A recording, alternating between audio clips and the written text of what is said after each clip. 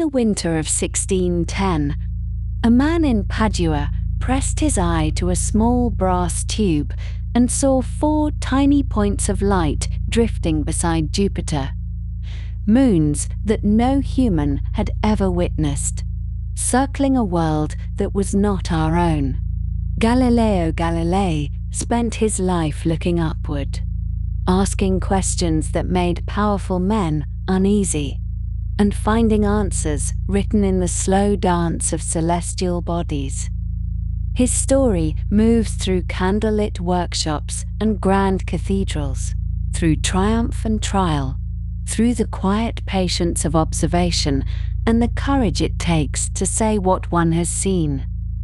If these gentle nights of listening have become a comfort, a small tap of the subscribe button means more evenings like this one will find their way to you. Now the lamps in Pisa are lit. The year is 1564, and a child is born who will change how we see the stars, and so we begin. On the 15th day of February, in the year 1564, in the Tuscan city of Pisa, a child was born who would one day change the way humanity understood the heavens and the earth. Though of course no one present at his birth could have known this, and indeed such knowledge would have seemed quite impossible to anyone standing in that modest dwelling on that particular winter afternoon. The child was named Galileo, after a distinguished ancestor,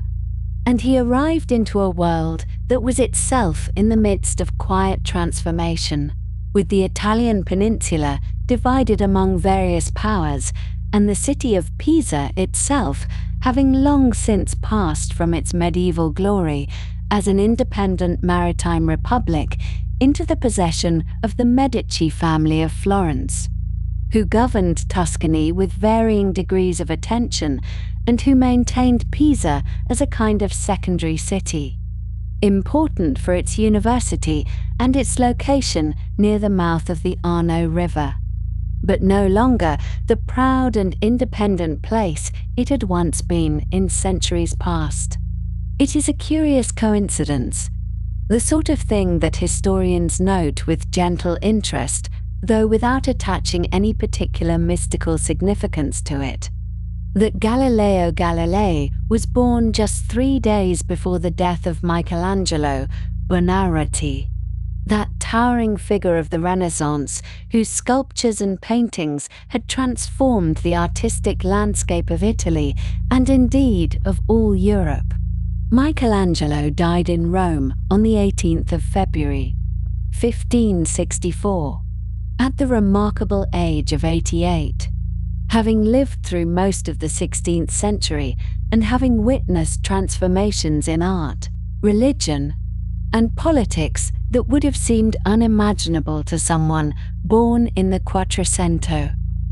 And so, in a sense that is more poetic than scientific, one great light of Italian genius was dimming just as another was beginning to flicker into existence. Though Michelangelo's domain was the realm of marble and pigment and divine forms rendered in physical matter,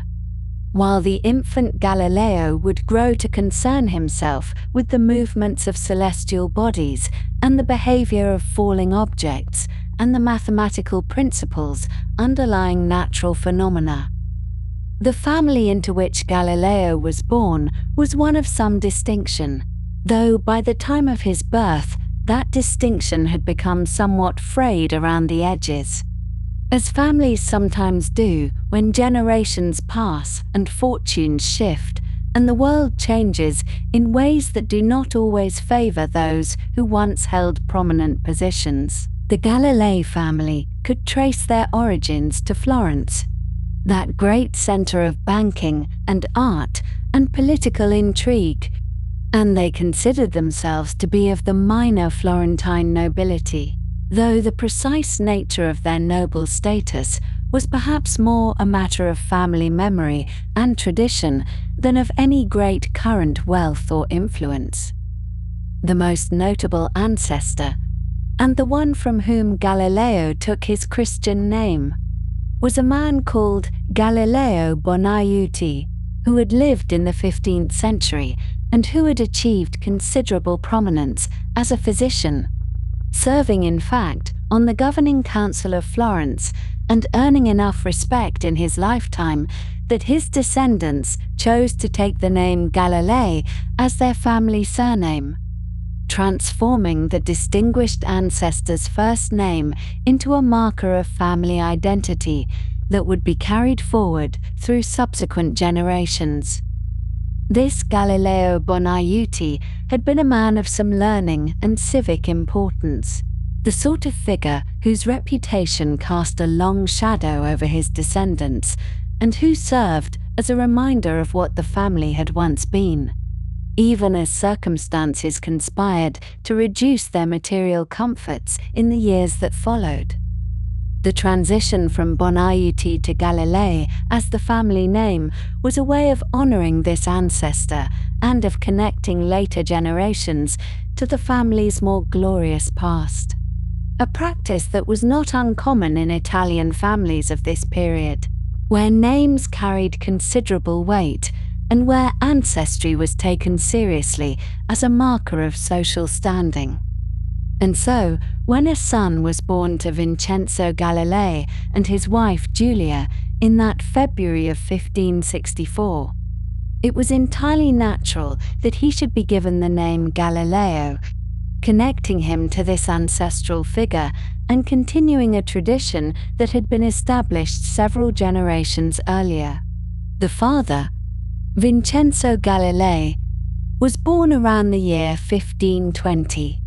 Give or take a few years, since precise records from that era can be somewhat elusive, and he grew to become a figure of genuine accomplishment in his own right, though his fame was in a different sphere altogether from the one his eldest son would eventually inhabit.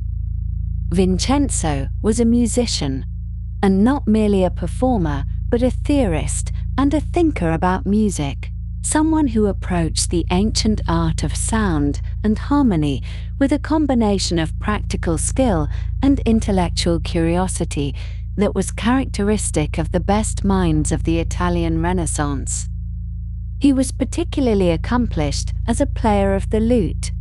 that elegant stringed instrument with its rounded back and delicate frets, which was perhaps the most fashionable and sophisticated instrument of domestic music-making in 16th century Italy, and his skill on this instrument was apparently considerable, earning him patrons and students, and a reputation that extended beyond his immediate circle. But Vincenzo's contributions to music went far beyond his abilities as a performer. Significant though those were, he was deeply engaged with questions about the nature of musical harmony and the mathematical relationships that underlay pleasing combinations of sounds,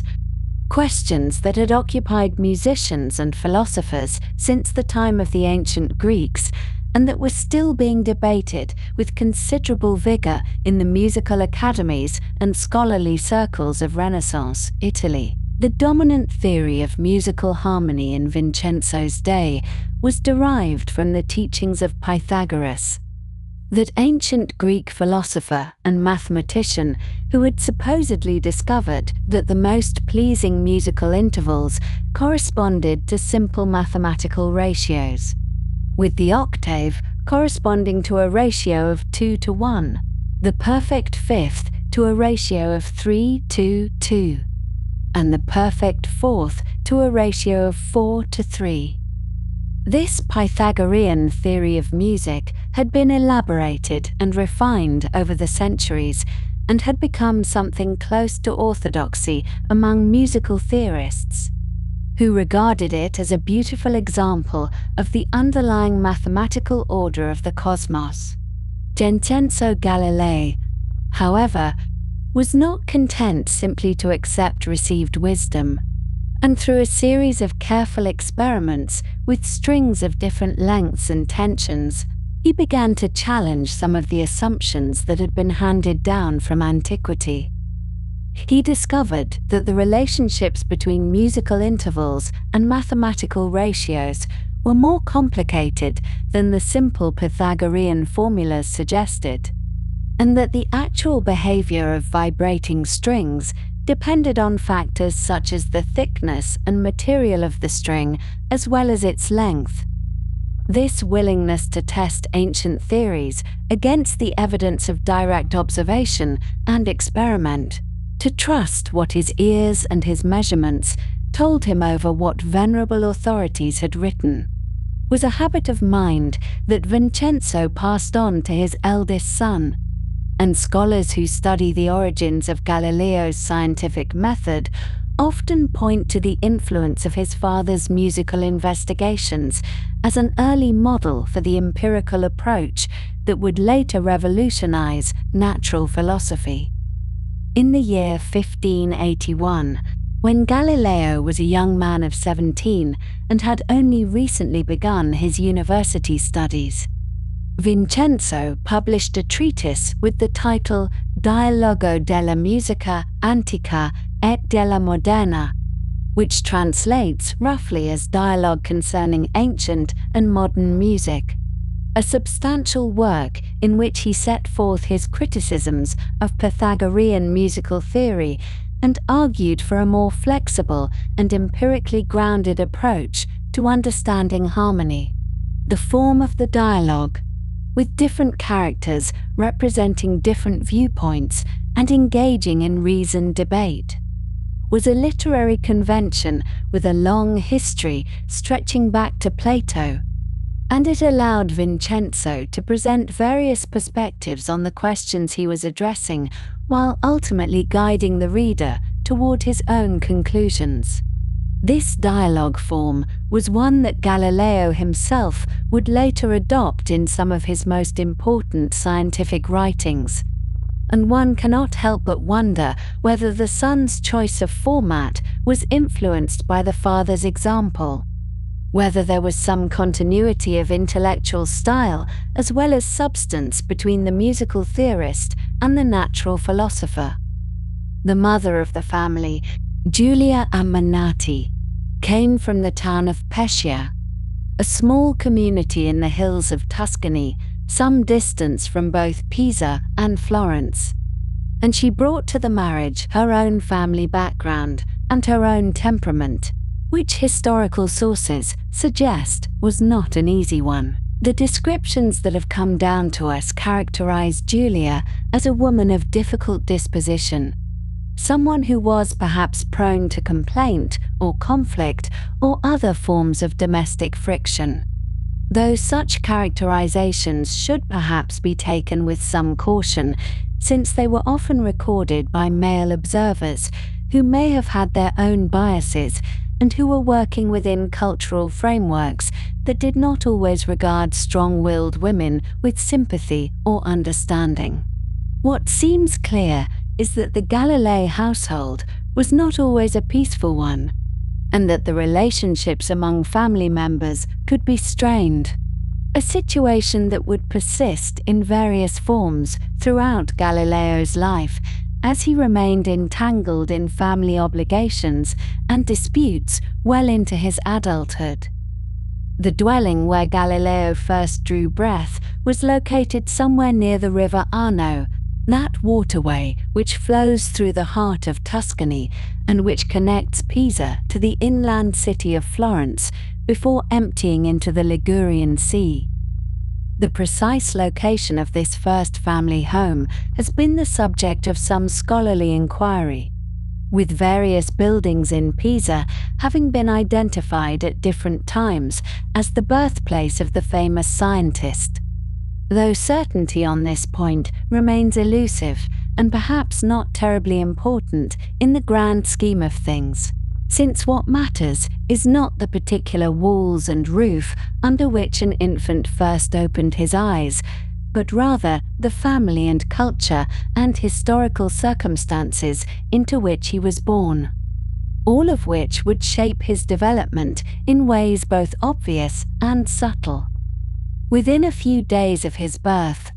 the infant Galileo was carried to the Cathedral of Pisa, that magnificent Romanesque structure with its famous bell tower that was already beginning to lean perceptibly from the vertical. And there he was, baptized according to the rites of the Catholic Church, receiving the sacrament that would formally incorporate him into the community of Christian believers, and that was considered essential for the welfare of his immortal soul.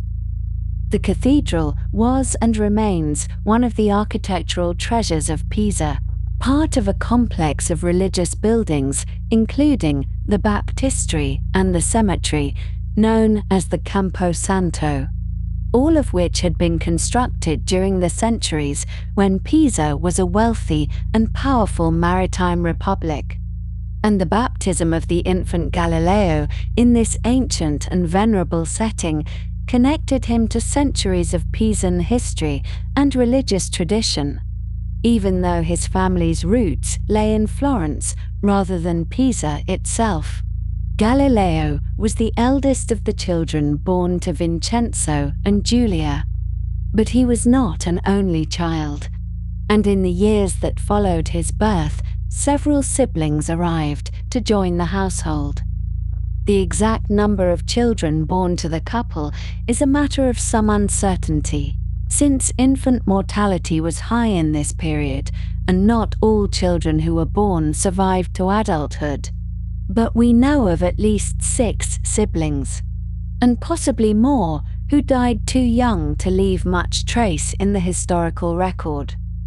Among those who survived and who would play roles in Galileo's later life were his sisters, Virginia and Livia, and his brother, Michelangelo,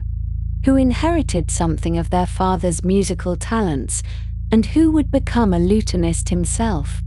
though never achieving the same level of theoretical accomplishment as Vincenzo. The presence of multiple siblings meant that the family's limited resources had to be stretched further, and it also meant that Galileo,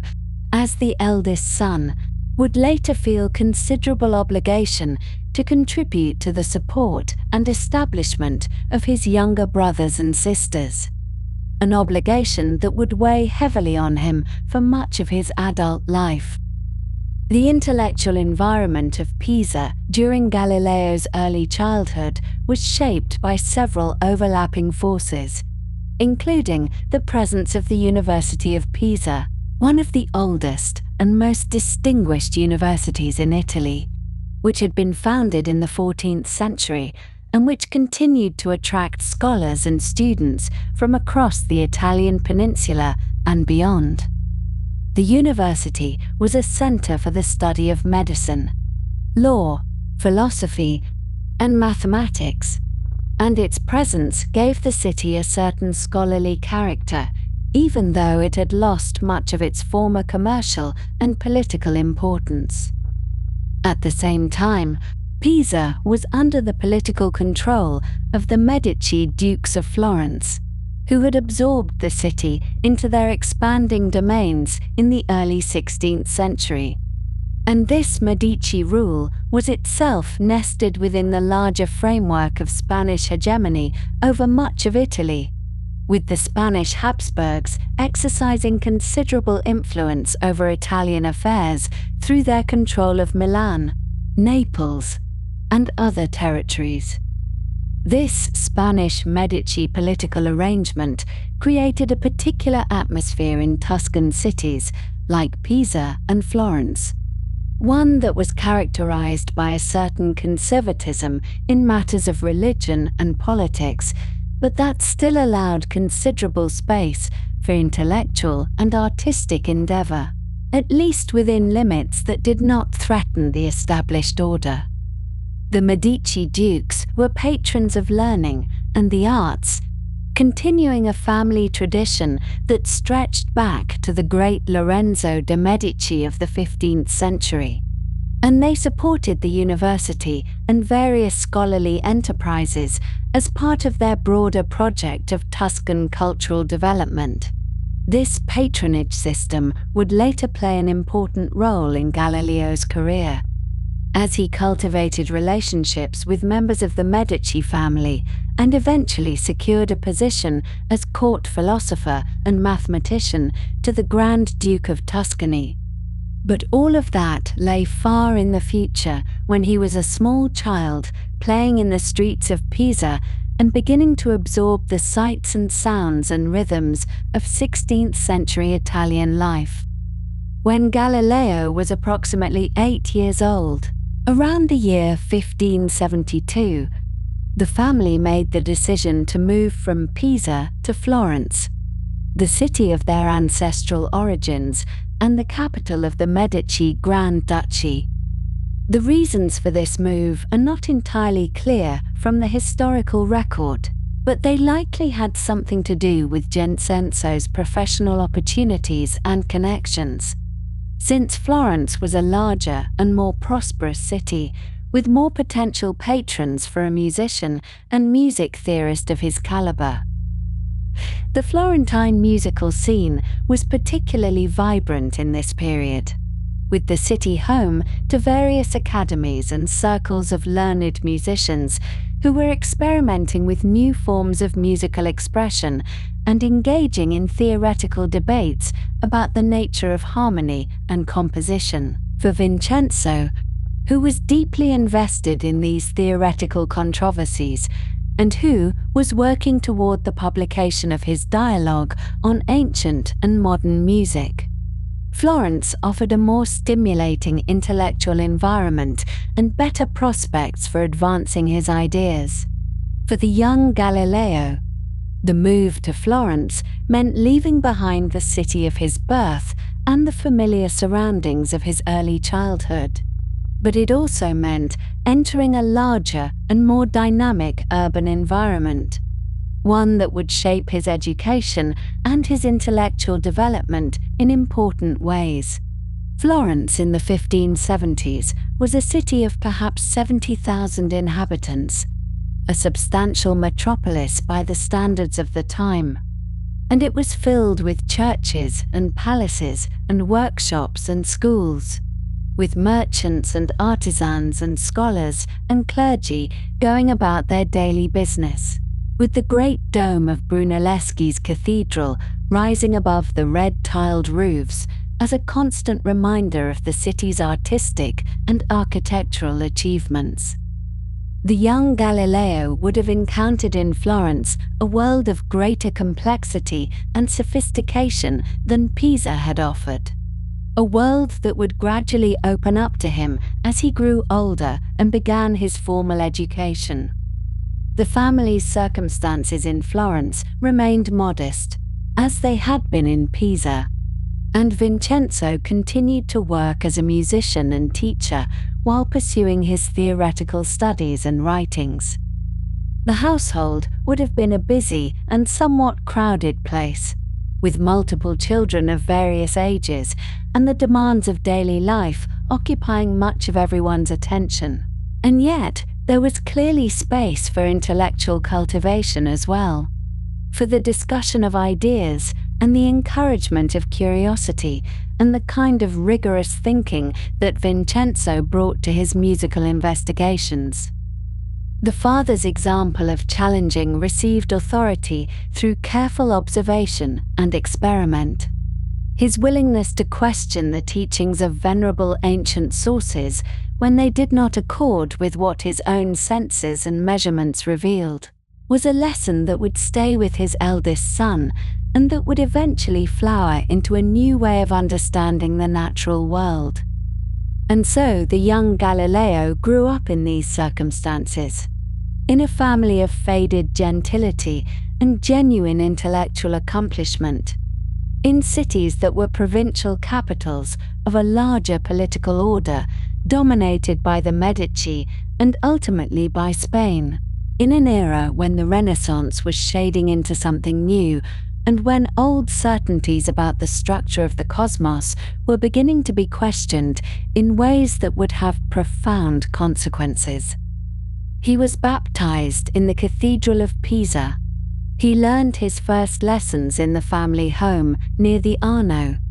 He accompanied his family to Florence as a child of 8 and he absorbed from his father both a love of learning and a skepticism toward received wisdom that would serve him well in the investigations that lay ahead. But all of that was in the future, and for now there was simply a child growing up in Tuscany,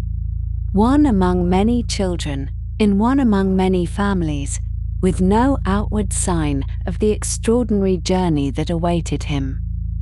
The Galilei family settled themselves in the Santa Croce district of Florence, finding rooms in one of those narrow streets that wound their way through the eastern quarter of the city, not far from the great basilica that gave the neighborhood its name. This was a part of Florence where artisans and merchants lived alongside one another,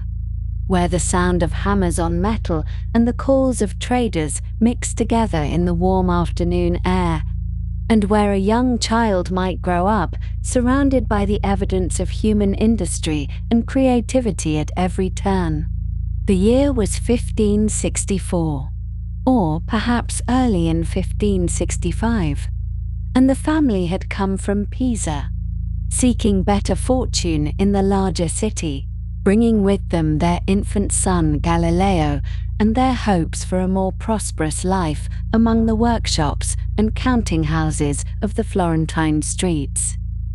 The Santa Croce district held a particular character that distinguished it from the grander neighborhoods closer to the cathedral and the palazzo of the Medici rulers. Here, the buildings stood close together, their facades often plain and unadorned, though occasionally one might glimpse through an open doorway a courtyard with a modest fountain, or catch sight of a painted ceiling in an upper room where some family of means had chosen to make their home among the working people of the quarter. The basilica itself, the great church of Santa Croce, with its tombs of illustrious Florentines, cast a kind of presence over the surrounding streets, its bell marking the hours and calling the faithful to prayer, its shadow falling across the piazza where children played and merchants set up their stalls on market days. It was in this environment, neither wealthy nor truly poor, that young Galileo spent his earliest years, absorbing without knowing it the rhythms and textures of a city that had been building and creating and questioning for centuries before his birth. Vincenzo Galilei, the father, was a man of considerable learning and modest means, a combination that would shape the household in ways both enriching and difficult. He was a musician by training and by passion, a player of the lute who had studied the theory of music as deeply as he had mastered its practice, and he brought to his home a conviction that a child's education ought to begin early and ought to encompass the full range of human knowledge. From the time Galileo was old enough to sit still and attend to instruction, his father began teaching him those subjects that formed the foundation of a Renaissance education, beginning with Latin, that language of scholars and churchmen without which no serious learning could proceed, and continuing with the fundamentals of mathematics, those principles of number and proportion that Vincenzo believed lay at the heart of all understanding. The lessons took place in whatever room the family could spare for the purpose, with Vincenzo setting aside time from his other pursuits to guide his son through the conjugations of Latin verbs and the relationships between numbers. There was nothing extraordinary in this arrangement,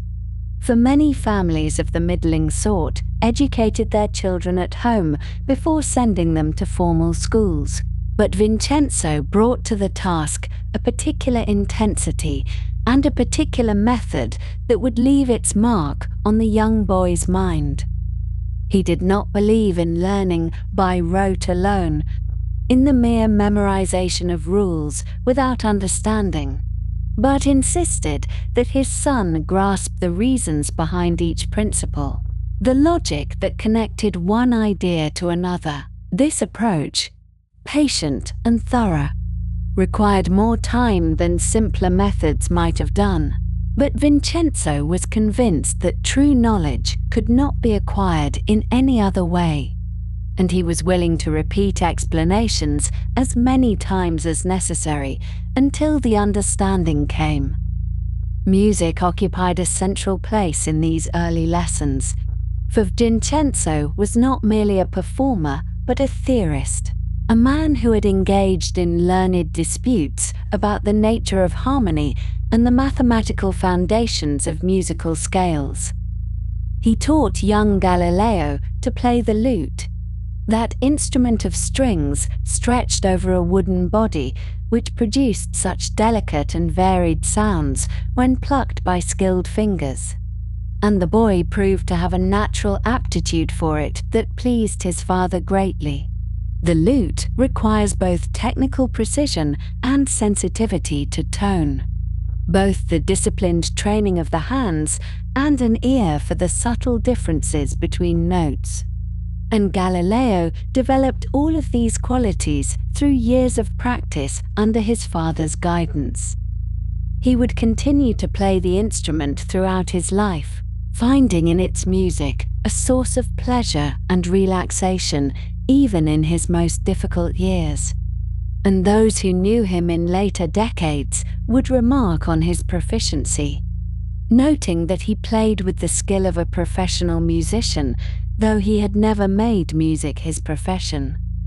But Vincenzo's influence extended beyond the mere teaching of musical technique, for he was engaged during these years in a series of investigations that would prove significant for the history of science,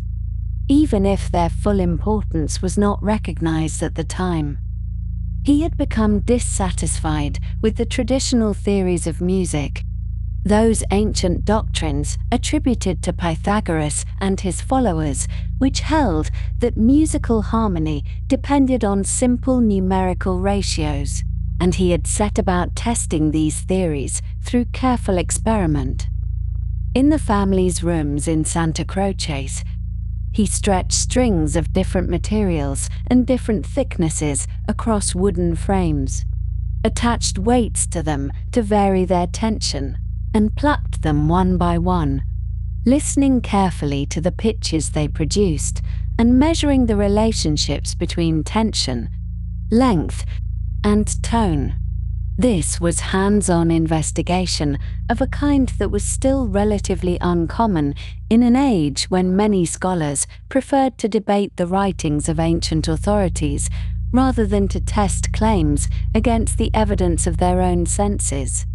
And young Galileo watched and perhaps assisted as his father went about this painstaking work. The strings vibrated and sang their notes. The weights hung heavy at their ends, and Vincenzo recorded his observations with the care of a man who believed that truth could be found through measurement and experiment rather than through appeal to tradition alone. What he discovered contradicted some of the claims that had been handed down from antiquity, showing that the mathematical relationships governing musical pitch were more complex than the simple ratios the Pythagoreans had described. And he eventually published his findings in treatises that stirred controversy among musical theorists. For our purposes, the details of these musical disputes matter less than the method. For here was a household where a child could see demonstrated the principle that knowledge advances through testing, through the careful comparison of theory with observation, through the willingness to question what has always been believed if the evidence suggests it may be wrong. Whether or not young Galileo fully understood what his father was doing, he was absorbing a way of approaching the world that would remain with him always. The family's financial situation during these years was never comfortable and often precarious. Vincenzo earned some income from teaching music and from performing, and he had inherited a modest amount from his own family. But these sources were insufficient to support a household with growing children and the various expenses that city life entailed.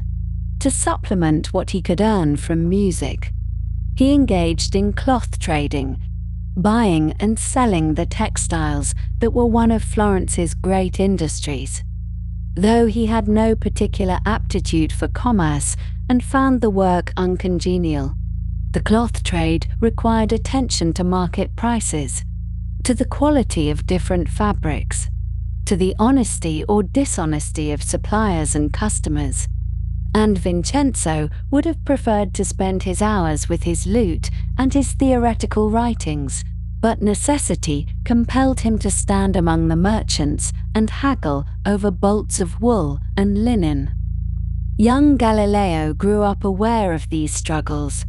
of the anxiety that attended unpaid bills and uncertain income,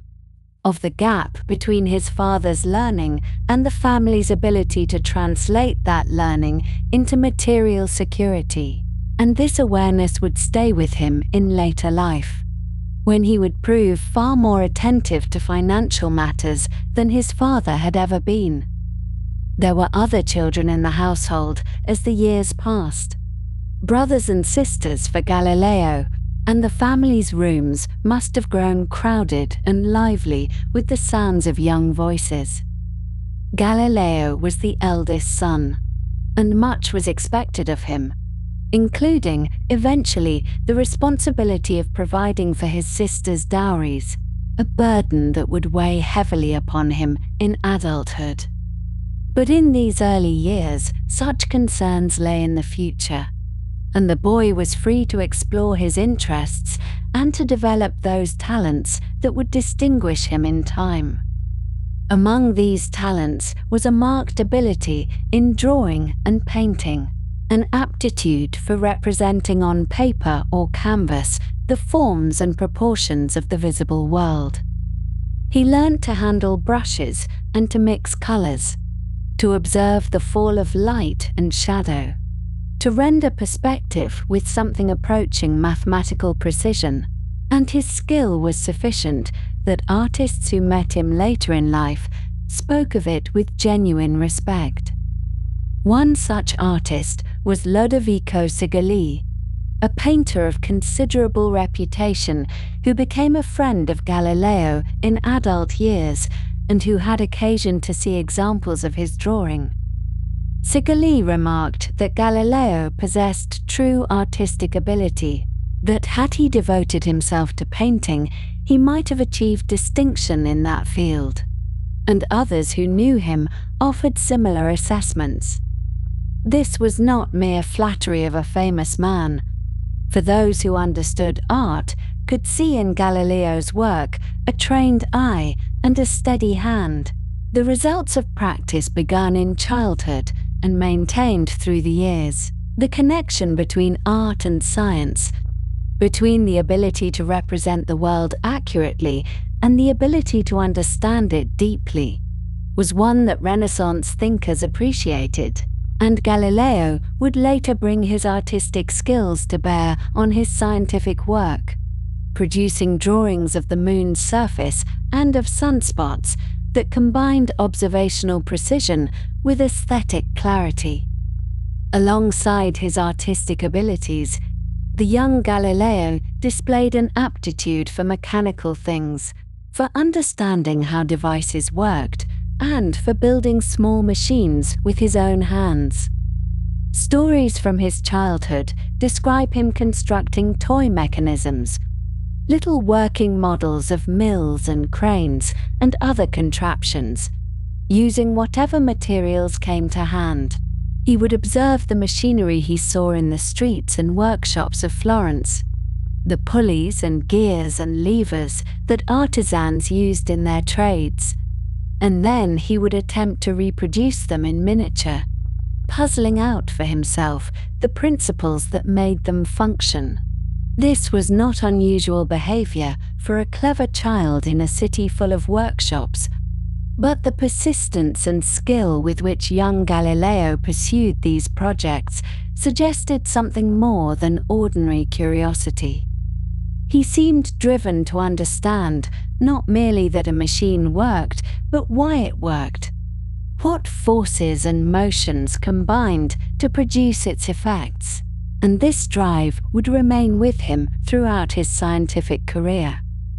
The Florence in which Galileo spent these formative years was a city shaped by centuries of artistic and intellectual achievement.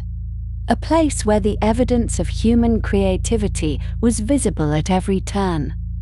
The great dome of the cathedral, designed by Brunelleschi over a century before, rose above the rooftops as a monument to architectural daring and mathematical ingenuity. The churches and palaces displayed paintings and sculptures by masters whose names were already becoming legendary. Works that demonstrated what careful observation and technical skill could achieve. The streets themselves, with their shops and markets and gathering places, bore witness to the practical applications of knowledge, to the ways in which understanding of materials and techniques and commerce had built a prosperous city from the banks of the Arno. A child growing up in such an environment could hardly avoid absorbing something of the spirit that had produced these achievements. The conviction that human beings could understand the world and shape it through the application of reason and effort. The ruler of Florence during these years was Grand Duke Francesco I de' Medici, son of the famous Cosimo and inheritor of a domain that combined political power with cultural patronage. Francesco was himself interested in the sciences, particularly in alchemy and in the study of natural substances, and he maintained workshops where experiments were conducted and curiosities were collected. His court attracted scholars and artists, and, though the Galilei family moved in humbler circles, the influence of this learned ruler extended throughout the city, creating an atmosphere in which intellectual pursuits were valued and supported. The Medici had long understood that glory could be won through patronage as well as through conquest, and they had made Florence a center of learning and creation that drew talented individuals from across Italy and beyond. Young Galileo breathed the air of this remarkable city without perhaps being fully conscious of how it was shaping him, of how the examples he saw around him were teaching him what human beings might accomplish.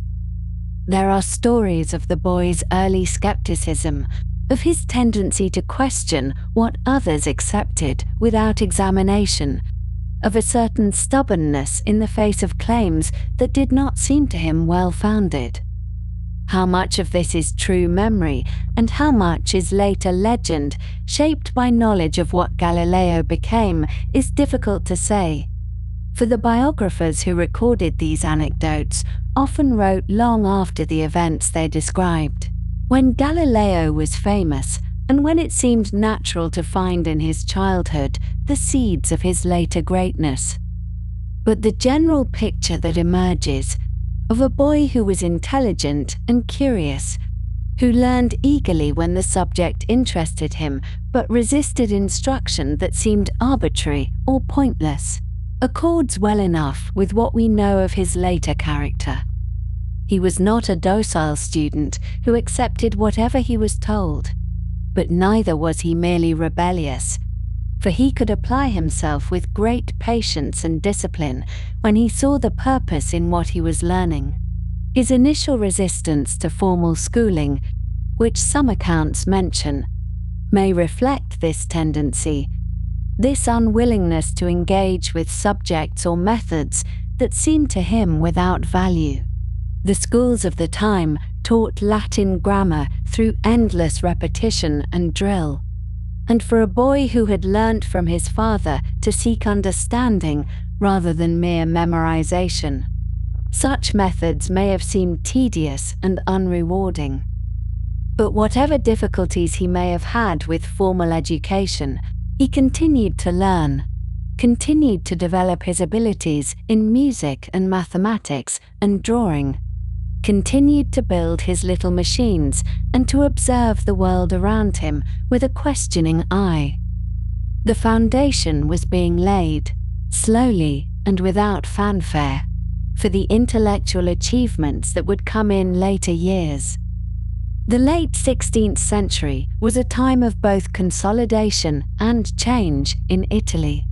a period when the great artistic innovations of the Renaissance had become established tradition, and when new questions were beginning to stir in the minds of those who thought about the natural world. The city of Florence, with its workshops and churches and palaces, with its tradition of craftsmanship and its culture of learning, provided a setting in which a curious and talented child could absorb the best of what the past had produced while remaining open to possibilities that had not yet been imagined. The streets of the Santa Croce district, the rooms where Vincenzo stretched his strings and plucked his notes, the markets where cloth was bought and sold, the churches where great paintings hung in the dim light of candles, all of these formed the environment in which young Galileo passed his earliest years, learning without knowing it the habits of mind and hand that would serve him in the decades to come. And so the boy grew, playing his lute with increasing skill, drawing with an artist's eye, building his toy machines with a craftsman's patience, learning his Latin and his mathematics under his father's guidance, watching as Vincenzo tested the ancient theories against the evidence of stretched strings and hanging weights. The financial struggles continued. The family's circumstances remained modest, but the education proceeded, and the seeds were planted. It would be some years yet before Galileo left Florence for more formal studies, before he began the course that would lead him to the discoveries for which he is remembered. But the preparation was already underway, quiet and gradual, in those crowded rooms in the shadow of Santa Croce, in the bustling creative heart of a city that had long believed in the power of human understanding to illuminate the darkness and to make sense of the world. In the year 1575, or perhaps very close to that time, the young Galileo Galilei found himself traveling southeast from Florence, ascending gradually into the forested slopes of the Apennine Hills, where the air grew cooler and the sounds of the city fell away behind him, replaced by the rustle of chestnut and fir trees, the distant calls of woodland birds, and the gentle presence of an ancient and enduring quiet. He was approximately 11 years of age, still a boy in most respects, though already possessing that quality of attentiveness that would characterize his entire life, that careful way of looking at things as though each object or phenomenon deserved its own moment of consideration. The journey would have taken several hours by the roads of the time, winding through the Tuscan countryside, past olive groves and vineyards, past small villages where farmers worked the same land their families had cultivated for generations, until at last the path rose more steeply and the landscape transformed into something wilder and more contemplative, the sort of terrain that has always drawn those seeking solitude and communion with something larger than the concerns of daily commerce. The monastery at Vallombrosa had been founded in the 11th century by Saint Giovanni Gualberto, a Florentine nobleman who had renounced his inheritance and his prospects of worldly advancement to pursue a life of prayer and simplicity in these very hills.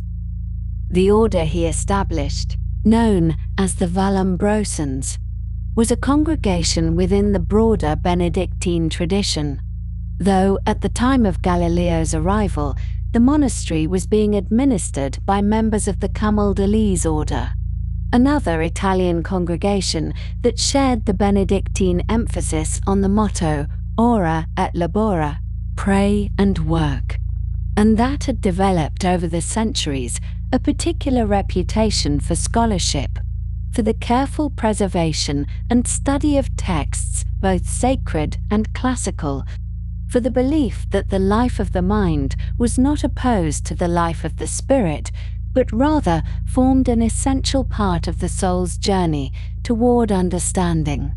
The buildings themselves were ancient and solid, constructed of local stone, positioned among the trees at an elevation of roughly 1,000 meters above sea level, where winter brought snow and summer brought relief from the oppressive heat of the Florentine plain below, and where the rhythm of the days was marked not by the bustle of markets or the ringing of workshop hammers, but by the bells calling the community to prayer at the appointed hours. It is worth pausing here to consider what sort of education was offered at such monastic schools in the 16th century, for they represented one of the most established and rigorous forms of learning available to young people of that era, particularly to those whose families could not afford private tutors or who lived in areas without access to the emerging secular grammar schools that were beginning to appear in larger cities. The Benedictine tradition, stretching back to the 6th century and the original rule of Saint Benedict, had always placed considerable emphasis on reading and study as essential components of the monastic life, and over the centuries, this had led to the development of extensive libraries, scriptoria where manuscripts were copied and preserved, and schools where young oblates and novices, as well as external students like Galileo, could receive instruction in the foundational subjects considered necessary for both religious devotion and general cultivation of the intellect. The curriculum at Vallombrosa would have been grounded in the trivium, that medieval classification of the three verbal arts which formed the basis of education throughout Europe, consisting of grammar, which meant primarily the study of Latin language and literature, rhetoric, which concerned the principles of effective expression and persuasion, and logic or dialectic, which addressed the methods of reasoning and argumentation that allowed one to distinguish truth from falsehood, valid conclusions from fallacious ones. The young Galileo would have spent considerable portions of his days engaged in the close study of Latin texts, working through the grammatical structures and vocabulary that would allow him to read and write in the language that remained. In that period, it was the universal medium of learned discourse throughout Western Europe. He would have encountered the works of classical Roman authors, perhaps Cicero with his carefully balanced sentences and his meditations on duty and virtue, perhaps Virgil with his epic verses recounting the wanderings of Aeneas and the founding of Rome, perhaps selections from Ovid or Horace or other poets whose works had been deemed suitable for young students and consonant with Christian moral teaching. The monastery's library, though we do not have detailed records of its exact holdings at the time, would have contained theological works of great importance. The writings of the Church Fathers, such as Augustine and Jerome and Gregory, as well as commentaries on Scripture, collections of sermons, and perhaps also texts from the scholastic tradition, those medieval philosophers and theologians who had worked to reconcile the teachings of Christianity with the philosophical inheritance of ancient Greece. most notably the works of Aristotle as interpreted through the lens of Thomas Aquinas and others who had labored to show that faith and reason were not enemies but partners in the pursuit of truth. The atmosphere of the monastery would have been one of ordered tranquility, each day following a pattern established by centuries of tradition,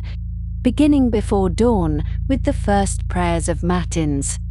continuing through the morning hours with prime and terce, marked at midday by sext and the main meal of the day, progressing through none in the afternoon and vespers as evening approached, and concluding with compline before the community retired to sleep, only to rise again in the darkness and begin the cycle anew. For a young boy, accustomed to the relative chaos and noise of a household with multiple siblings, to the unpredictable comings and goings of a father whose work as a musician took him to various courts and cities,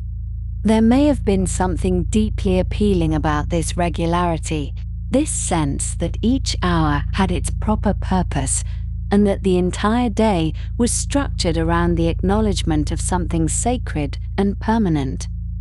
The monastic life offered a kind of security that was both material and spiritual,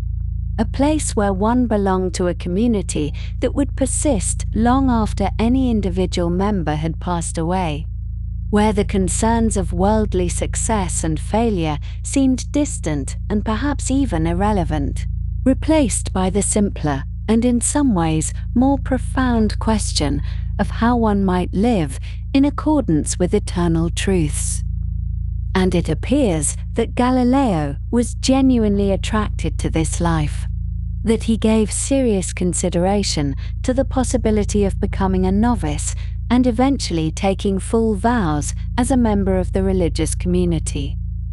We do not know precisely what drew him toward this path, whether it was the peacefulness of the setting, the intellectual stimulation of the studies, a sincere religious devotion that had taken root in his young heart, or perhaps some combination of all these factors mingled with less definable longings that afflict sensitive children who feel themselves to be somehow different from those around them. The monastic tradition offered a role, a clearly defined way of being in the world, that might have appealed to a boy who possessed unusual gifts, but who did not yet know how those gifts might be exercised in the wider society.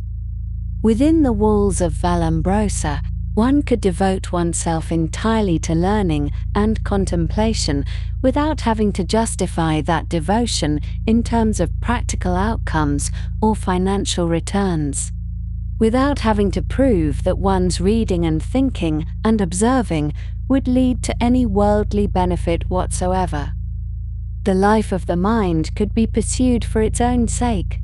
or rather for the sake of that higher purpose which the monks understood to be the true end of all human striving. The natural setting of Vallombrosa itself may have played a role in shaping the young Galileo's sensibilities, for the forests surrounding the monastery were dense and ancient, filled with silver fir trees that rose to considerable heights,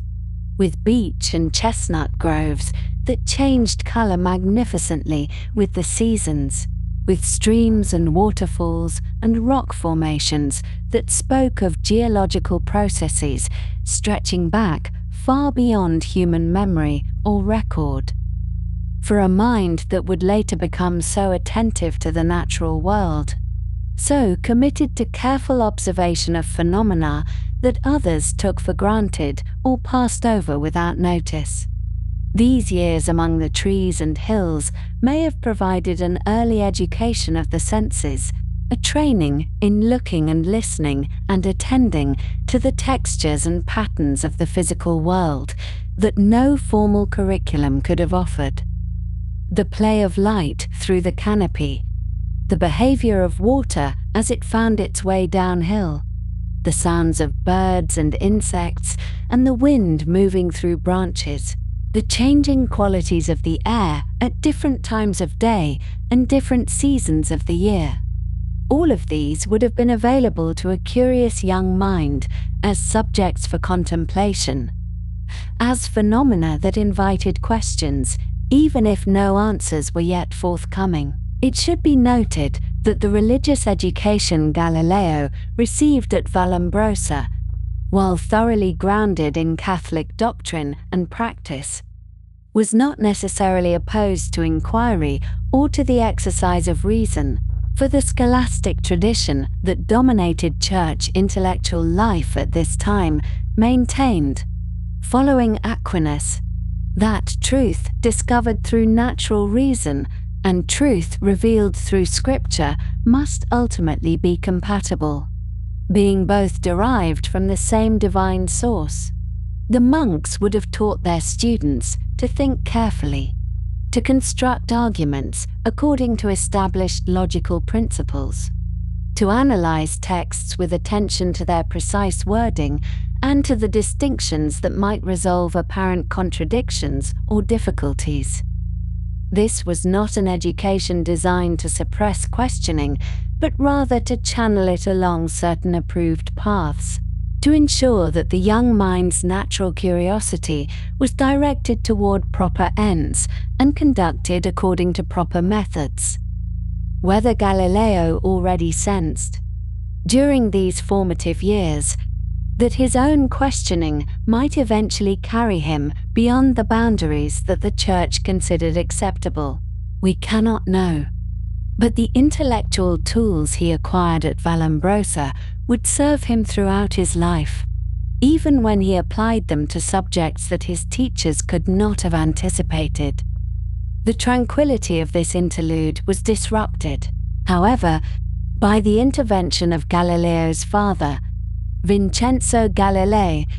who appears to have been alarmed when he learned of his son's attraction to the religious life and his apparent intention to pursue a vocation within the monastic order. Vincenzo was himself a man of considerable intellectual interests and accomplishments, a theorist of music who had engaged in learned controversies with other scholars and who valued the life of the mind very highly. Yet he was also a practical man who had experienced firsthand the financial difficulties that could afflict those who pursued their intellectual passions without adequate attention to material security. The family's circumstances were not prosperous, and Vincenzo had pinned significant hopes on his eldest son, expecting that Galileo would pursue a profession that would provide both respectability and reliable income, most likely medicine, which was one of the learned professions that offered promising careers to talented young men of modest means. The prospect of losing this son to a monastery, where he would take vows of poverty and renounce all claim to inheritance or earnings, where he would be permanently removed from the possibility of contributing to the family's welfare or providing support in Vincenzo's old age, must have been deeply unwelcome to this father who had struggled so hard to maintain his household's precarious position in the middle ranks of Florentine society. The accounts that have come down to us suggest that Vincenzo employed a pretext to remove his son from Vallombrosa, claiming that Galileo had developed an ailment of the eyes that required medical attention unavailable at the monastery and that necessitated his return to Florence for treatment. Whether this eye problem was genuine, or whether it was fabricated or exaggerated to provide a plausible reason for withdrawing the boy from the monastic school without giving offense to the religious community, historians have found difficult to determine with certainty. It is true that Galileo did experience problems with his vision later in life, eventually losing his sight entirely in old age. So it is not impossible that some early symptoms manifested during his time at Vallombrosa. Yet, the convenient timing of this ailment appearing precisely when Vincenzo had reason to wish his son removed from the monastery, has led many scholars to suspect that the illness was at least partly diplomatic in nature, a face-saving explanation that allowed Vincenzo to accomplish his aim without directly opposing the religious authorities or his son's expressed wishes. Whatever the truth of this matter, the result was that Galileo departed from Vallombrosa and returned to Florence, probably sometime around 1578 or 1579. Having spent approximately 3 years in the contemplative environment of the monastery school, the episode reveals something of the tensions that existed within the Galilei family,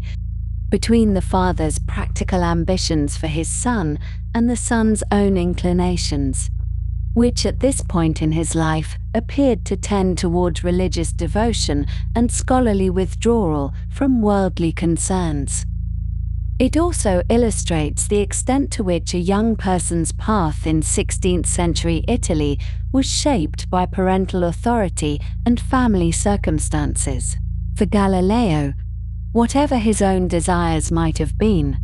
was not in a position to defy his father's wishes and insist on remaining at Vallombrosa against Vincenzo's will. The matter was decided, and the direction of Galileo's life was altered accordingly, though the experience of those years in the Apennine Hills would remain with him, part of the foundation upon which all his later work and thought would be constructed. The curriculum he had absorbed at Vallombrosa, with its emphasis on logic and rhetoric and classical learning, would provide him with tools that he would employ throughout his career. In his debates with other philosophers,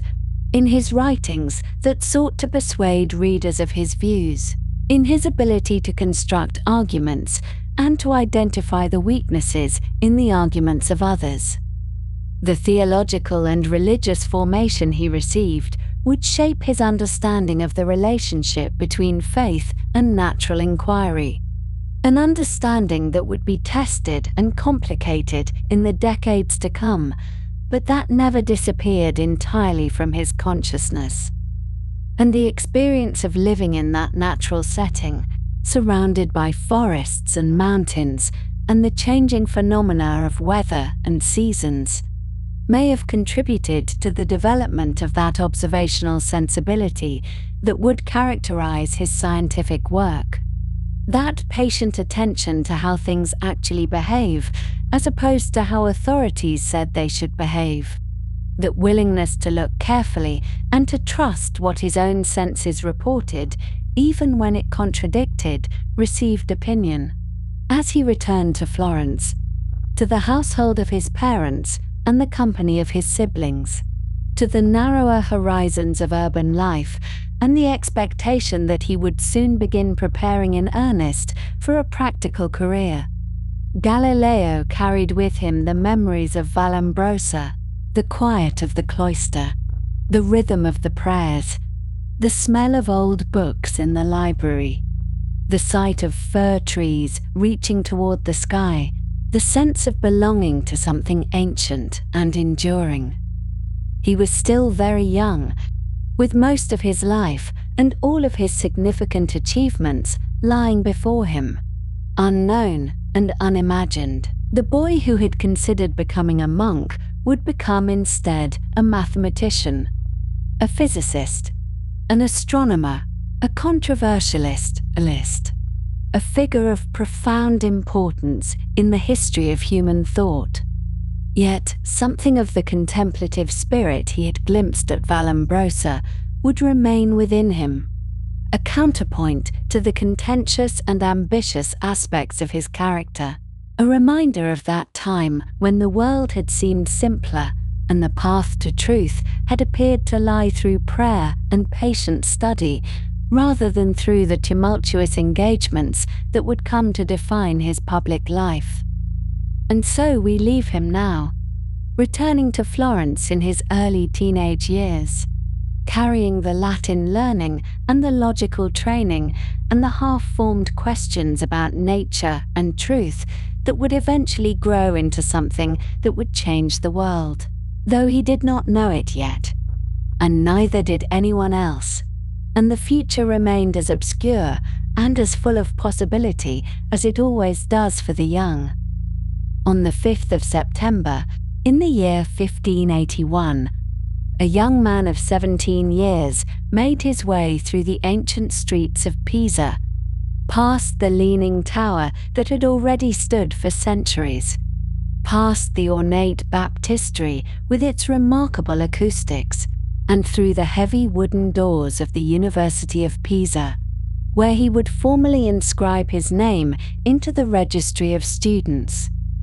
The entry was made with careful penmanship, recording him as Galileo di Vincenzo Galilei, I Florentine, a designation that marked both his identity and his origins, connecting him to the city of Florence even as he took up residence in this smaller, quieter university town. The September air would have carried that particular quality of late summer in Tuscany, warm but beginning to hint at the cooling months ahead, and the young Galileo,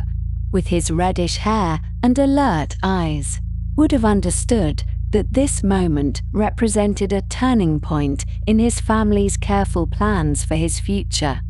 a future that had been mapped out for him with considerable thought and no small amount of financial anxiety. His father, Vincenzo Galilei, had spent many evenings contemplating the question of what profession might best secure his eldest son's prosperity, and after weighing the various options available to a family of modest, noble standing but limited financial resources, he had settled upon medicine as the most practical and potentially lucrative path. Vincenzo himself was a musician of considerable talent, a lutenist and composer who had contributed to the theoretical understanding of music and who maintained correspondences with learned men across Italy. Yet he knew all too well that the life of a musician, however intellectually rewarding, rarely provided the kind of stable income that a growing family required.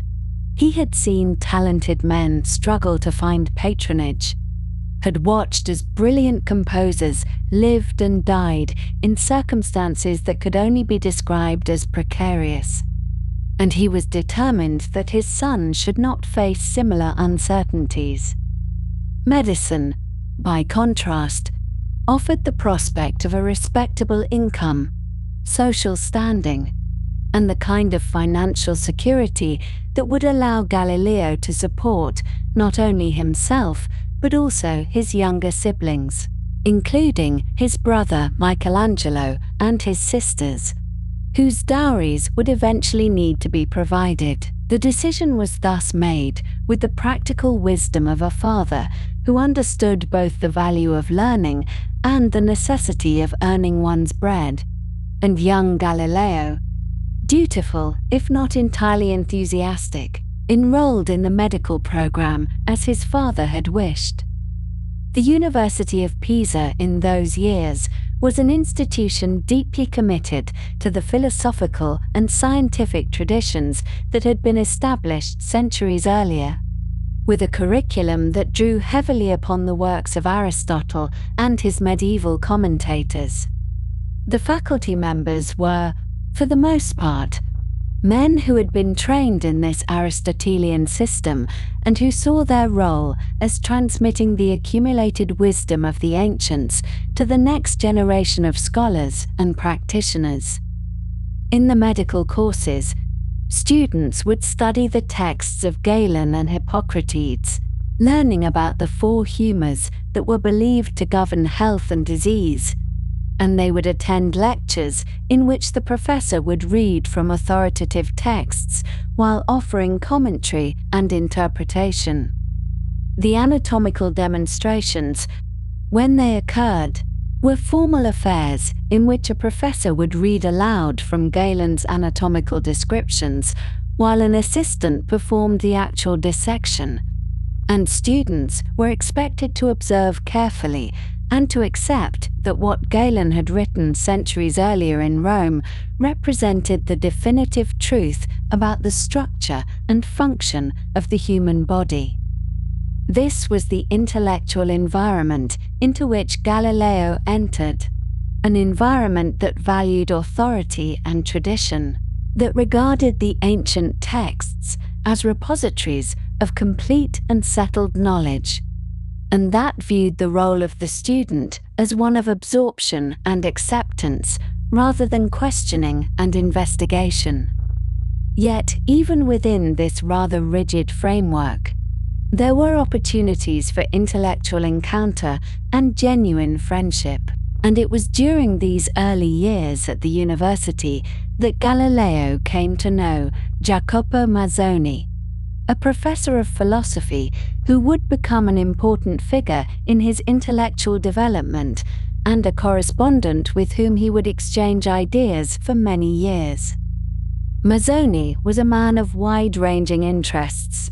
conversant not only with the Aristotelian philosophy that dominated the university curriculum, but also with the ideas of Plato and with the various attempts that had been made over the centuries to reconcile these two great philosophical traditions. He was the sort of professor who genuinely enjoyed conversation with bright students, who found pleasure in the exchange of ideas and in the exploration of difficult questions. And he recognized in the young Galileo a mind of unusual quality, a mind that was not content merely to accept what it was told, but that wanted to understand, to probe, to examine. The friendship that developed between them was one of genuine intellectual companionship. And although Mazzoni was considerably older and held a position of academic authority, he seems to have treated Galileo more as a promising colleague than as a mere student. Their conversations ranged over many topics, from the nature of the cosmos to the proper methods of philosophical inquiry. And these discussions planted seeds in Galileo's mind that would germinate and grow in the years to come, even though their paths would eventually diverge in certain respects. As the months of his medical studies passed, Galileo found himself increasingly drawn away from the prescribed curriculum and toward a subject that had not originally been part of his father's plans for him: mathematics, that ancient discipline concerned with number and magnitude, with the properties of geometric figures and the relationships between quantities, began to exercise a powerful attraction upon his mind, an attraction that grew stronger even as his interest in the medical texts diminished. There was something about the clarity of mathematical reasoning, the way in which conclusions followed necessarily from premises, the manner in which a well-constructed proof compelled assent not through authority but through the irresistible force of logic, that spoke to something deep within him. The medical curriculum, by contrast, seemed increasingly unsatisfying, mired as it was in disputes about the proper interpretation of ancient texts and lacking the kind of demonstrative certainty that he was beginning to crave. He would sit in lectures on Galen and find his attention wandering, his mind turning instead to questions about proportion and geometry,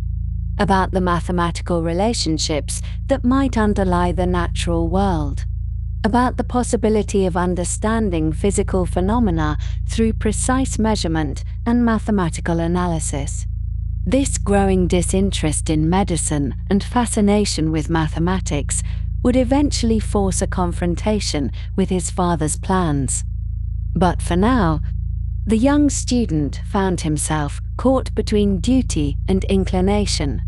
between what he was supposed to study and what he actually wanted to learn. It was around this time, in approximately 1583, that an incident occurred which has become one of the most famous stories in the history of science, though scholars continue to debate whether it happened exactly as later tradition described it. According to the account that would be passed down through generations, Galileo was present in the Cathedral of Pisa, that magnificent structure whose construction had begun more than 500 years earlier and whose interior was illuminated by great bronze lamps that hung from the vaulted ceiling on long chains. One of these lamps, perhaps recently lit or extinguished by a sacristan, had been set swinging, and as Galileo watched it move back and forth through diminishing arcs, he noticed something that struck him as remarkable. Using his own pulse as a timekeeper, since mechanical watches were not yet common or reliable, he began to count the beats of his heart against the swings of the lamp, and he observed that regardless of whether the lamp was swinging through a wide arc or a narrow one, the time required for each complete swing seemed to remain the same. This property, which would later be called isochronism, meaning equal time, seemed to hold true whether the pendulum was just beginning its motion and swinging through large angles, or whether it had nearly come to rest and was making only small movements. The observation was striking because one might intuitively expect that a longer path would require more time to traverse. Yet the lamp seemed to complete its journey in the same duration, regardless of the distance it traveled. Whether this story is entirely accurate, or whether it represents a later embellishment of a more gradual process of observation and reflection, cannot be determined with certainty from the surviving evidence. The tale does not appear in Galileo's own writings, and it was first recorded by his student and biographer Vincenzo Viviani many decades after the supposed event. It is entirely possible that Galileo did observe swinging lamps and other pendulums and did notice something about the regularity of their motion. But the dramatic moment of sudden discovery in the cathedral may be a simplification of what was actually a more extended process of careful observation and measurement. What we do know is that Galileo would later return to the study of pendulums and would conduct systematic experiments to investigate their properties, and that his interest in the relationship between the length of a pendulum and the time of its swing would prove fruitful for both physics and practical timekeeping. The image of the young medical student in the cathedral, counting the beats of his pulse against the swings of the lamp, has become part of the mythology of science, a story that illustrates the way in which careful observation of everyday phenomena can lead to insights about the fundamental workings of nature, and whether or not it happened exactly as tradition describes. It captures something true about the kind of mind that Galileo possessed. The turning point in Galileo's intellectual development, the event that would decisively redirect his studies away from medicine and toward mathematics,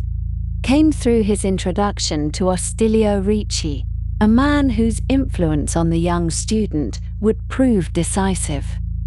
Ricci held the position of court mathematician to the Grand Duke of Tuscany, a post that required him to provide instruction in mathematics to the pages and other members of the court household. He was a practical mathematician, interested not only in the theoretical aspects of the discipline, but also in its applications to engineering, architecture, and the military arts, and he was particularly knowledgeable about the works of Archimedes, that great Greek mathematician and physicist whose writings combined theoretical elegance with practical application. Through circumstances that are not entirely clear, perhaps through family connections or through Galileo's own initiative in seeking out someone who could teach him what he wanted to learn, The young medical student came into contact with this court mathematician and began to receive instruction in the mathematical sciences. The lessons that Ricci provided were not part of the official university curriculum, and indeed, they seem to have been conducted with some degree of secrecy. Perhaps because Galileo's father had not yet been informed of his son's growing devotion to a subject that promised far less financial reward than medicine.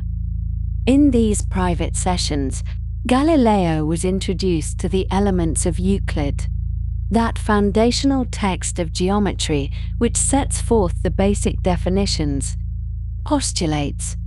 and propositions upon which the entire edifice of geometric reasoning is constructed. The Elements had been written more than 18 centuries earlier, yet it remained the essential introduction to mathematical thinking, a work that taught not only specific geometric facts, but also the method of rigorous demonstration, the way in which complex truths could be derived from simple and self-evident principles through chains of logical reasoning. For a mind like Galileo's, hungry for certainty and eager for a method of inquiry that could produce reliable knowledge, the encounter with Euclid was transformative. Here was a way of thinking that did not depend upon appeals to authority, that did not require endless disputes about the interpretation of ancient texts,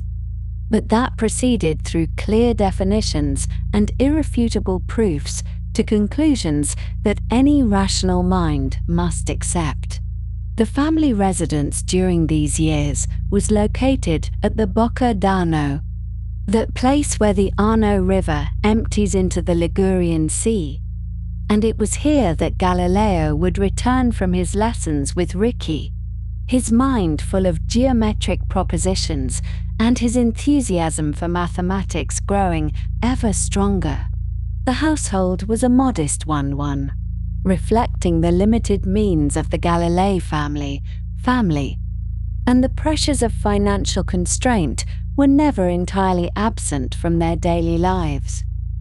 Vincenzo continued his work as a musician and theorist, conducting experiments on strings and musical intervals that would contribute to the understanding of acoustics, and perhaps it was this example of careful experimentation in the service of theory that influenced his son's later approach to natural philosophy. The younger children required attention and education, and the question of how all these expenses were to be met must have been a constant preoccupation for the head of the household. When Vincenzo eventually learned that his son had been neglecting his medical studies in favor of mathematics, his reaction was not immediately favorable, for he could see clearly enough that mathematicians, however brilliant, did not command the kinds of fees that successful physicians could earn. Yet Vincenzo was also a man who valued learning for its own sake and who understood the importance of following one's genuine intellectual inclinations. And in time, he would come to accept that his son's path lay in a different direction than he had originally planned. During his years at the University of Pisa, Galileo acquired a reputation among the faculty that was not entirely to his advantage. He was known as a student who asked difficult questions, who was not content simply to accept the pronouncements of his professors, but who wanted to understand the reasoning behind them, and who was willing to point out what he perceived as inconsistencies or errors. This tendency to challenge authority, to argue and dispute, earned him a nickname among some of his teachers, who began to refer to him as the Wrangler, a term that suggested both his argumentative nature and perhaps a certain lack of the deference that was expected from students toward their professors. In an academic environment that valued tradition and respected the accumulated wisdom of the ancients, such a disposition was not always appreciated, and it is likely that Galileo's relationships with some members of the faculty were strained by his unwillingness to accept their teachings without question. The quality of mind that would later make him a revolutionary figure in the history of science, that insistence on examining evidence and following arguments wherever they led, was already present in the young medical student. But in the context of the 16th century university, it could appear as mere obstinacy or disrespect. The financial difficulties that had shadowed Galileo's education throughout his time at Pisa came to a head when he attempted to secure one of the scholarships that the university offered to support talented but impecunious students. These scholarships, sometimes called roles or positions, provided stipends that could make the difference between continuing one's studies and being forced to abandon them for lack of funds. Galileo applied for such support, but was unsuccessful in obtaining it. Perhaps because his reputation as a wrangler had not endeared him to the faculty members who made these decisions. Or perhaps simply because there were more applicants than positions and the competition was fierce. Whatever the reasons, the failure to secure financial assistance meant that continuing his studies at the university would place an increasingly unsustainable burden on his family's limited resources. In 1585, without having obtained his medical degree, Galileo left the University of Pisa and returned to Florence, his formal education incomplete, but his intellectual direction now firmly established. He was not to be a physician, attending to the humors and ailments of wealthy patients, but a mathematician devoted to the study of geometry and the mathematical description of the natural world. The path ahead was uncertain, and the question of how he would earn his living remained to be answered, but the fundamental choice had been made. And the young man who returned to Florence carried with him the seeds of discoveries that would, in time, change the way humanity understood the cosmos and its place within it. In the year 1585, when Galileo was 21 years old, he quietly departed from the University of Pisa without having completed his degree in medicine. And this departure, though it may have seemed at the time like a kind of failure or an unfinished chapter, was in truth the beginning of something far more suited to the particular shape of his mind and the direction his thoughts had been taking for some years already. He had spent 4 years at the university, attending lectures on medicine and philosophy, learning the traditional teachings of Aristotle and Galen, sitting in those high-ceilinged rooms where professors read from ancient texts and students copied down the words that had been copied down by countless students before them. And yet, during all those years, his attention had been drifting steadily, almost inevitably, toward mathematics, toward geometry, towards the elegant certainties of proof and demonstration that he found so much more satisfying than the often contradictory and speculative doctrines of natural philosophy as it was then taught. The decision to leave without a degree was not a dramatic rupture or a bold declaration of independence, but rather a gradual acknowledgement of what had already become apparent, both to Galileo himself and likely to those around him, that his future did not lie in the practice of medicine, and that the financial investment of continuing his studies in a field that did not truly capture his deepest interests was perhaps not the wisest course for a family that had limited resources to begin with. Vincenzo Galilei, his father, had hoped that a medical degree would provide his eldest son with a respectable and reasonably lucrative profession. And there must have been some disappointment in the household when Galileo returned to Florence without the credentials that would have allowed him to practice as a physician. But families adapt to circumstances, and Galileo's path forward, though uncertain in those early years, would eventually prove to have its own kind of logic and promise. What sustained him during this transitional period? What gave shape and direction to his studies, even without the structure of a university curriculum? Was the continued mentorship of Ostilio Ricci, the court mathematician who had first introduced him to the world of Euclid and Archimedes during those formative years when Galileo was supposed to be focusing on his medical texts. Ricci was a patient and generous teacher, the sort of mentor who recognizes genuine aptitude and takes quiet satisfaction in nurturing it. And he continued to guide Galileo through the complexities of Euclidean geometry even after Galileo had left the university, meeting with him when circumstances allowed, corresponding with him when they did not,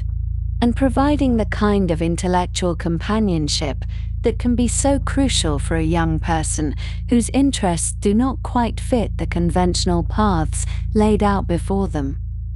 Under Ricci's guidance, Galileo worked carefully through the propositions of Euclid's Elements,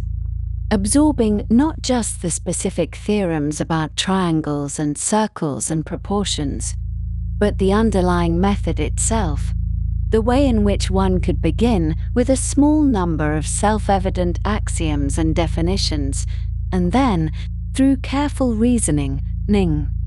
build an entire edifice of certain knowledge, each proposition following necessarily from those that came before it, each conclusion as secure and unshakable as the foundations upon which it rested. This was a very different kind of knowledge from what Galileo had encountered in his philosophy lectures, where authorities were cited and texts were interpreted and scholars debated endlessly about what Aristotle had really meant. And it appealed to something deep in his temperament, a preference for clarity over obscurity, for demonstration over disputation, for conclusions that could be verified by anyone who followed the same chain of reasoning. But it was the works of Archimedes that truly captured Galileo's imagination during these years of independent study, and he devoted himself to understanding the writings of that ancient Sicilian mathematician with an intensity and admiration that would shape his entire approach to natural philosophy for the rest of his life. Archimedes had lived in Syracuse in the 3rd century before the Common Era, and though separated from Galileo by nearly 2,000 years, his works seem to speak directly to the young Florentine's mind, offering examples of how mathematical reasoning could be applied not just to abstract geometrical figures, but to physical objects in the real world, to the behavior of levers and the equilibrium of bodies floating in water, and the methods by which one could measure quantities that seemed at first to be unmeasurable. Among the Archimedean texts that Galileo studied most carefully was the treatise known as On Floating Bodies, a work in which Archimedes had investigated the principles governing why some objects float and others sink, and how the position of a floating body depends on its shape and the distribution of its weight relative to the fluid in which it is immersed. This was mathematics applied to the physical world in the most direct and illuminating way, and Galileo found in these pages a model for the kind of work he wanted to do himself. A demonstration that the abstract truths of geometry could reach out and touch the tangible world of matter and motion and reveal the hidden regularities that govern the behavior of physical things. During these years back in Florence,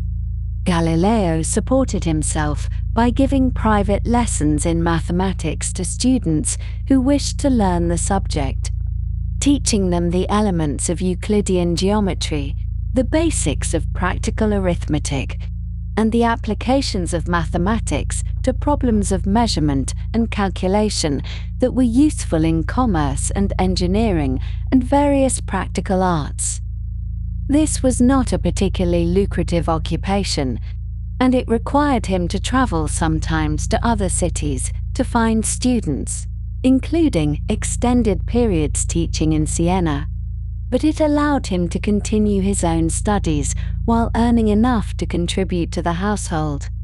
And it gave him experience in explaining mathematical ideas clearly and persuasively, a skill that would serve him well in his later career as a professor and as an author of scientific works intended for a broader audience than the narrow community of academic specialists. The financial pressures on the Galilei family were considerable during this period, and Galileo, as the eldest son, felt the weight of responsibility that came with that position in the family structure. His father, Vincenzo, though respected as a musician and music theorist, did not command the kind of income that would have made the family comfortable. And there were sisters whose dowries would need to be paid when they married, and a younger brother whose future also needed to be considered, and the general expenses of maintaining a household in a city like Florence, where the cost of living was not insignificant. These practical concerns pressed upon Galileo throughout his 20s, and indeed for much of his life, shaping his decisions about what positions to seek and what patrons to cultivate, and how to balance his scientific work with the necessity of earning a living. It was during this period of private study and private teaching that Galileo produced his first significant piece of original work, a small treatise describing an invention he called the bilancetta, which we might translate as the little balance, a device designed to determine the specific gravity of objects, that is, their density relative to the density of water. The inspiration for this invention came from one of the most famous stories about Archimedes, the tale of how the ancient mathematician had been asked by King Hiero of Syracuse to determine whether a crown that had been made for the king was pure gold, or whether the goldsmith had cheated by mixing in some cheaper silver while keeping some of the gold for himself. According to the story, which had been passed down through the centuries and which Galileo would have known from his reading of ancient sources, Archimedes had puzzled over this problem for some time, since the crown weighed exactly what it should if it were pure gold, and there was no way to test its composition without melting it down, which would destroy the very object the king wished to authenticate. Then, one day, while lowering himself into a bath and noticing how the water rose as his body displaced it, Archimedes suddenly realized that he could solve the problem by comparing the volume of the crown with the volume of an equal weight of pure gold, since if any silver had been mixed in, the crown would be slightly larger in volume than the pure gold, silver being less dense than gold, and this difference in volume could be detected by the difference in the amount of water displaced when each was submerged. Galileo, reflecting on this story, realized that the method described in the traditional account, while sound in principle, would not actually be practical for detecting the small differences in volume that would result from a realistic amount of adulteration,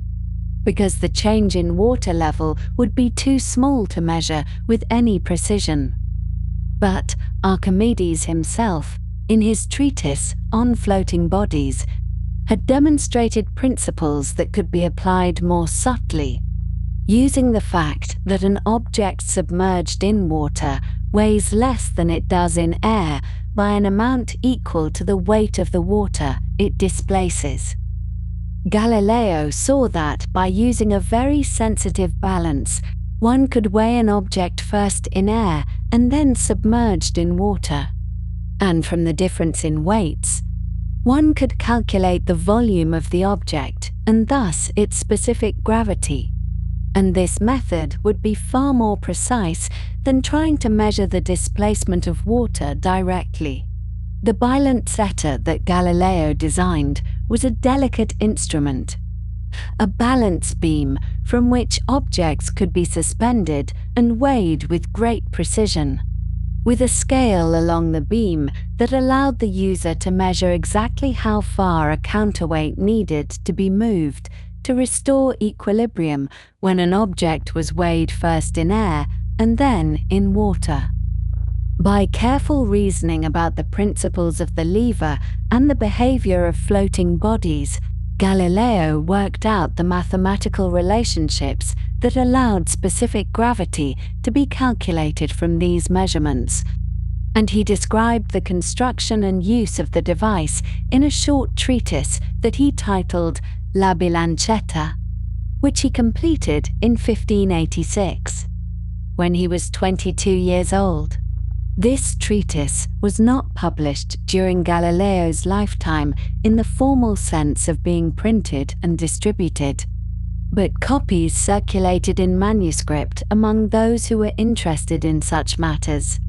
and it helped to establish Galileo's reputation as a young man of considerable mathematical talent and ingenuity, someone who could not only understand the work of the ancient mathematicians, but could extend and apply it in new and clever ways. The bilancetta itself was a modest invention, perhaps a small instrument for a specialized purpose, but it demonstrated qualities that would characterize all of Galileo's later work: a deep respect for the achievements of the ancients, combined with an independent spirit that sought to go beyond mere commentary and interpretation, a conviction that mathematics could illuminate the physical world, and a practical attention to matters of measurement and precision that would prove so important in the development of experimental science. During these same years, Galileo also undertook investigations into the centers of gravity of solid bodies, another topic that had been treated by Archimedes, and that combined pure geometry with considerations about physical objects and their behavior under the influence of weight. The center of gravity of an object is the point at which, if the object were supported, it would balance in any orientation, and determining the location of this point for various shapes requires careful geometric analysis. Galileo worked on extending the methods Archimedes had used, applying them to shapes and solids that the ancient mathematician had not considered, and he developed a number of theorems about the centers of gravity of parabolic solids and other figures that demonstrated his growing mastery of this kind of mathematical physics. This work on centers of gravity brought Galileo into correspondence with Guidobaldo del Monte, a nobleman and mathematician who was one of the leading experts on mechanics in Italy at the time. Del Monte had written an important treatise on mechanics himself,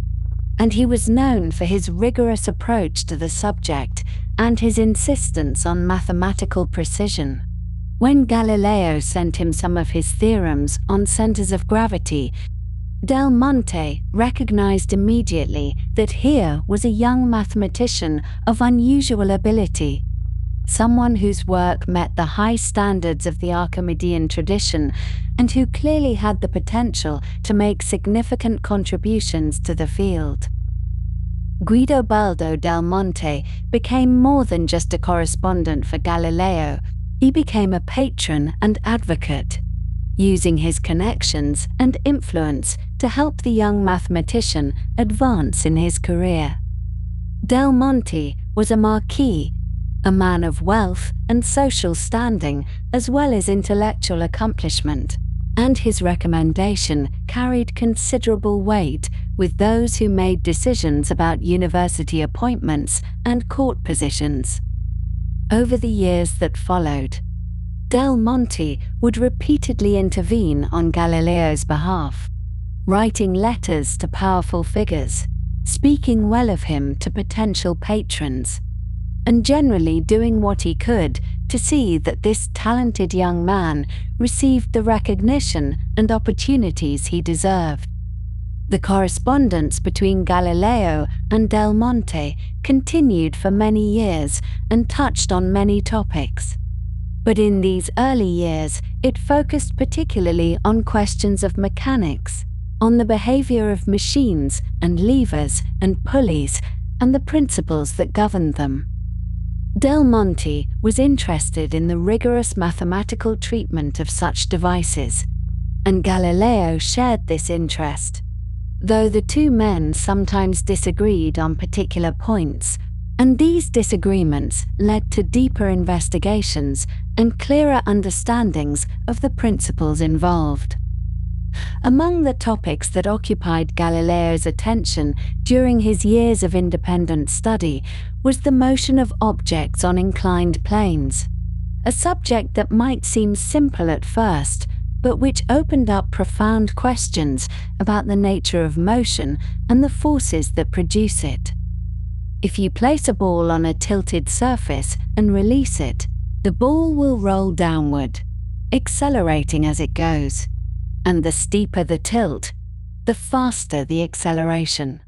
Galileo began to investigate these motions carefully, trying to understand the relationship between the angle of the incline and the rate of acceleration, and thinking about what happened at the limiting cases, when the plane was vertical and the ball fell freely, or when the plane was horizontal and the ball, once set in motion,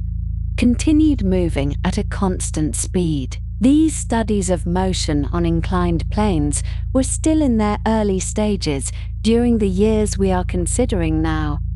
and Galileo had not yet arrived at the clear and mathematically precise conclusions that would later make this work so important. But the questions were taking shape in his mind, and the methods he was developing, combining careful observation with mathematical analysis, were already beginning to distinguish his approach from that of the traditional natural philosophers who relied primarily on verbal arguments and appeals to authority. The years between Galileo's departure from the University of Pisa in 1585 and his eventual appointment to a teaching position in 1589 were thus a period of formation and preparation, of quiet study and modest teaching, of financial struggle and growing reputation. He lived sometimes in Florence with his family, sometimes in Siena where students could be found, moving between cities as circumstances required, working steadily at his mathematics, deepening his understanding of Euclid and Archimedes and the newer writers on mechanics, developing his own ideas, and waiting for the opportunity that would allow him to pursue his work more fully and with greater support. The household in Florence continued to face the ordinary pressures of a family of modest means with aspirations to respectability, and Galileo contributed what he could from his tutoring income, while also pursuing his studies and his correspondence with scholars who recognized his abilities. His sisters were growing up and would need to be provided for. His brother Michelangelo showed talent as a musician, like their father, and the responsibility of the eldest son weighed upon Galileo even as his mind was occupied with questions about floating bodies and centers of gravity and the motion of objects down inclined surfaces. It was a period without dramatic events or sudden transformations,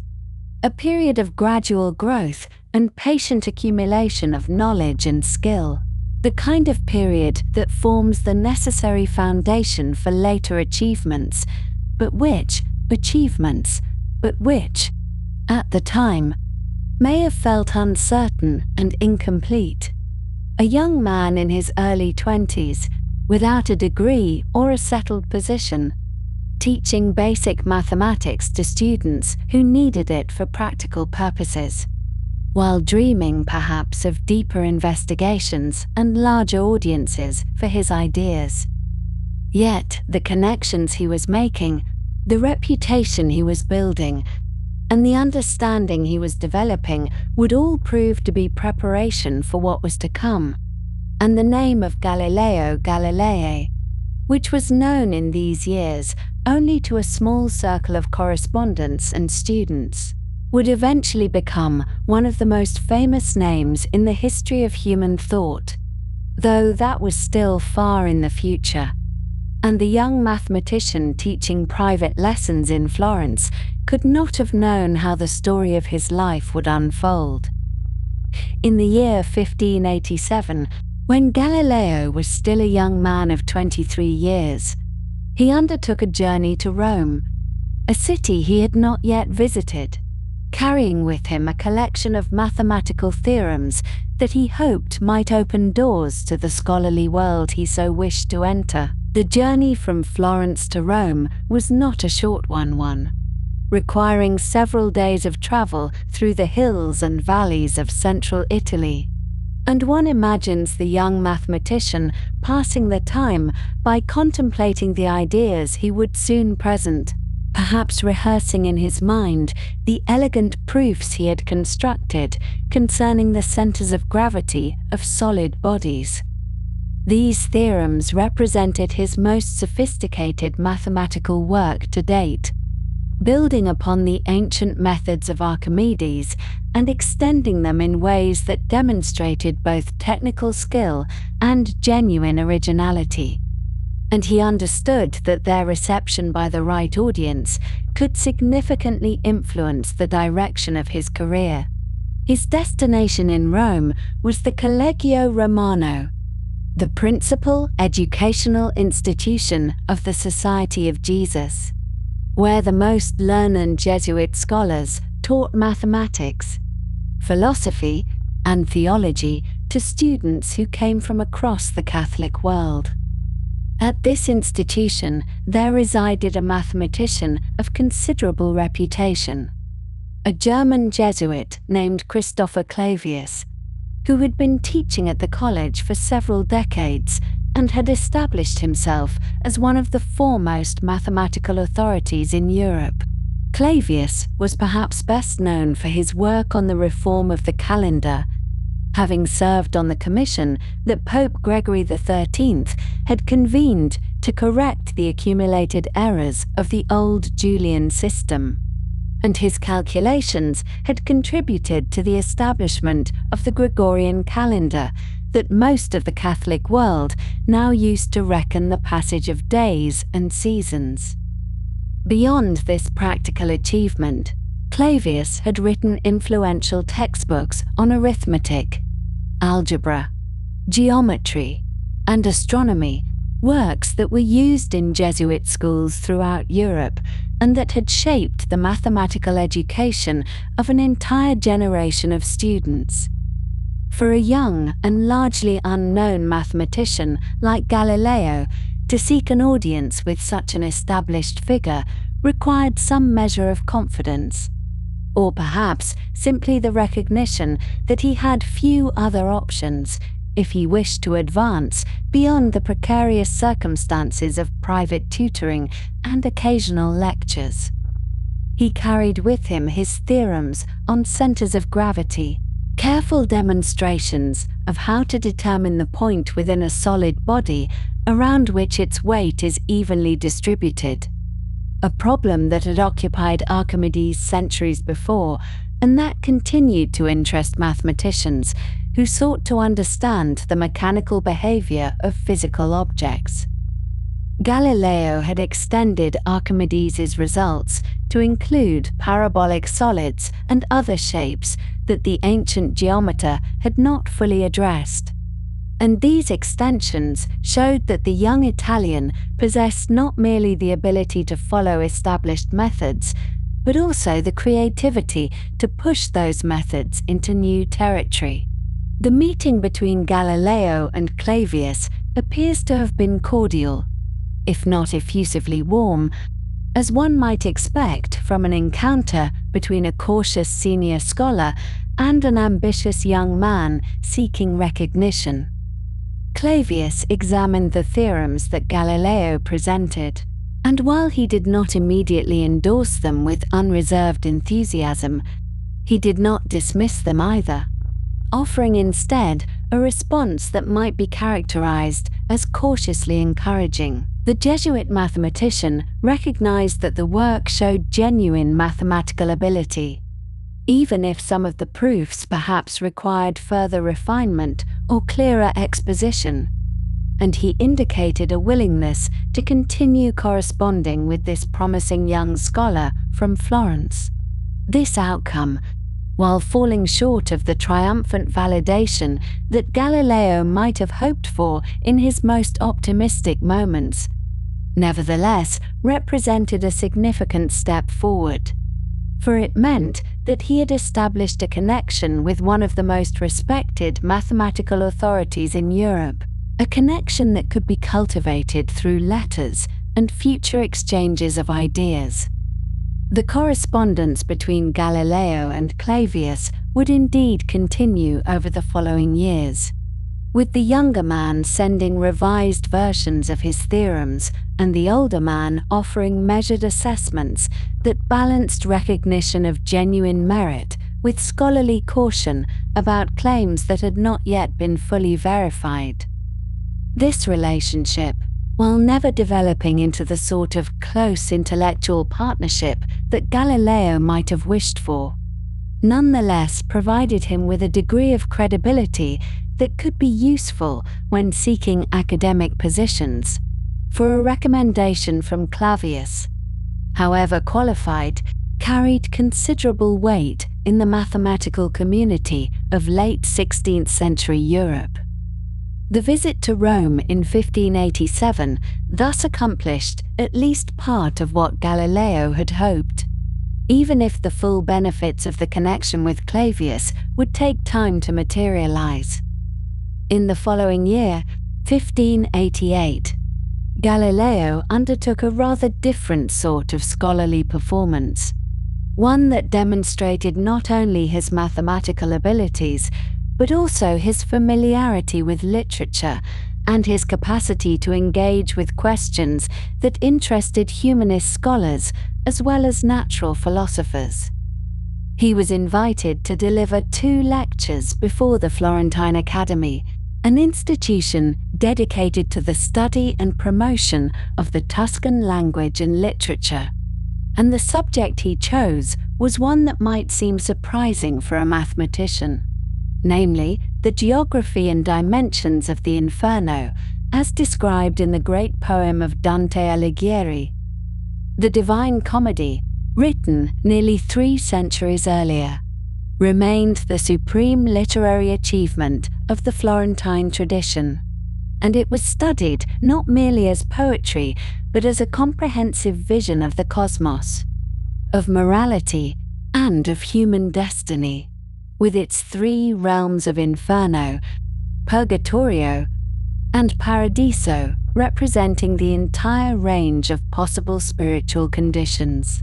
The Inferno, the first part of Dante's journey, described a vast subterranean cavity extending from the surface of the earth down to its center, where Satan himself was imprisoned in a lake of ice, and Dante had populated this enormous space with terraces and circles containing the souls of the damned, arranged according to the nature and severity of their sins. Previous scholars had attempted to determine the precise dimensions of this infernal architecture, using the geographical and numerical references scattered throughout the poem to calculate the sizes of the various regions and the distances between them. And these calculations had sometimes led to disagreements about whether Dante's vision was internally consistent or whether it contained contradictions that the poet had perhaps overlooked. The question of how large the Inferno was, and whether its described features could plausibly fit within the earth as then understood, was thus a matter of genuine scholarly interest, combining literary interpretation with mathematical and geographical analysis. Galileo approached this curious problem with evident relish,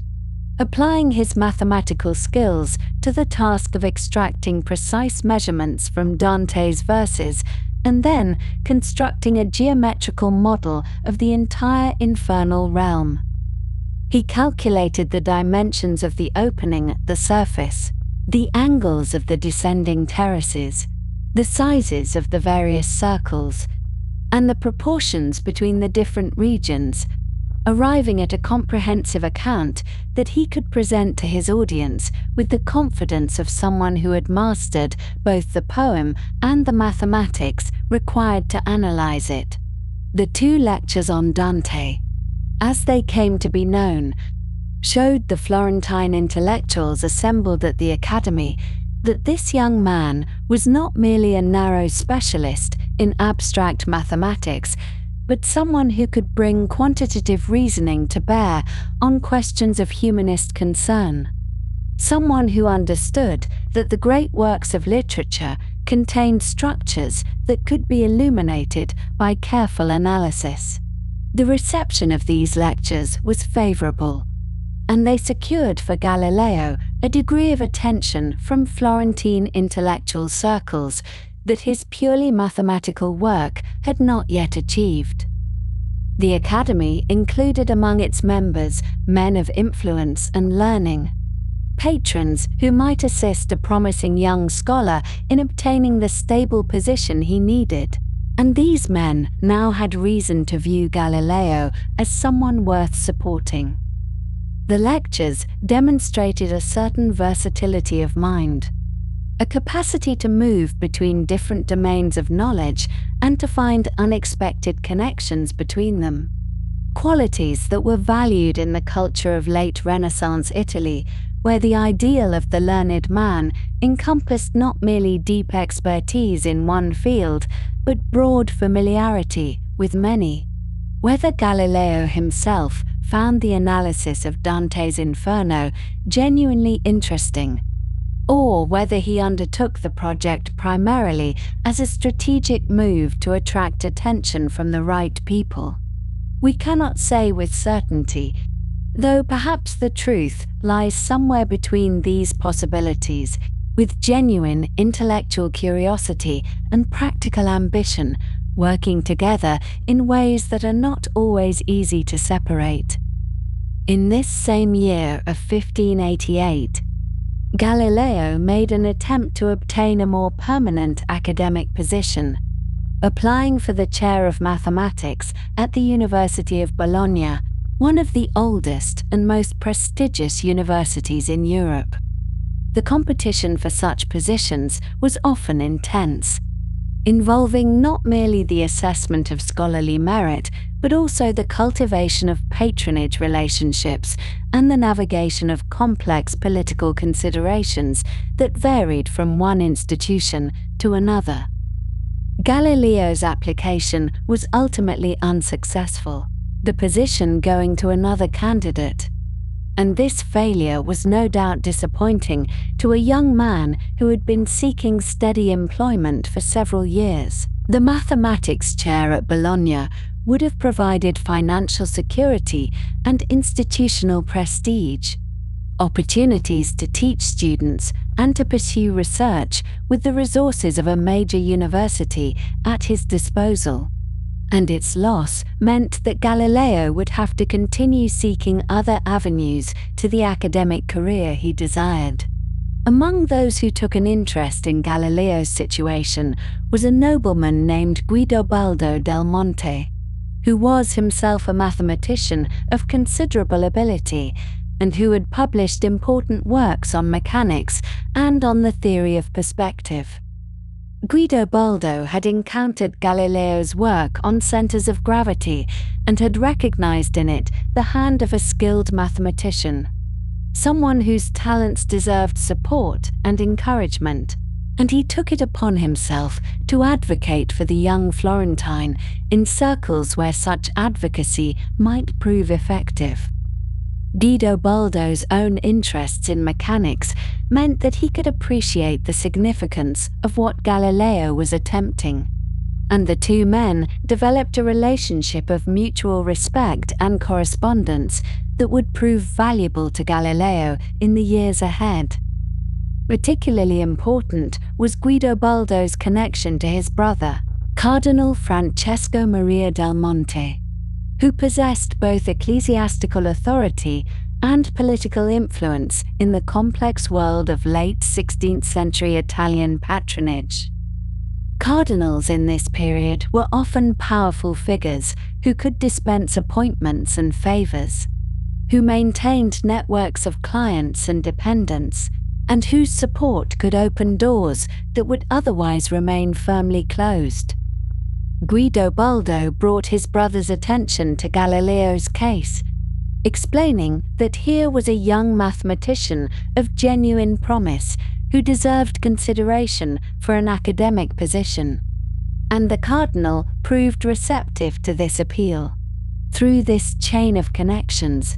from Galileo to Guidobaldo to the cardinal,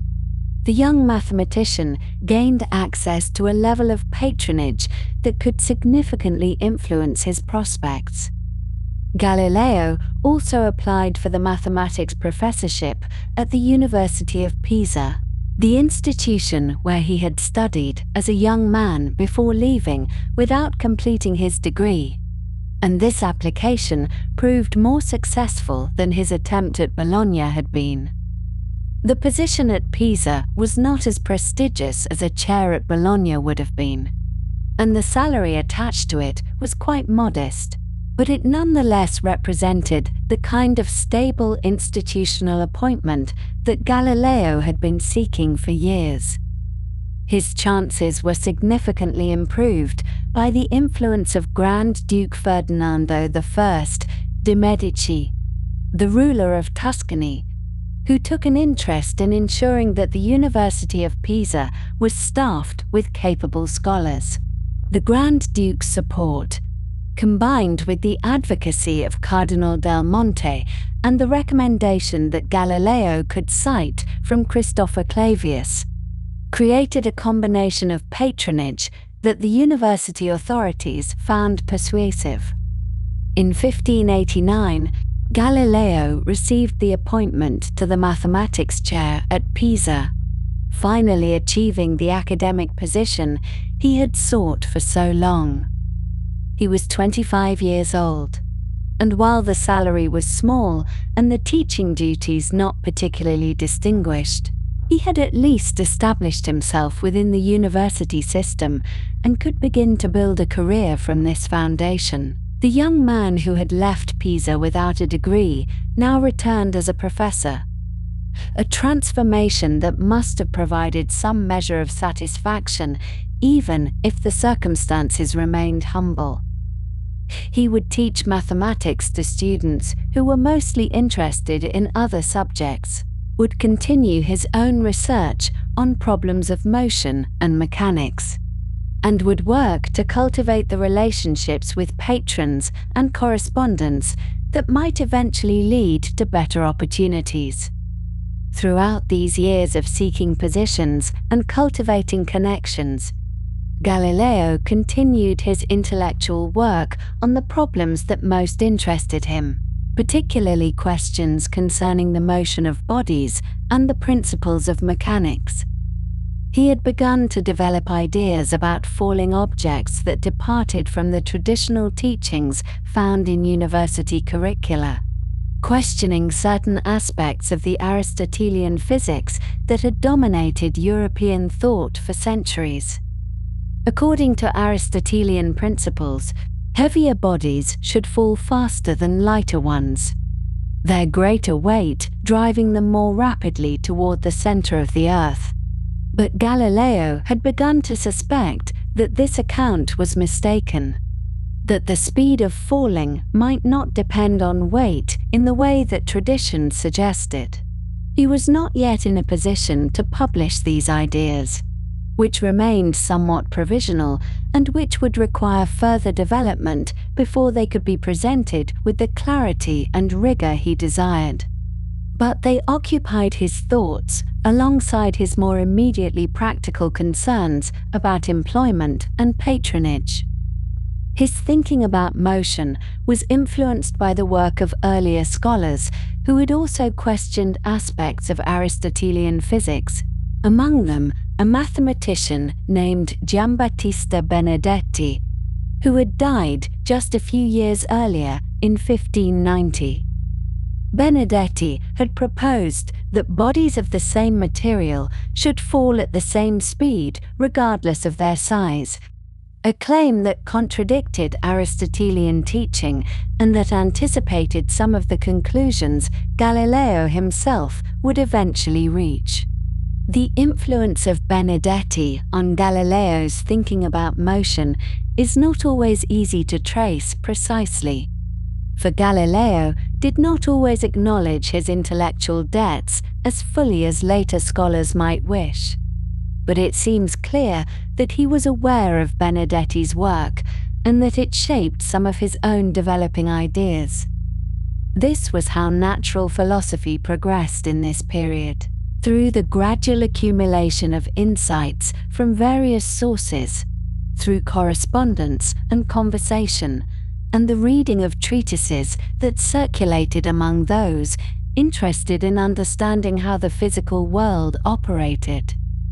Galileo was also building a network of correspondence, men scattered across Italy and beyond who shared his interests in mathematics, mechanics, and natural philosophy, and with whom he could exchange ideas, pose problems, and discuss the latest developments in various fields. These epistolary relationships were essential to intellectual life in an age before academic journals and scientific societies, providing the means by which scholars could communicate across distances and could form communities of inquiry that transcended the boundaries of individual universities and courts. The letters that Galileo sent and received during these years show a mind actively engaged with a wide range of problems, from the purely mathematical to the more broadly philosophical, and they reveal a personality that was confident in its own abilities while also seeking the recognition and support that would allow those abilities to flourish. As the 1580s drew to a close and Galileo settled into his new position at Pisa,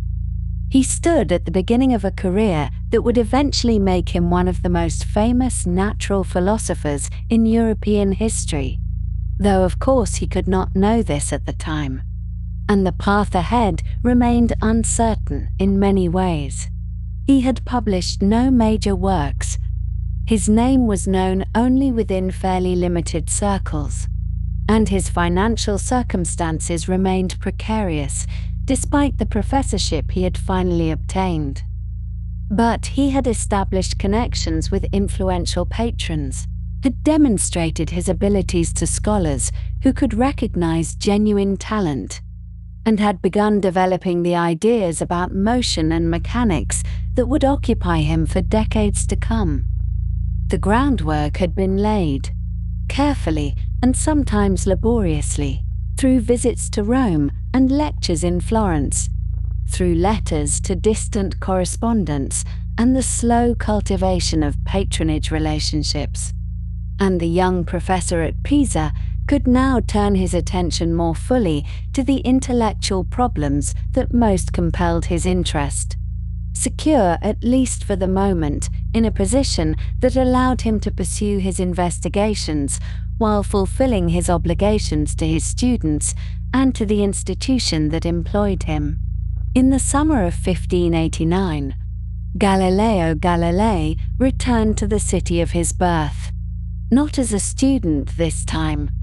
But as a professor, having secured through a combination of his growing reputation and the influence of well-placed patrons an appointment to the chair of mathematics at the University of Pisa, where he would begin what we might call his formal academic career, though he was still only 25 years of age and had not, in fact, completed his own degree at that very same institution, a detail that seems not to have troubled the university authorities overmuch, for the position of mathematics professor was not considered particularly prestigious in the academic hierarchy of the time,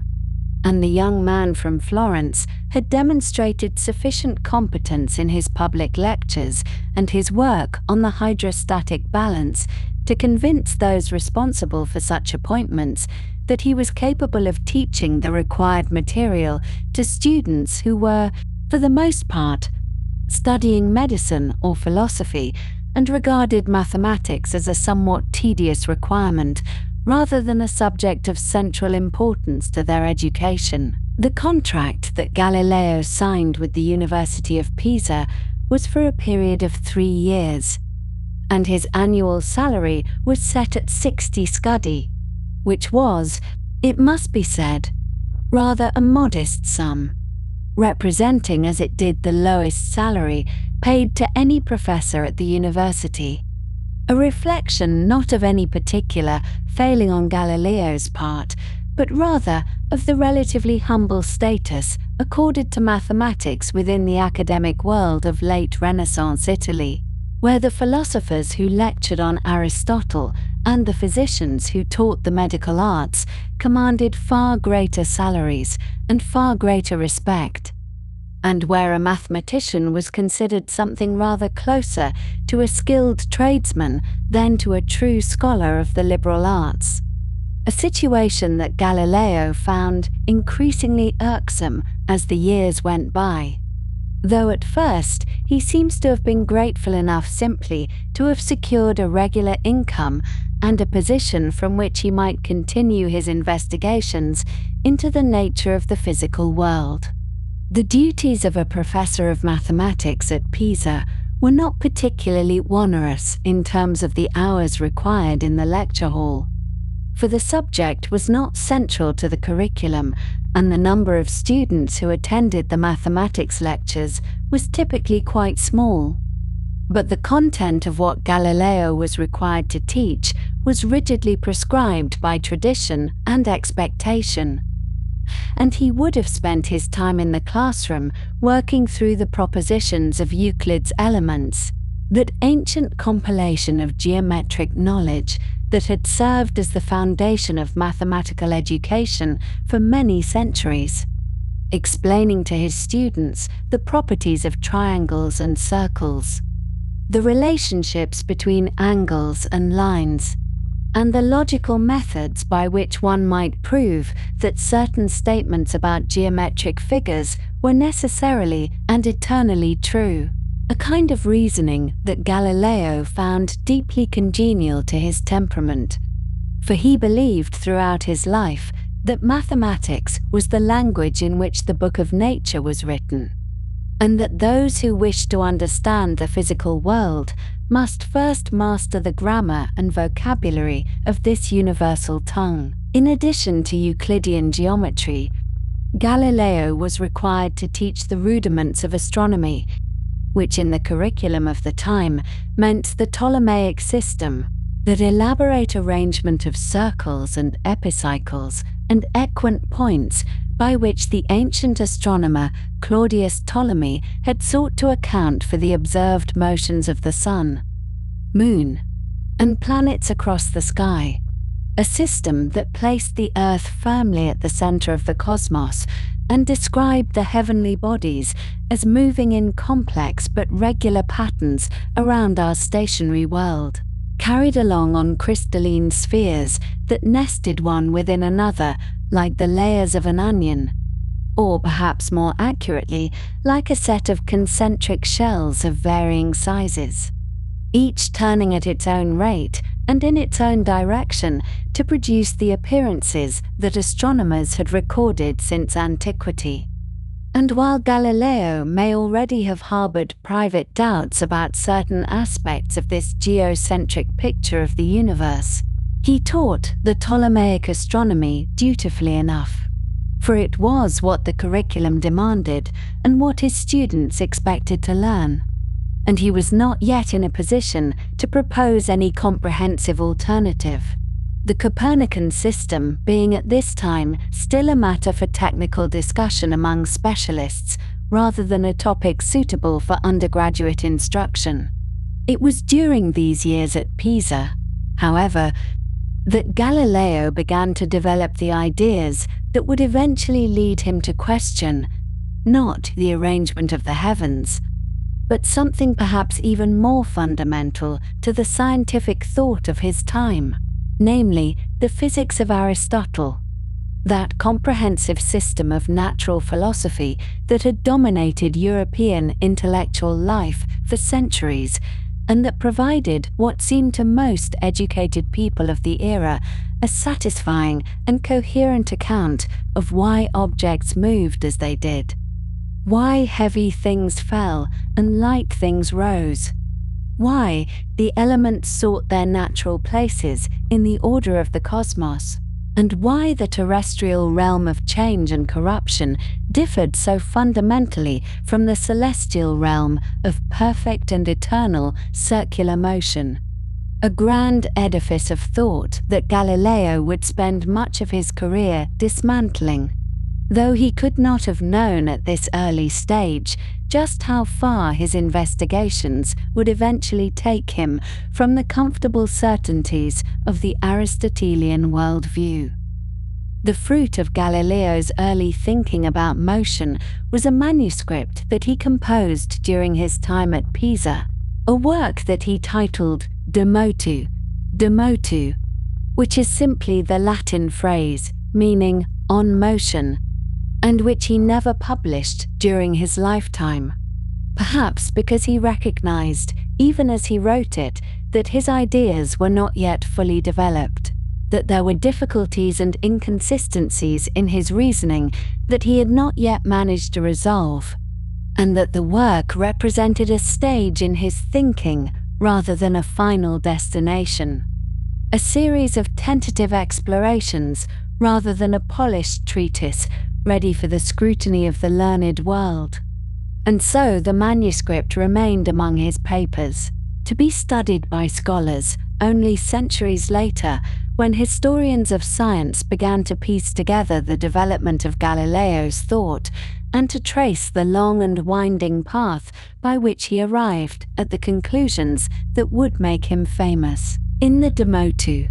Galileo took aim at several of the central claims of Aristotelian physics, including the assertion that heavier objects fall faster than lighter ones in proportion to their weight, a proposition that seemed to follow logically from Aristotle's understanding of natural motion and natural place. For if heavy objects fell because they were seeking their natural place at the center of the cosmos, and if heavier objects possessed more of the quality of heaviness, then surely they would seek their natural place more vigorously and therefore descend more rapidly, an argument that had a certain intuitive appeal and that seemed to be confirmed by everyday observations. For a stone certainly falls faster than a feather, and a cannonball descends more swiftly than a pebble. Or, so it appears to the casual observer who does not trouble to control for the effects of air resistance and other complicating factors. Galileo argued, on the contrary, that if one considered the matter carefully, and if one imagined the experiment being conducted in conditions where the resistance of the medium could be neglected or accounted for, one would find that objects of different weights fell at very nearly the same rate, and that the small differences observed in practice were due not to any fundamental difference in their natural tendencies, but to the effects of the air through which they moved.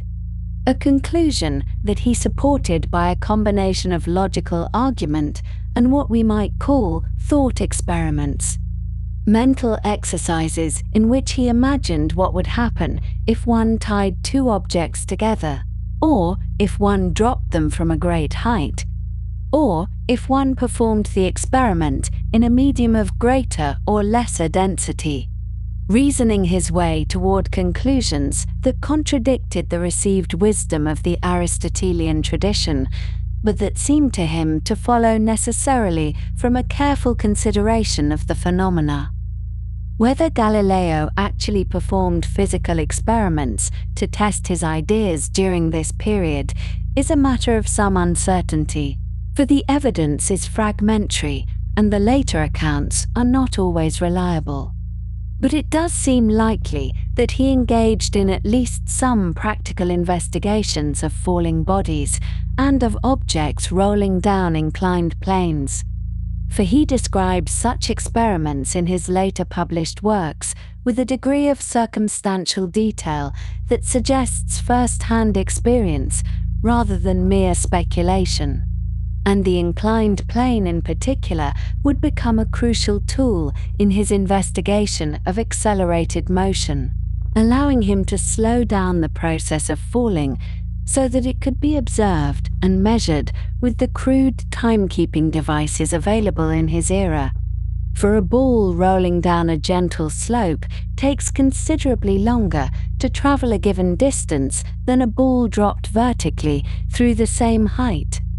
And this extended time made it possible to detect patterns and regularities that would have been invisible in the brief interval of a free fall from any practically achievable height. It is in connection with these investigations into the behavior of falling bodies that we encounter one of the most famous stories in the entire history of science.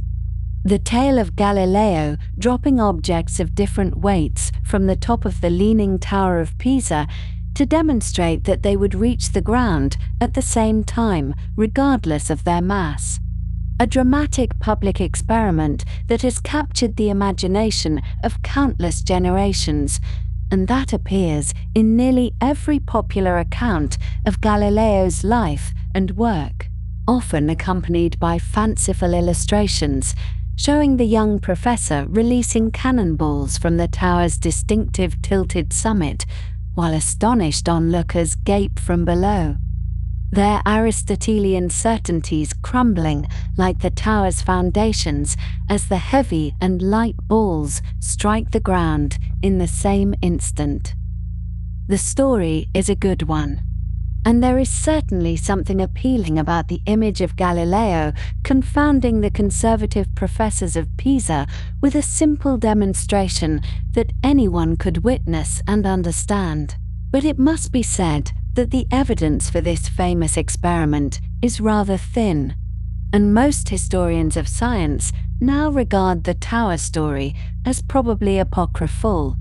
or at least as a considerable embellishment of whatever Galileo may actually have done during his years at the university. For the tale does not appear in any of Galileo's own writings, and the earliest account of it comes from a biography written many decades later by Vincenzo Viviani,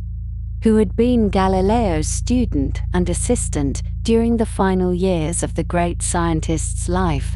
and who was, perhaps understandably, inclined to present his master in the most heroic light possible, constructing a narrative of Galileo's career that emphasized dramatic confrontations and decisive experiments at the expense of historical accuracy. Viviani composed his biography of Galileo in the years following his master's death in 1642.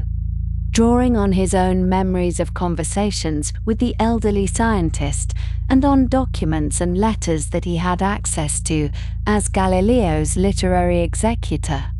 But his account is colored throughout by a desire to defend Galileo's reputation and to portray him as a martyr for truth who had suffered persecution at the hands of ignorant and envious opponents. And while there is certainly some basis for this characterization, Viviani was not above inventing or embellishing incidents when he felt that the story required it. And the Tower experiment has the hallmarks of just such an embellishment. A vivid scene that perfectly encapsulates the conflict between the daring young innovator and the hidebound defenders of tradition. But that may owe more to Viviani's literary imagination than to any actual event that took place in Pisa in the early 1590s. What is certain, in any case, is that Galileo's time at Pisa was marked by increasing tension with his colleagues, many of whom remained firmly committed to the Aristotelian philosophy and who viewed the young professor's challenges to received wisdom as presumptuous at best and dangerous at worst. For the Aristotelian system was not merely an academic curiosity, but was deeply intertwined with the broader intellectual and religious framework of the era. And those who questioned one part of it might easily find themselves suspected of questioning other parts as well. A situation that made the conservative professors wary of Galileo's innovations and inclined to view him as a troublemaker who did not show proper respect for the traditions of the university. While Galileo was wrestling with these professional difficulties, he was also confronting a personal tragedy that would have profound consequences for the remainder of his life. For in the summer of 1591, his father, Vincenzo Galilei, died, leaving the 37-year-old musician's affairs in considerable disorder and placing upon Galileo, as the eldest son, the responsibility for managing the family's finances and providing for his mother and siblings, a burden that would weigh heavily upon him for many years, and that helps to explain the persistent concern with money and patronage that runs through so much of his subsequent correspondence. Vincenzo Galilei had been a man of considerable intellectual accomplishment, a theorist and practitioner of music whose writings on harmony and tuning had made significant contributions to the musical thought of the late Renaissance. But he had never been particularly successful in practical affairs, and his death left the family in straitened circumstances, with debts to be paid and obligations to be met, and very little in the way of ready money to meet them. And it fell to Galileo to somehow make good on these commitments, while also supporting himself on his meager professor's salary. A task that would have been difficult enough even without the additional complications that his siblings would add to the situation. Chief among these complications was the matter of dowries, for Galileo had two sisters, Virginia and Livia, whose marriages would require substantial payments to their husbands' families according to the customs of the time. And these dowries represented sums far beyond anything that Galileo could hope to accumulate from his university salary, forcing him into a series of financial arrangements and obligations that would burden him for decades, and that would influence many of his decisions about employment and patronage in the years ahead. Virginia, the elder of the two sisters, was married in 1591, very shortly after their father's death, to a man named Benedetto Landucci, and the marriage contract specified a dowry of 1,800 ducats, a substantial sum that was to be paid in installments over a period of years, with Galileo bearing the primary responsibility for these payments. And while he did his best to meet this obligation, there were times when he fell behind, and the resulting friction with his brother-in-law would add to the stresses of what was already a difficult period in his life. His brother, Michelangelo, meanwhile, was proving to be more of a burden than a help in managing the family's affairs, for while he had inherited their father's musical talents, He had also inherited a certain impractical temperament and a tendency to live beyond his means, pursuing a career as a lutenist and composer that took him eventually to Poland and Germany, but that never seemed to produce enough income to make him self-sufficient. And Galileo would find himself repeatedly called upon to assist his brother financially, or to make good on obligations that Michelangelo had undertaken but could not fulfill. The combination of professional frustration and financial pressure made Galileo increasingly dissatisfied with his position at Pisa, for the salary of 60 scudi annually was simply inadequate to meet his needs. And the provincial atmosphere of the university, with its conservative faculty and its rigid adherence to traditional modes of thought, offered little scope for the kind of innovative work that interested him, and he began to look about for opportunities elsewhere, hoping to find a position that would pay better and offer a more congenial intellectual environment. As his 3-year contract at Pisa drew toward its end, Galileo was actively seeking patronage and support from influential figures who might help him secure a more desirable appointment. And his efforts would eventually bear fruit in a way that would shape the entire subsequent course of his career. For he would soon leave Pisa for the Republic of Venice, taking up a position at the University of Padua that would prove far more satisfying in almost every respect. But that story belongs to a later section of our narrative. And for now, we may simply note that the Pisa years, for all their difficulties, had served as a kind of apprenticeship during which Galileo had begun to develop the ideas and methods that would eventually make him one of the most important figures in the history of science, even if that outcome could not have been predicted by anyone observing the struggling young professor as he taught Euclid to indifferent students and quarreled with his Aristotelian colleagues in the shadow of the famous Leaning Bell Tower. In the autumn of the year 1592, when Galileo was 28 years old, he received an appointment that would shape the next 18 years of his life and provide him with something he had not yet known: a stable position at a respected institution, a salary he could rely upon, and a place where his mind could turn freely to the questions that most interested him. The University of Padua offered him the chair of mathematics, and he accepted, traveling north from Tuscany to take up residence in a city that belonged not to any duke or grand duke, but to the most serene Republic of Venice, that ancient and careful state which governed its territories with a particular attention to matters of commerce, diplomacy, and, as it happened, intellectual liberty. His initial salary was set at 180 florins per year, a modest sum by the standards of senior professors, but adequate for a young man without family obligations beyond the distant ones he had left behind in Florence. The mother and siblings who still required his assistance from time to time. This salary would increase over the years as his reputation grew and as the university came to value his presence more highly, eventually reaching a level that allowed him some comfort, though he would always supplement his official income through other means, teaching private students, crafting instruments, and accepting gifts from patrons who admired his work. The financial concerns that had troubled his years in Pisa did not entirely disappear, but they receded somewhat, becoming background worries rather than daily anxieties,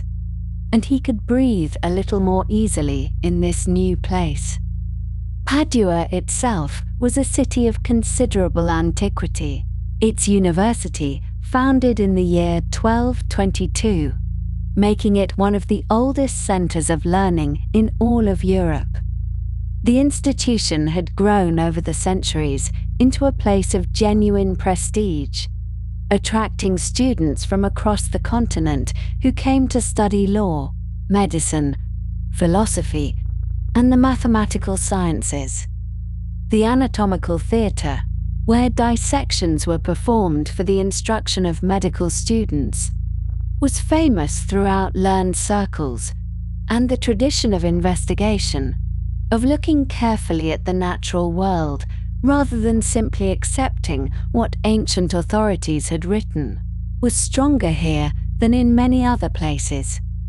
This suited Galileo very well, for he was a man who preferred to observe and measure rather than to defer automatically to the pronouncements of Aristotle or Ptolemy,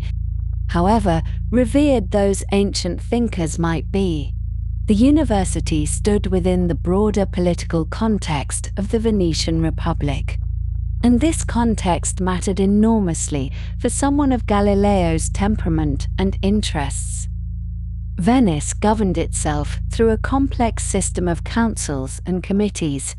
with power distributed among the noble families in ways designed to prevent any single individual from accumulating too much authority. The Republic was famously cautious in its dealings with the papacy, maintaining a degree of independence from Rome that was unusual in Catholic Italy. The Venetians were practical people, merchants and sailors and administrators, and they valued their autonomy highly,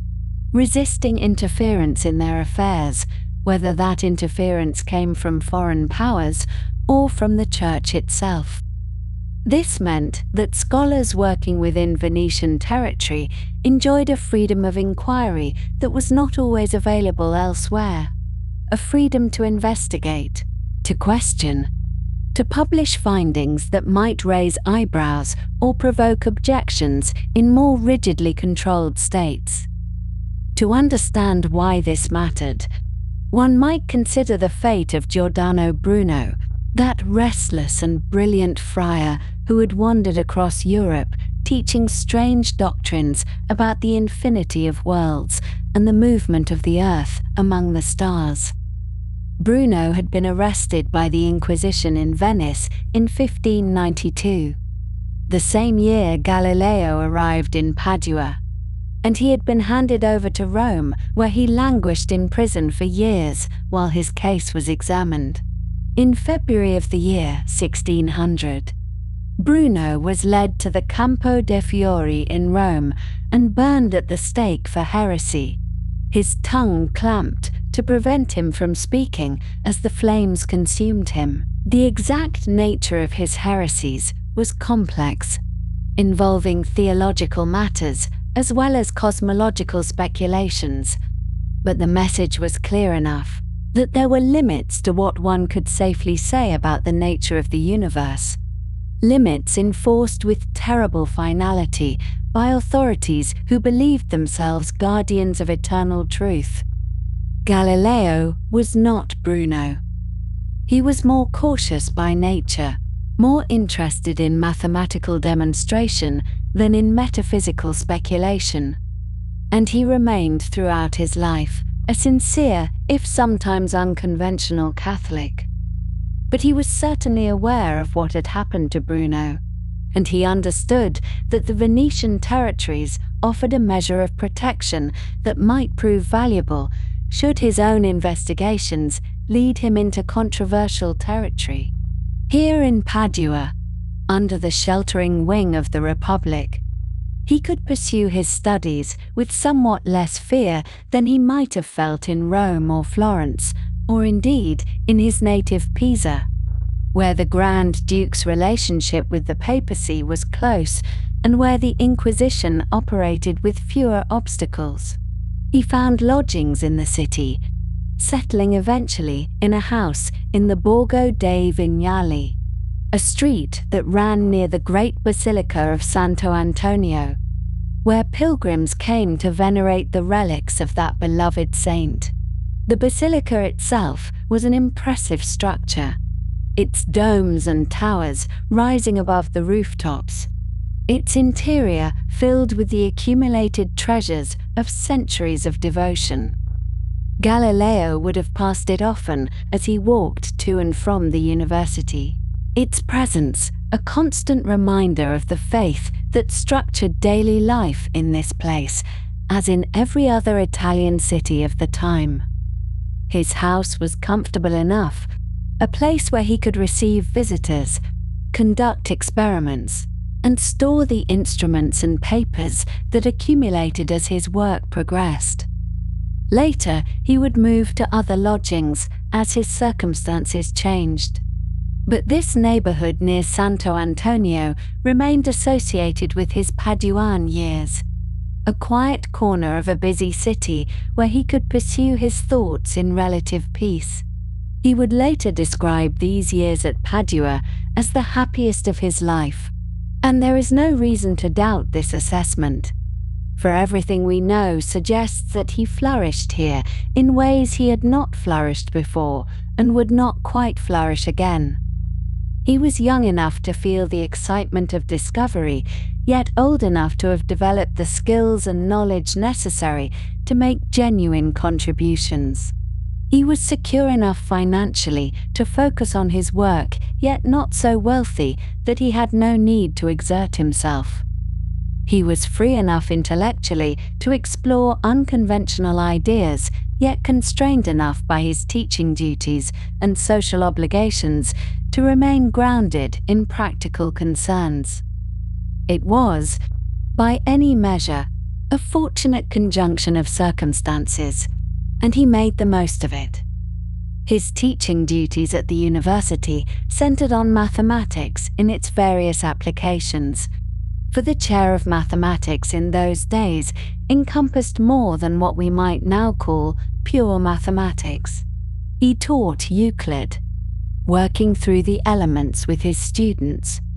demonstrating the propositions and proofs that had formed the foundation of geometric reasoning for nearly 2,000 years. The careful logic of Euclidean geometry, with its definitions and axioms and theorems building one upon another in orderly progression,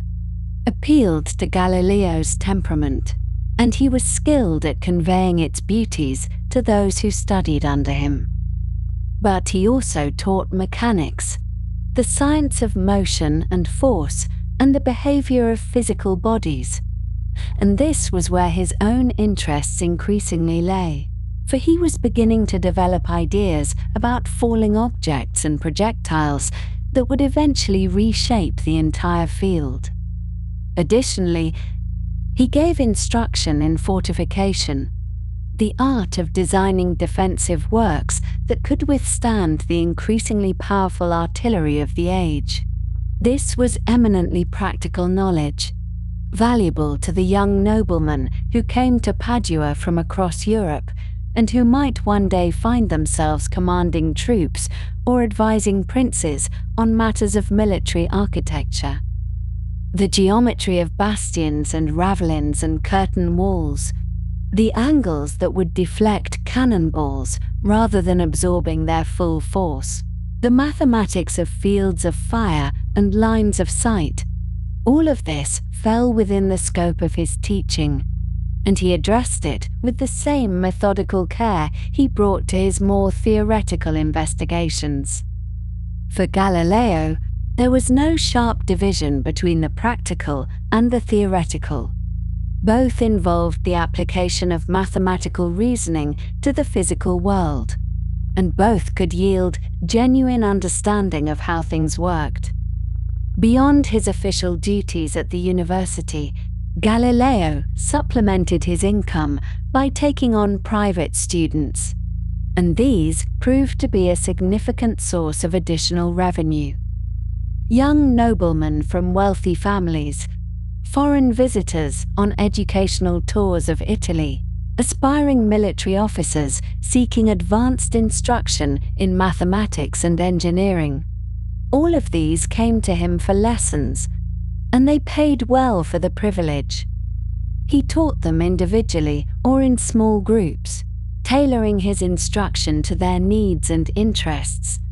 and the fees they provided allowed him to live more comfortably than his university salary alone would have permitted. This practice of private teaching was common among professors of the time, a recognized way of supplementing one's income, and Galileo proved adept at attracting paying students who valued his clear explanations and practical approach. During these years, he developed an instrument that he called the geometric and military compass, though it is sometimes known simply as the sector. This was a calculating device, a pair of legs joined at a pivot with scales inscribed along their surfaces, which could be used to perform various mathematical operations useful to military officers, surveyors, merchants, and anyone else who needed to make calculations involving proportions and roots and trigonometric functions. By setting the legs at various angles and reading off the positions where different scales intersected,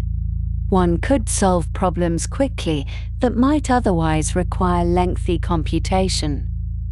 Galileo refined the design of this instrument, wrote an instruction manual explaining its use, and sold both the compass itself and the accompanying manual to those who wished to purchase them. A skilled craftsman named Marcantonio Mazzoleni worked in his household for a time, producing the instruments to Galileo's specifications, and this small enterprise provided another stream of income, while also spreading his reputation as an inventor of practical devices. Among the friendships he formed in Padua, two stand out with particular significance, both for their intrinsic interest and for their later appearance in his published works. The first was with Paolo Sarpi, a Servite friar who was perhaps the most remarkable polymath in Venice at that time. Sarpi was a man of seemingly boundless curiosity and formidable intellectual powers, interested in theology and canon law certainly, as befitted his position, but also in mathematics, astronomy, anatomy, optics, magnetism, and virtually every other branch of natural philosophy. He had conducted experiments of his own, corresponded with learned men across Europe, and accumulated a vast store of knowledge that he deployed in the service of Venice when called upon to do so, as he would be most notably during the great interdict controversy of 1606 and 1607, when Venice defied papal authority over matters of ecclesiastical jurisdiction. Sarpi and Galileo found in each other kindred spirits, men who valued observation and reason, who were skeptical of received opinions and eager to test ideas against evidence. Their friendship was one of genuine intellectual companionship, and though their paths diverged in later years as Galileo returned to Florence and Sarpi remained in Venice, the bond between them persisted. The second friendship was with Gianfrancesco Sagredo, a Venetian nobleman of distinguished family who combined practical experience of the world with genuine interest in scientific matters. Sagredo served the Republic in various diplomatic and administrative capacities, spending time abroad in Syria and elsewhere, but he remained connected to the intellectual life of Venice and Padua, attending lectures, participating in discussions, and maintaining friendships with scholars and philosophers. He was a man of warmth and humor, generous with his time and his resources, and he became one of Galileo's closest companions during the Paduan years. Many years later, after Sagredo's death, Galileo would immortalize him as a character in his great dialogue on the two chief world systems, portraying him as an intelligent and open-minded gentleman who serves as intermediary between competing philosophical positions, asking sensible questions, and drawing out the implications of arguments with good-natured persistence. The real Sagredo would surely have been pleased by this literary portrait, which captures something of the quality that made him so valued as a friend. These two men, Sarpi and Sagredo,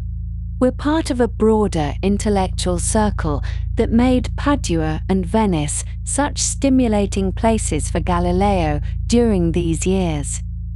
There were other professors at the university, other noblemen and clergy and visiting scholars, other curious minds drawn to this corner of Italy by its reputation for learning and liberty. Conversations flowed across disciplinary boundaries, touching on medicine and law and theology, as well as mathematics and natural philosophy. Ideas were exchanged, debated, refined through discussion. Galileo participated actively in this world,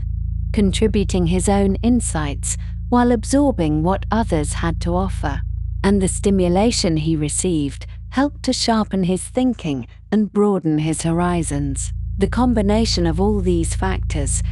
the secure position, the intellectual freedom, the stimulating friendships,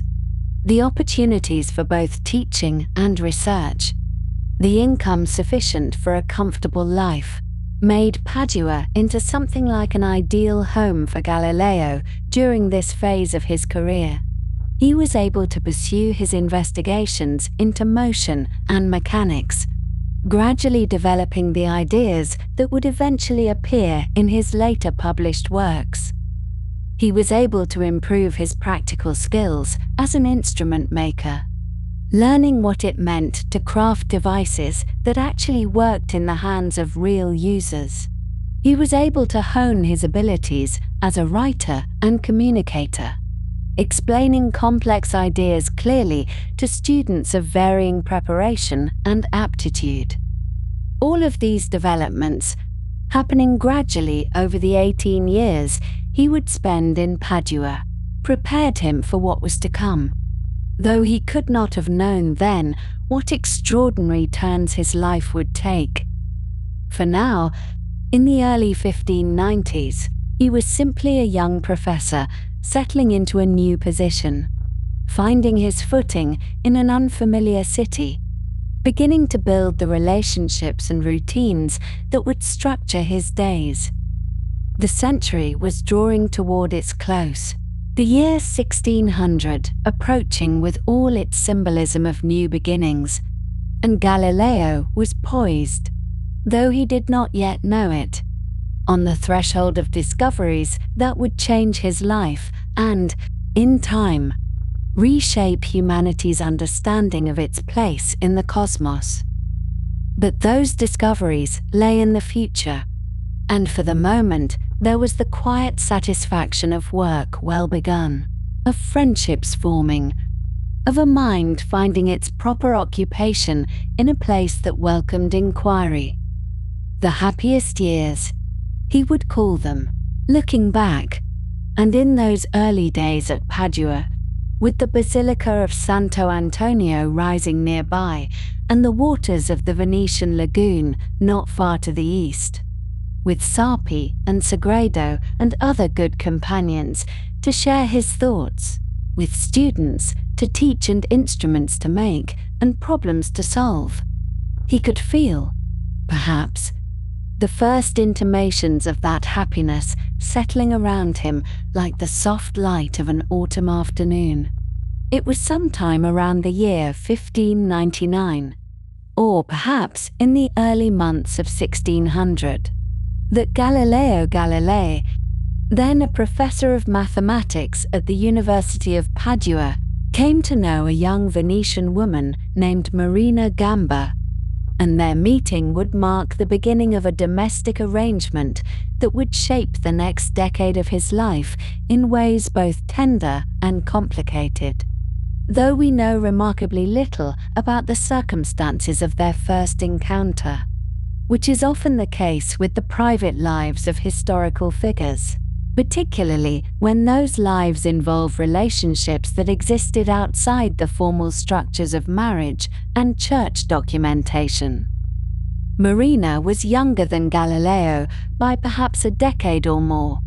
and she came from what historians describe as the lower classes of Venetian society, which in that time and place meant something quite specific about one's prospects and one's position in the intricate social hierarchies of the Italian city-states, where guild memberships and family names and occupational standing all wove together to create a fabric of expectation that was difficult to move through in unconventional ways. She lived near the university, in the neighborhood where Galileo had taken his lodgings, and it is reasonable to imagine, though we cannot know for certain, that their paths crossed in the ordinary course of daily life in that district of Padua, where scholars and tradespeople and the families of both went about their business in close proximity to one another. What developed between Galileo and Marina was not a marriage, and it would never become one, but it was nonetheless a partnership of sorts, lasting approximately 10 years and producing 3 children whose lives would remain intertwined with their father's until the end of his days. The reasons why Galileo did not marry Marina have been the subject of much speculation among those who study his life, and while we cannot peer into the mind of a man who lived 4 centuries ago to know his precise motivations, we can consider the circumstances that surrounded him and make some reasonable suppositions about the pressures and calculations that might have influenced such a decision. The difference in social class between them was substantial, and in the Italian society of the late 16th and early 17th centuries, such differences carried considerable weight, particularly for a man who harbored ambitions of rising to positions of greater prestige and security than a university professorship could provide. A marriage to a woman of Marina's standing might have closed certain doors that Galileo wished to keep open, might have made more difficult his aspirations to secure patronage from noble families, or to move in the circles where such patronage was cultivated and maintained. There was also the matter of his financial situation, which during the Paduan years was often precarious, with Galileo supplementing his university salary by taking in boarding students, by giving private lessons, and by other means that required constant effort and attention. Marriage brought with it certain obligations and expectations regarding the establishment of a household and the provision for a wife's dowry and the proper maintenance of a family according to one's station. And it may be that Galileo calculated, consciously or otherwise, that he was not yet in a position to take on these responsibilities in the formal manner that marriage would require. His own family circumstances added to this burden, for his father Vincenzo had died some years earlier, leaving Galileo as the eldest son with obligations to his mother and to his sisters, including the matter of providing dowries for his sisters' marriages, which was a serious financial undertaking that weighed heavily upon him for many years. All of these considerations may have combined to make an informal arrangement with Marina seem more practical, more flexible, more suited to the realities of his situation than a formal marriage would have been. And so Marina Gamba became the mother of Galileo's children while maintaining what appears to have been a separate residence from his own, at least for much of their time together. An arrangement that was not unheard of in that era, but was certainly unconventional and carried with it a degree of social irregularity that would affect the children born of this union in various ways throughout their lives. The first of these children was a daughter, born on the 13th of August in the year 1600. And she was given the name Virginia, which was the name of Galileo's own sister, suggesting perhaps a desire on his part to weave this new family into the fabric of his existing one, to create connections and continuities across the generations, despite the informal nature of the relationship that had produced them. Virginia would later become known to history by another name entirely, Sister Maria Celeste, the name she took when she entered religious life. And she would prove to be one of the most important relationships of Galileo's later years, a source of comfort and correspondence and emotional sustenance during times of both triumph and trial. But all of that lay far in the future. And in August of 1600, she was simply a newborn infant, the first child of an unmarried professor and his Venetian companion. A little more than a year later, on the 18th of August in 1601, a second daughter was born, and she was named Livia, after Galileo's other sister, continuing the pattern of naming that linked this new family to the one into which Galileo himself had been born. Livia would also eventually enter religious life, taking the name Sister Arcangela, though her experience of the convent would prove to be quite different from her sister Virginia's, marked by what seems to have been a more difficult temperament and a less accepting attitude toward the circumstances that had led her there. But again, all of this lay many years ahead,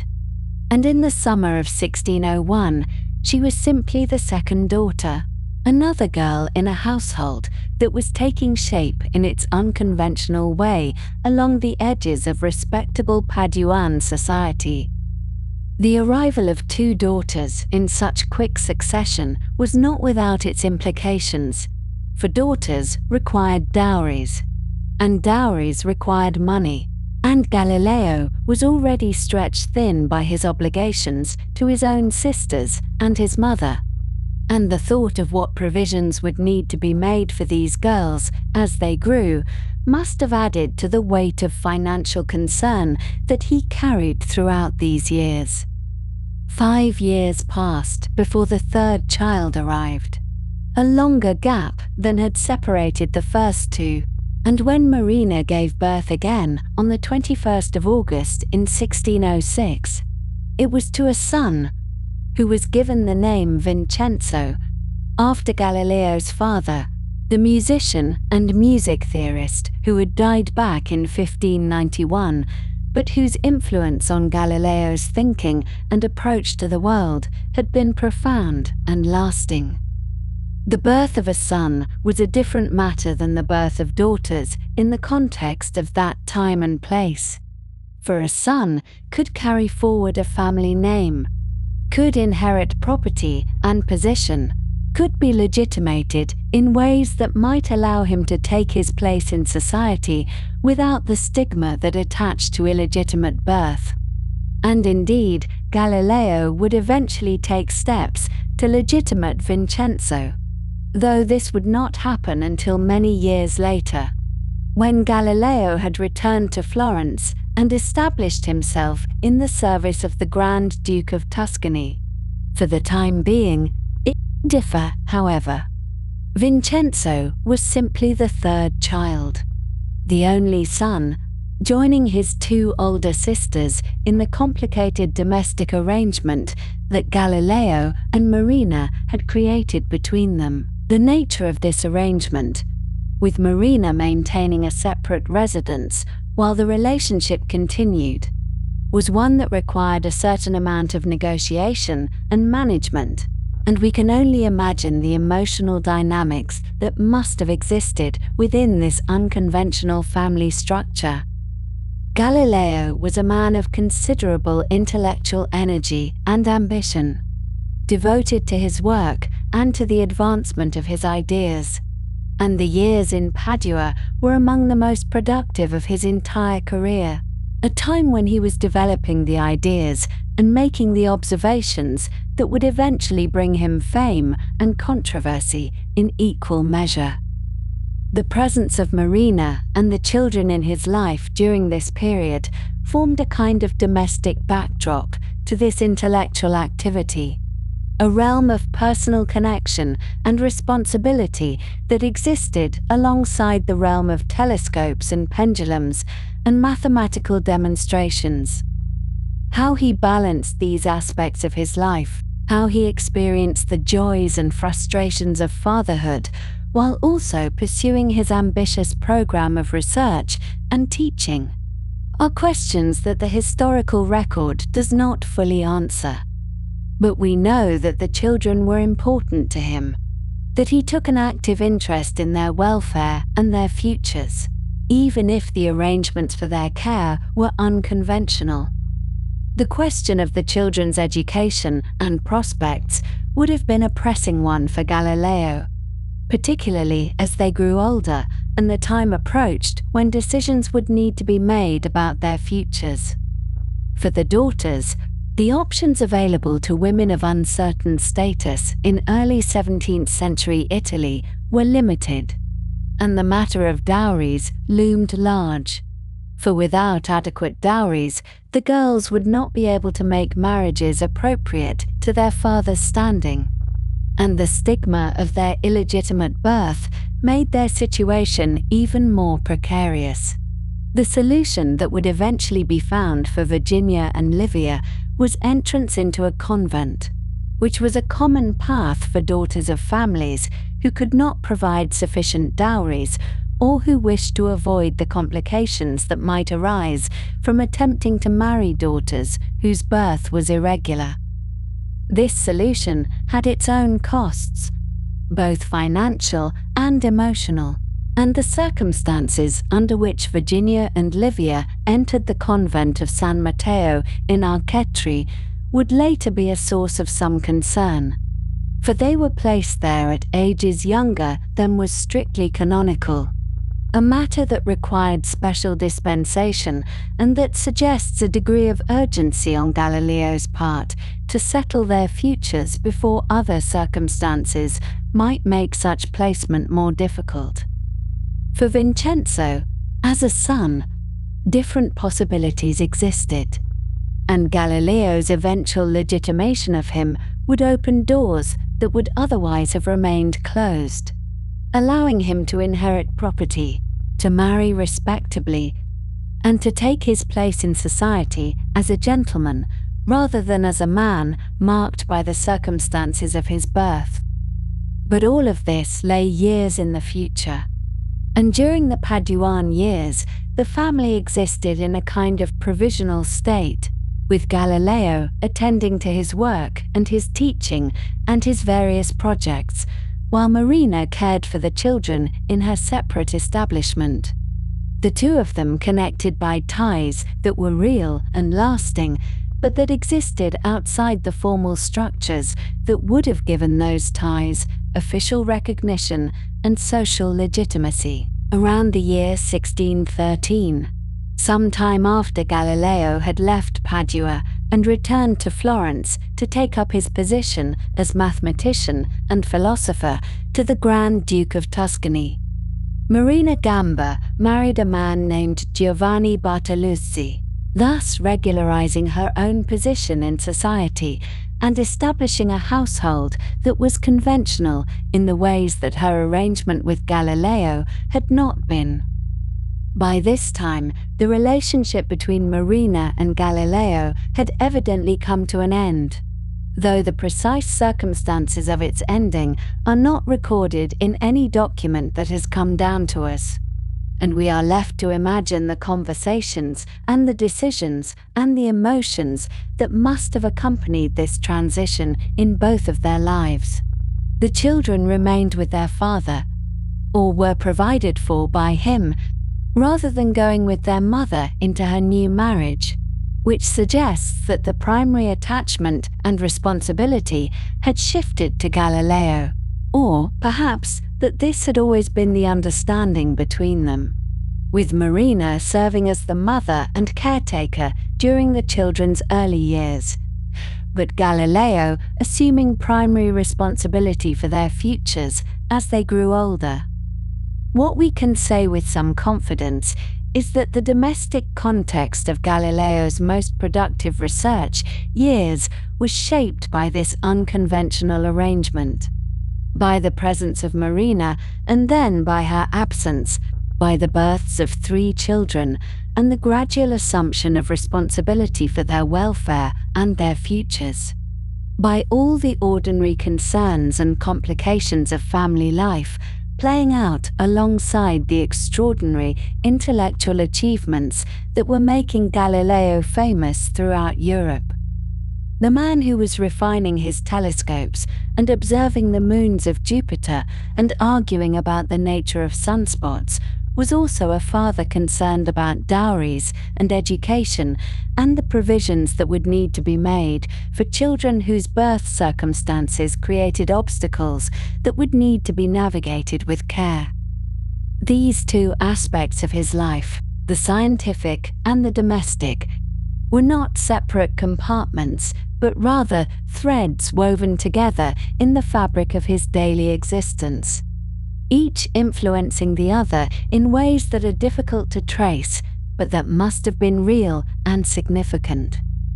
The relationship with Marina Gamba thus represents a chapter in Galileo's life that is often overlooked in accounts that focus primarily on his scientific achievements and his later conflicts with the Church. But it was a chapter that shaped him in important ways, and that produced 3 children whose lives remained connected to his until the very end. Virginia, who became Sister Maria Celeste,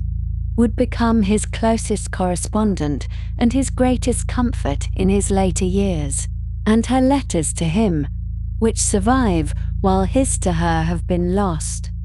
reveal a relationship of remarkable depth and tenderness between a daughter and a father who had brought her into the world under circumstances that required her to spend her life behind convent walls. Livia, who became Sister Arcangela, had a more troubled relationship with her fate, and her life in the convent seems to have been marked by unhappiness and perhaps resentment, though she too remained connected to her father throughout his life. Vincenzo, once legitimated, made a respectable marriage and provided Galileo with grandchildren, carrying forward the family line that Galileo's own irregular domestic arrangements might have seemed to threaten. All of this emerged from that meeting sometime around 1599 or 1600. When a professor of mathematics and a young Venetian woman began a relationship that would last about 10 years and would bring 3 children into the world. The domestic arrangements they created were unconventional, shaped by considerations of class and money and ambition, and they carried costs that would be borne particularly by the children, especially the daughters, whose futures were constrained by circumstances over which they had no control. But there was also, one must suppose,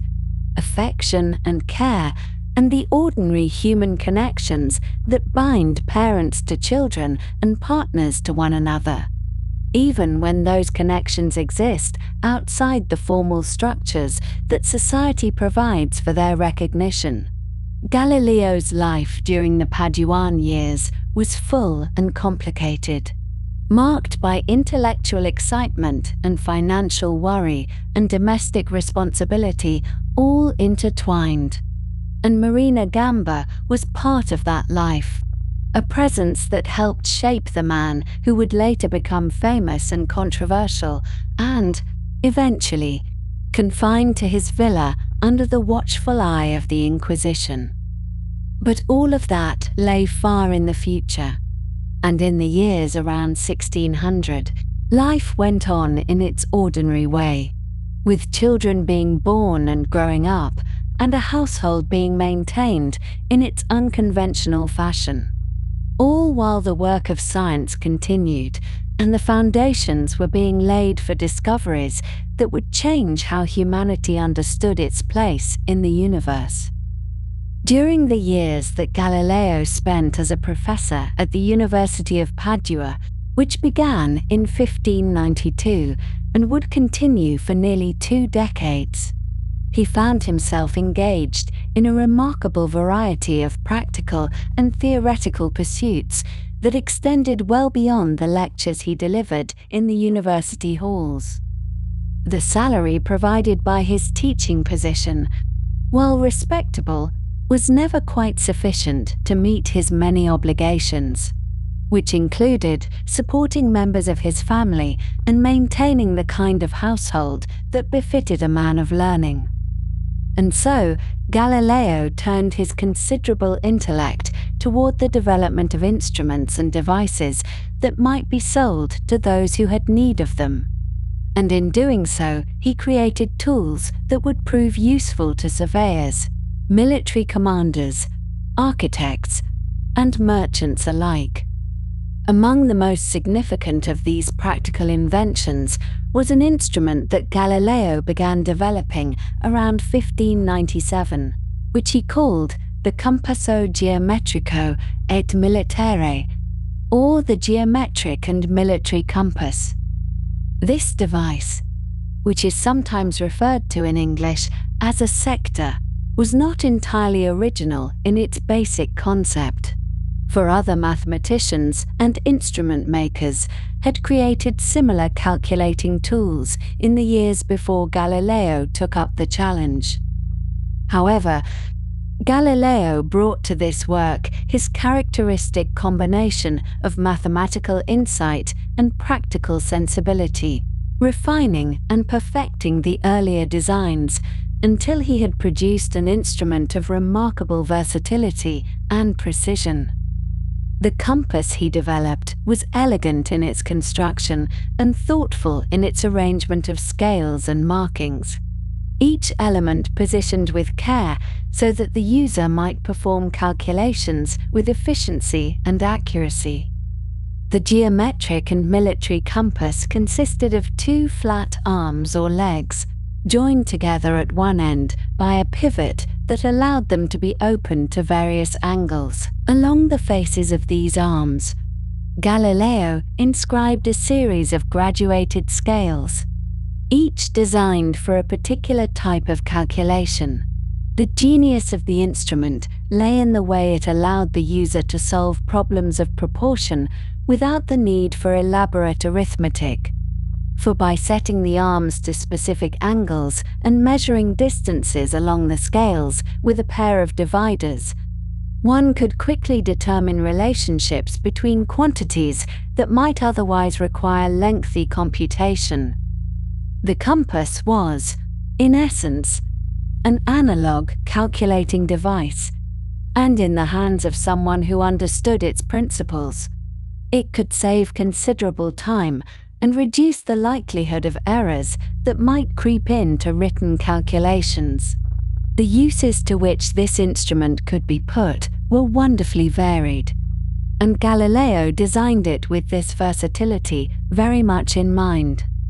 For merchants and bankers, the compass could be employed in calculating interest on loans and investments, a matter of no small importance in the commercial centres of northern Italy, where money lending and trade formed the foundation of economic life. The scales allowed one to determine compound interest over various periods, converting what might otherwise be a tedious series of multiplications into a relatively simple matter of setting angles and reading values. For surveyors working in the field, the compass provided a means of determining distances and areas, of calculating the heights of towers and the depths of valleys, tasks that required an understanding of geometric relationships and the ability to work with similar triangles. Military engineers, who were called upon to design fortifications and position artillery pieces, found the compass particularly valuable. for it allowed them to calculate trajectories, determine the proper angles for defensive walls, and work out the scaling of maps and plans. The military applications of the compass were extensive enough that Galileo gave them considerable attention in his design and in the instructions he provided to those who purchased the instrument. Commanders needed to calculate the proper arrangement of troops in various formations, determining how many soldiers could be positioned in a given space, or how to transform a column of marching men into a fighting square. These calculations involved relationships of proportion that the compass could solve with ease, sparing the commander the need to perform arithmetic under the pressures of campaign. The positioning of artillery was another matter of great importance, for the effectiveness of cannon fire depended upon the proper elevation of the barrel and an understanding of how distance, powder charge, and angle combined to determine where a shot would fall. Galileo's compass included scales that addressed these concerns, making it a valuable tool for those whose profession involved the deployment of force. To meet the demand for these instruments, Galileo made an arrangement with a skilled craftsman named Marcantonio Mazzoleni, who came to live and work in Galileo's own house beginning in 1599. This arrangement was practical and economical, for it allowed Galileo to supervise the production of the compasses closely, ensuring that each instrument met his standards of quality. Mazzoleni worked in a small workshop within the household, crafting the brass arms and engraving the scales according to Galileo's specifications. The presence of an instrument maker under his own roof meant that Galileo could make adjustments and refinements as he saw fit, and it allowed him to control the entire process from design through production to sale. Mazzoleni continued in this capacity for many years, and the workshop became a steady source of income for the household. Galileo sold the compasses to those who came seeking them, often military officers, noblemen, and others who had practical need of such a calculating tool, or who simply wished to possess an ingenious device created by a renowned professor of mathematics. But the compass was not so simple that its use could be intuited merely by examining it, and so Galileo found it necessary to provide instruction along with the instrument itself.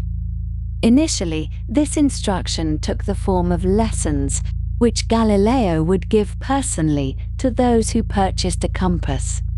teaching them how to employ each of the scales and guiding them through the various calculations the device could perform. These lessons represented an additional source of income, for Galileo charged separately for the instruction, and buyers understood that without proper training the compass would be of limited value. In time, this arrangement proved somewhat burdensome, for Galileo had many demands upon his hours and could not always spare the time required to instruct each purchaser individually. And so, in 1606, Galileo prepared a printed manual that explained the operations of the compass in detail, setting down in clear and methodical prose the uses to which the instrument could be put and the procedures by which each type of calculation might be performed. This manual bore the title Le operazioni del compasso geometrico et militare, which is to say, the operations of the geometric and military compass. The book was printed in a limited number of copies,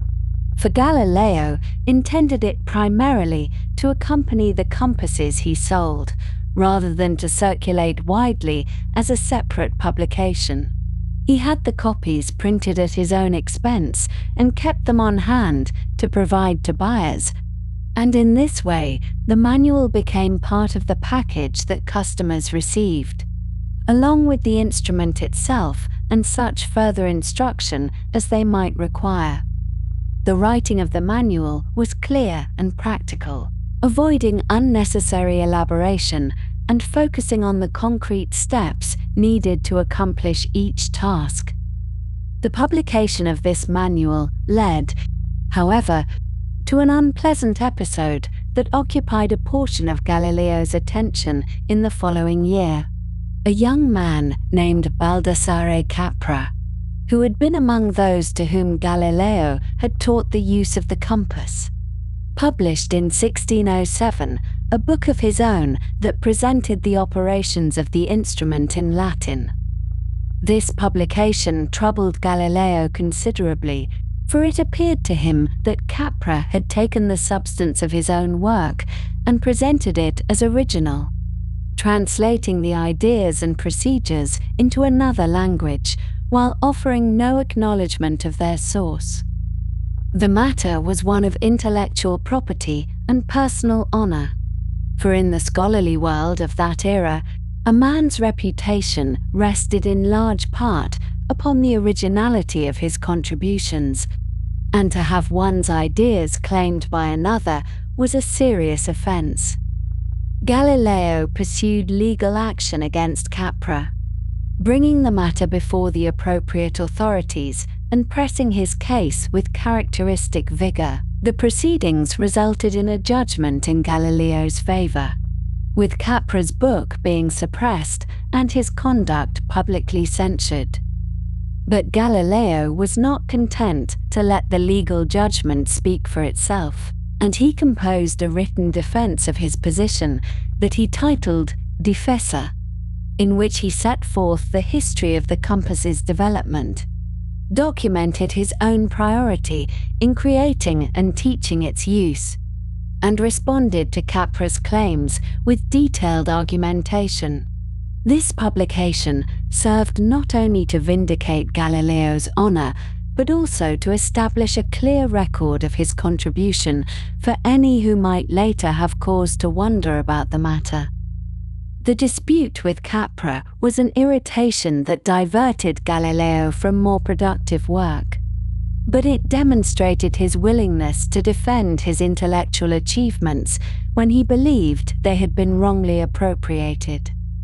The geometric and military compass was not the only instrument or device that occupied Galileo's attention during these years in Padua, for his mind was restless and his interests wide-ranging. Among his other creations was an instrument that has come to be known as the thermoscope, which represented an early attempt to measure changes in temperature. The thermoscope that Galileo developed consisted of a glass bulb attached to a narrow tube that was placed with its open end submerged in a vessel of water. When the air within the bulb was heated, it expanded and pushed the water down in the tube, and when the air cooled, it contracted and allowed the water to rise. By observing the level of the water in the tube, one could gain some indication of whether the air had grown warmer or cooler. This was a clever arrangement, though it had significant limitations that Galileo would have recognized. The thermoscope lacked any fixed scale of measurement, and so, while it could show that a change had occurred, it could not quantify that change in a way that would allow comparisons across time or between different instruments. Moreover, the device was sensitive not only to temperature, but also to changes in atmospheric pressure, which would cause the water level to rise or fall independently of any warming or cooling. Nevertheless, the thermoscope represented an important step in the long development of instruments for measuring temperature, and Galileo's work on it reflected his broader interest in finding ways to quantify the phenomena of the natural world. Galileo also devoted attention during this period to the study of magnetism, a subject that had fascinated natural philosophers for centuries and that received fresh impetus from the publication in 1600 of a book titled De Magnete by the English physician William Gilbert. Gilbert's work was a comprehensive treatment of magnetic phenomena, based upon careful experimentation and observation, and it proposed the remarkable idea that the Earth itself was a great magnet, which accounted for the behavior of compass needles and other magnetic effects. Galileo obtained a copy of Gilbert's book and studied it with interest, for the subject touched upon questions of natural philosophy that were of concern to him. The nature of magnetic attraction, which seemed to operate across empty space without any visible contact between bodies, posed intriguing puzzles for anyone attempting to understand the mechanisms by which objects in the world influenced one another. Galileo incorporated some of Gilbert's ideas into his own thinking and would later draw upon this work in various ways, though he also maintained a cautious attitude toward some of Gilbert's more speculative claims. Another small device that Galileo developed during his time in Padua was an instrument for measuring the rate of a patient's pulse, which he called a pulsilogium. The device consisted of a small pendulum whose length could be adjusted by the user. A physician or other person wishing to measure a pulse would set the pendulum swinging and then adjust its length until the swings matched the rhythm of the patient's heartbeat.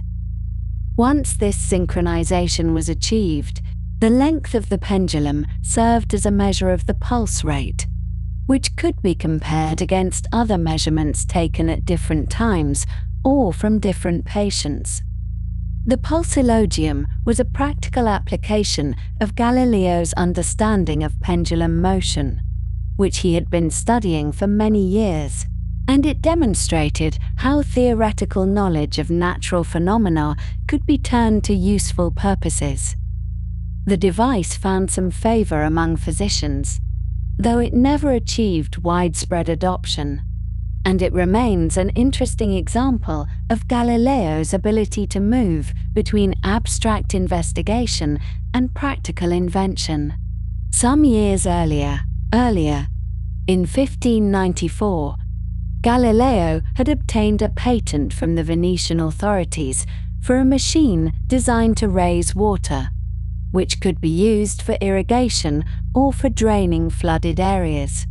The patent granted Galileo exclusive rights to produce and sell this device within Venetian territory for a period of years, and it reflected the interest of the Venetian state in encouraging practical innovations that might benefit agriculture and commerce. The machine employed horses as its source of power, their movement driving a mechanism that lifted water from a lower level to a higher one. While the details of the device are not fully preserved in the historical record, it is clear that Galileo saw practical invention as a legitimate and potentially profitable application of his knowledge of mechanics. The patent also demonstrates the close relationship between natural philosophy and practical technology that characterized much of the work done by mathematicians and engineers of this period. When the boundaries between what we might now call pure science and applied engineering were far less distinct than they would later become. Throughout these years of practical invention and instrument making, Galileo continued his theoretical work on questions of mechanics and motion that had occupied him since his earliest days as a scholar. He investigated the behavior of objects moving on inclined planes, seeking to understand the relationships between the angle of the plane, the distance traveled, and the time required for descent. He studied the motion of projectiles, attempting to determine the paths they followed through the air and the factors that influenced how far they would travel. He considered the strength of materials, exploring why beams and columns could support certain loads but would break under greater ones, and how the dimensions of a structure affected its ability to bear weight. These investigations were conducted partly through experiment and partly through mathematical reasoning. And though Galileo did not publish his findings on these topics until much later in his life, the work he did during his Paduan years laid the groundwork for the treatises he would eventually produce. In addition to his university lectures on mathematics and astronomy, Galileo also gave private lessons on subjects of practical importance, particularly the science of fortification. Military architecture was a matter of considerable concern in an age when Italian states faced threats both from one another and from larger powers beyond the Alps, and the design of defensive works required knowledge of geometry, an understanding of how artillery functioned, and practical judgment about terrain and materials. Officers and gentlemen who expected to play roles in military affairs sought instruction in these matters, and Galileo was qualified to provide it. The private lessons he offered on fortification brought additional income and allowed him to share knowledge that combined theoretical principles with practical applications. These lectures covered topics such as the geometry of bastions and curtain walls, the proper arrangement of defenses to resist attack, and the considerations that should guide a commander in choosing where and how to construct fortifications. The combination of activities that filled Galileo's days during his years at Padua, from the production of compasses in Mazzolini's workshop, to private lessons on fortification, to ongoing theoretical investigations into the nature of motion, reveals a man whose interests and abilities ranged across a broad territory. He was at once a scholar concerned with understanding the fundamental principles that govern the physical world, and a practical inventor who saw no contradiction in putting his knowledge to commercial use. The income from instruments and lessons supplemented his university salary and allowed him to maintain his household and meet his obligations, while the theoretical work he pursued in his study and through his experiments with inclined planes and pendulums advanced his understanding of nature and prepared him for the contributions he would make in the years ahead. These Paduan years were busy and productive, filled with the daily tasks of teaching, making, selling, and investigating that together constituted the life of a working natural philosopher in the early 17th century. In the quiet of his study, and later in the workshops and lecture halls of Padua, Galileo Galilei turned his attention to one of the most ancient and fundamental questions in natural philosophy, which is to say, the question of how objects move, and why they move in the ways that they do, and whether the motion of falling bodies might follow some orderly mathematical law that could be discovered through patient observation and careful reasoning. This was not a new question, of course, for Aristotle had written extensively about motion nearly 2,000 years earlier, and his explanations had become so thoroughly woven into the fabric of university teaching that they seemed almost beyond dispute. And yet, Galileo, in his methodical and unhurried way, began to wonder whether the great philosopher might have been mistaken on certain points, and whether a fresh approach, one grounded in actual experiment rather than logical deduction from first principles, might reveal something that had been overlooked for all those many centuries. The challenge that Galileo faced was a practical one, for objects fall very quickly indeed, and the human senses are simply not fast enough to observe the details of a falling body with any precision. And even if one could somehow watch a stone drop from a tower and note its position at each moment, there were no clocks in those days that could measure such brief intervals of time with the accuracy that would be needed for serious mathematical analysis. And so, Galileo, in a stroke of quiet ingenuity that would prove to be one of his most important contributions to the study of nature, decided to slow things down, to dilute gravity, as it were, by studying balls rolling down inclined planes rather than falling straight down through the air. And in this way he could observe the same kind of accelerated motion, but stretched out over longer periods of time that could be measured with the instruments available to him. The apparatus he constructed was simple but carefully made, consisting of a wooden channel or groove, quite long and very straight, which he lined with smooth parchment to reduce the effects of friction as much as possible. And down this channel he would roll small bronze balls, noting where they were at various moments during their descent.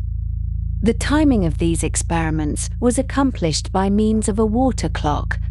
which is a vessel with a small opening at the bottom through which water flows at a steady rate, and by weighing the water that had collected during each interval of the ball's journey, Galileo could obtain a measure of the elapsed time that was surprisingly precise for such a simple device. He repeated these experiments over and over again, varying the angle of inclination, using balls of different sizes and weights, and each time carefully recording the distances traveled in successive equal intervals of time, until he had accumulated enough observations to begin discerning the underlying pattern. What he found was something rather beautiful in its simplicity, though it required considerable persistence to uncover, for he discovered that if he divided the ball's journey into equal intervals of time, the distances covered in each successive interval were not equal, as one might naively expect, but instead followed a very particular numerical sequence, namely the sequence of odd numbers, so that if the ball travelled 1 unit of distance in the first interval, it would travel 3 units in the second interval, 5 units in the third, 7 units in the fourth, and so on. This pattern, which we might write as 1, 3, 5, 7, and continuing onward,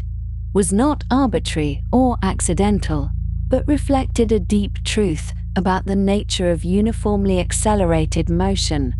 and Galileo recognized that it was connected to something called the mean speed theorem, which had been developed by medieval scholars at Merton College in Oxford and later elaborated by French mathematicians such as Nicole or Esme, though Galileo arrived at his understanding through his own experimental investigations and geometric reasoning. The mean speed theorem, put simply, states that a body undergoing uniform acceleration from rest will travel the same total distance as a body moving uniformly at the average of its initial and final speeds. And from this principle, combined with the definition of uniform acceleration as a constant rate of change of speed, one can derive what is now known as the time-squared law, which tells us that the total distance fallen by a body starting from rest is proportional to the square of the elapsed time. This is a wonderfully economical description of falling motion, and it means that if a ball falls a certain distance in 1 second, it will fall 4 times as far in 2 seconds, 9 times as far in 3 seconds, 16 times as far in 4 seconds, and so on, with the distances always increasing as the square of the time, and the odd number sequence that Galileo had observed in his inclined plane experiments was simply another way of expressing this same relationship. For 1 plus 3 is 4. 1 plus 3 plus 5 is 9. 1 plus 3 plus 5 plus 7 is 16. And the pattern continues indefinitely. Now it must be said that Galileo's path to these discoveries was not entirely straightforward, and there is evidence in his notebooks and correspondence that he sometimes entertained incorrect hypotheses before arriving at the correct formulation, including an early belief that the speed of a falling body might be proportional to the distance fallen rather than to the time elapsed, which would lead to a very different and mathematically problematic description of motion. But through continued experimentation and reflection, he came to see that the time-based formulation was the correct one, and he developed geometric proofs to demonstrate the relationships between distance, time, and speed in uniformly accelerated motion, proofs that would later be collected and published in his final great work on mechanics, though that publication lay many years in the future. During this period of intense investigation into the nature of motion, Galileo also composed a treatise that he called Le Mécanique, which we might translate as On Mechanics, and which he circulated among friends and correspondents around the year 1600, though it was not formally published at that time. In this manuscript, he discussed the 5 simple machines that had been known since antiquity, namely the lever, the pulley, the screw, the wedge, and the windlass or wheel and axle,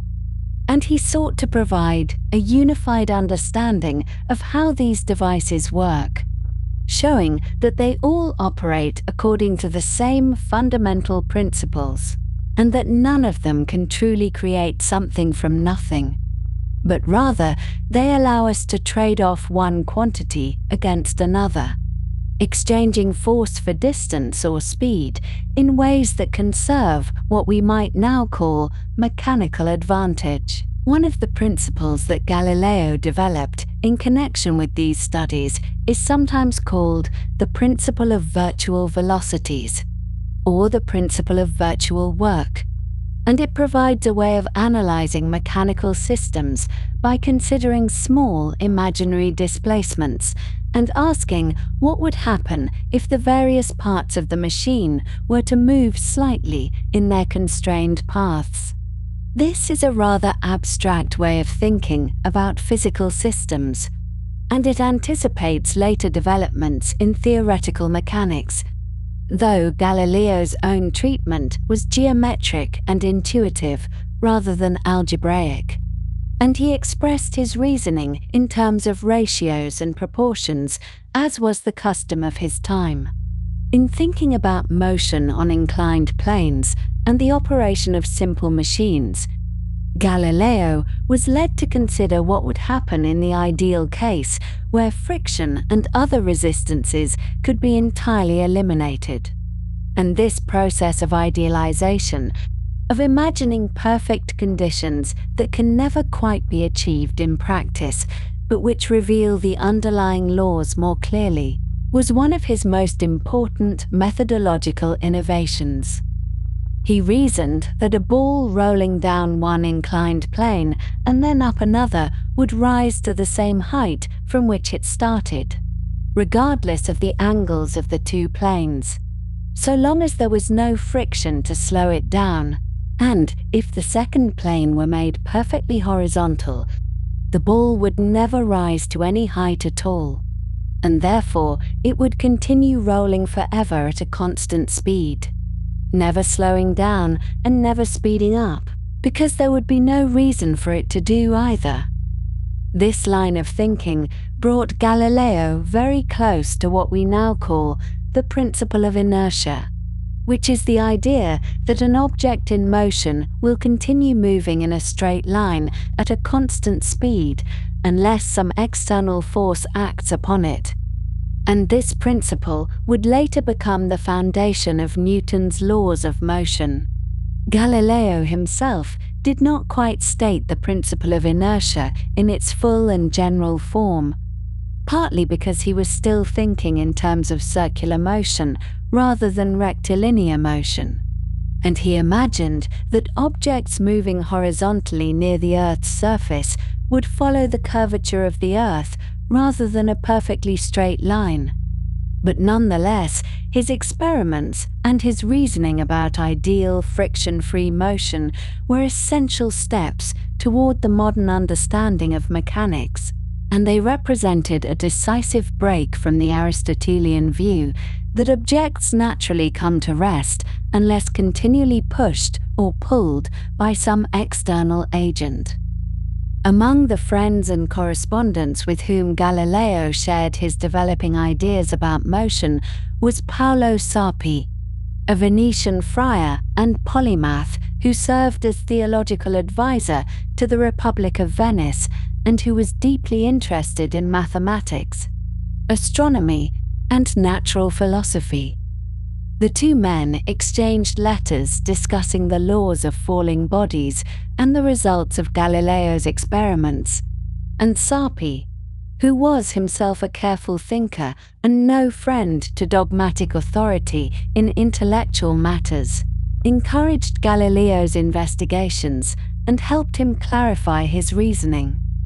Their correspondence provides valuable evidence of how Galileo's ideas evolved during this period, and it shows that he was working out his theories in dialogue with other sharp minds, testing his arguments and refining his formulations in response to questions and objections. And then, in the autumn of the year 1604, something appeared in the night sky that would draw Galileo's attention away from his experiments on motion and toward the heavens themselves. For in the constellation Ophiuchus there suddenly appeared a new star, a point of light where no star had been visible before, and it was bright enough to be seen with the naked eye and grew brighter still over the following weeks, rivaling the brilliance of Jupiter and Venus. We now know that this was not a truly new star in the sense of something being created from nothing, but rather what astronomers call a supernova, which is the catastrophic explosion of a massive star at the end of its life, an event so violent and so luminous that it can be seen across the vast distances of interstellar space. But in Galileo's time, there was no understanding of such phenomena, and the appearance of a new point of light in the supposedly unchanging heavens was a profound mystery that demanded explanation. This was not the first time such a thing had happened within living memory, for in 1572 another brilliant new star had appeared in the constellation Cassiopeia, and the Danish astronomer Tycho Brahe had carefully observed it and demonstrated through precise measurements that it showed no parallax, which is to say that its apparent position did not shift against the background of the fixed stars as the Earth moved in its orbit. And this meant that it must be located far beyond the Moon, in the region of the heavens that Aristotelian philosophy held to be perfect, eternal, and immune to change. Tycho's observations had troubled many philosophers and theologians, for if new stars could appear in the celestial realm, then perhaps the heavens were not so perfect and unchanging after all. And now, with the appearance of another such object,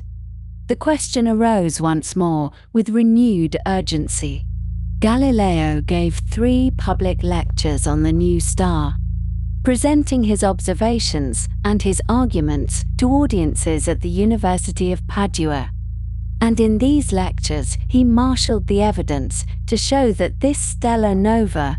as it was called, was genuinely located among the fixed stars and not merely an atmospheric phenomenon occurring in the upper reaches of the Earth's atmosphere, as some Aristotelian philosophers preferred to believe. His reasoning was based on careful measurements of the object's position relative to nearby stars, measurements that showed no detectable parallax, and he argued that if the new star were close enough to be affected by atmospheric disturbances,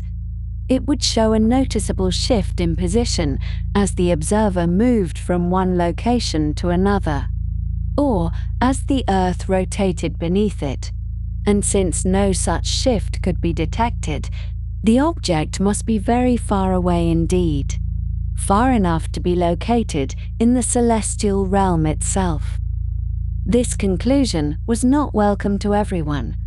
and one of the most prominent opponents of Galileo's interpretation was his colleague at Padua, a philosopher named Cesare Cremonini, who was a staunch defender of Aristotelian natural philosophy and who refused to accept that the heavens could be subject to generation and corruption in the manner of earthly things. Cremonini was by all accounts a formidable intellect and a skilled debater, and he had many adherents among those who believed that the ancient authorities had already discovered all the essential truths about nature, and that the task of modern scholars was simply to interpret and elaborate upon that inherited wisdom rather than to challenge it with new observations. But Cremonini's approach, however learnt it might be, was fundamentally at odds with Galileo's emerging conviction that nature must be studied directly, through careful observation and experiment, and that no philosophical authority, however venerable, could override the clear testimony of the senses when properly employed. The disagreement between Galileo and Cremonini was not merely a personal quarrel, though there does seem to have been genuine animosity between them, but rather a manifestation of a deeper conflict between two ways of understanding the natural world, one grounded in the systematic interpretation of ancient texts, and the other grounded in the systematic observation of natural phenomena. And this conflict would play out in various forms throughout Galileo's career, and indeed throughout the scientific revolution more broadly. It is worth noting that Cremonini was not simply a foolish man clinging to outdated ideas, for he was genuinely concerned about the philosophical and theological implications of abandoning the Aristotelian framework, which had been so carefully integrated with Christian doctrine over the centuries, and he may well have suspected, correctly as it turned out,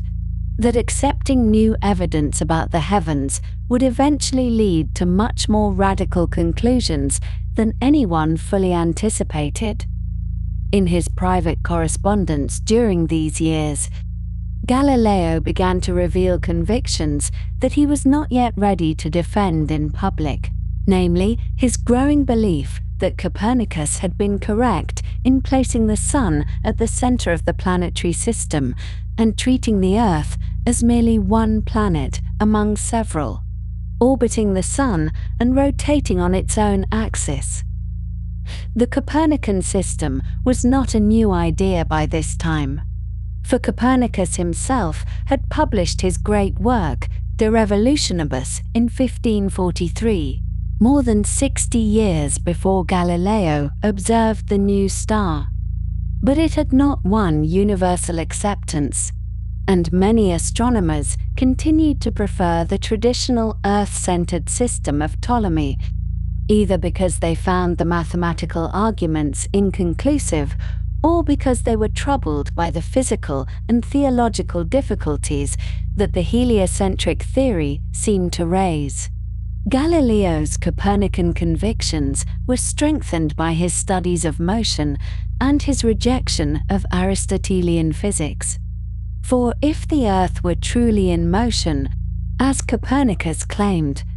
then the Aristotelian explanations of why objects fall toward the center of the universe would have to be replaced by something else, and Galileo's emerging understanding of inertia and the relativity of motion suggested that it might be possible for the Earth to move without our noticing it, just as passengers on a smoothly sailing ship do not feel the motion of the vessel. But he was cautious about expressing these views too openly, for the intellectual climate was uncertain, and the Church had not yet pronounced definitively on the status of Copernican astronomy, and Galileo perhaps sensed that premature advocacy might do more harm than good to the cause he privately supported. And so the years passed at Padua, with Galileo teaching his classes, conducting his experiments, corresponding with friends and colleagues,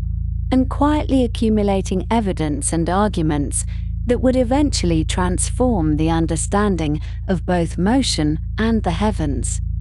Though the full flowering of his astronomical discoveries and the controversies they would bring still lay in the future, waiting for the construction of a certain instrument that would change everything. In the autumn of the year 1608, rumors began to drift southward from the Low Countries, carried by merchants and travelers and diplomats, speaking of a curious device that had appeared in the Dutch Republic, a tube fitted with lenses that possessed the peculiar property of making distant objects appear nearer to the eye. The invention was attributed to a spectacle maker named Hans Lippershey, who worked in the town of Middelburg in the province of Zeeland, though, as is often the case with useful inventions, others would later claim priority, and the true origins remained somewhat obscured by the mists of competing testimonies and imperfect records. Lippershey had applied to the States General of the Netherlands for a patent on his device in early October of that year, describing an instrument for seeing things far away as if they were nearby, and word of this application, and of demonstrations given to Dutch officials, spread with remarkable speed across the learned networks of Europe, reaching Italy within a matter of months. Galileo first heard tell of this Dutch spyglass in the early months of 1609, while he was still residing in Padua and continuing his duties as professor of mathematics at the university there. The accounts that reached him were vague in their specifics, describing only that the instrument employed two lenses mounted in a tube and produced a magnification of perhaps 3 or 4 times, allowing one to see distant ships or towers as though they stood much closer.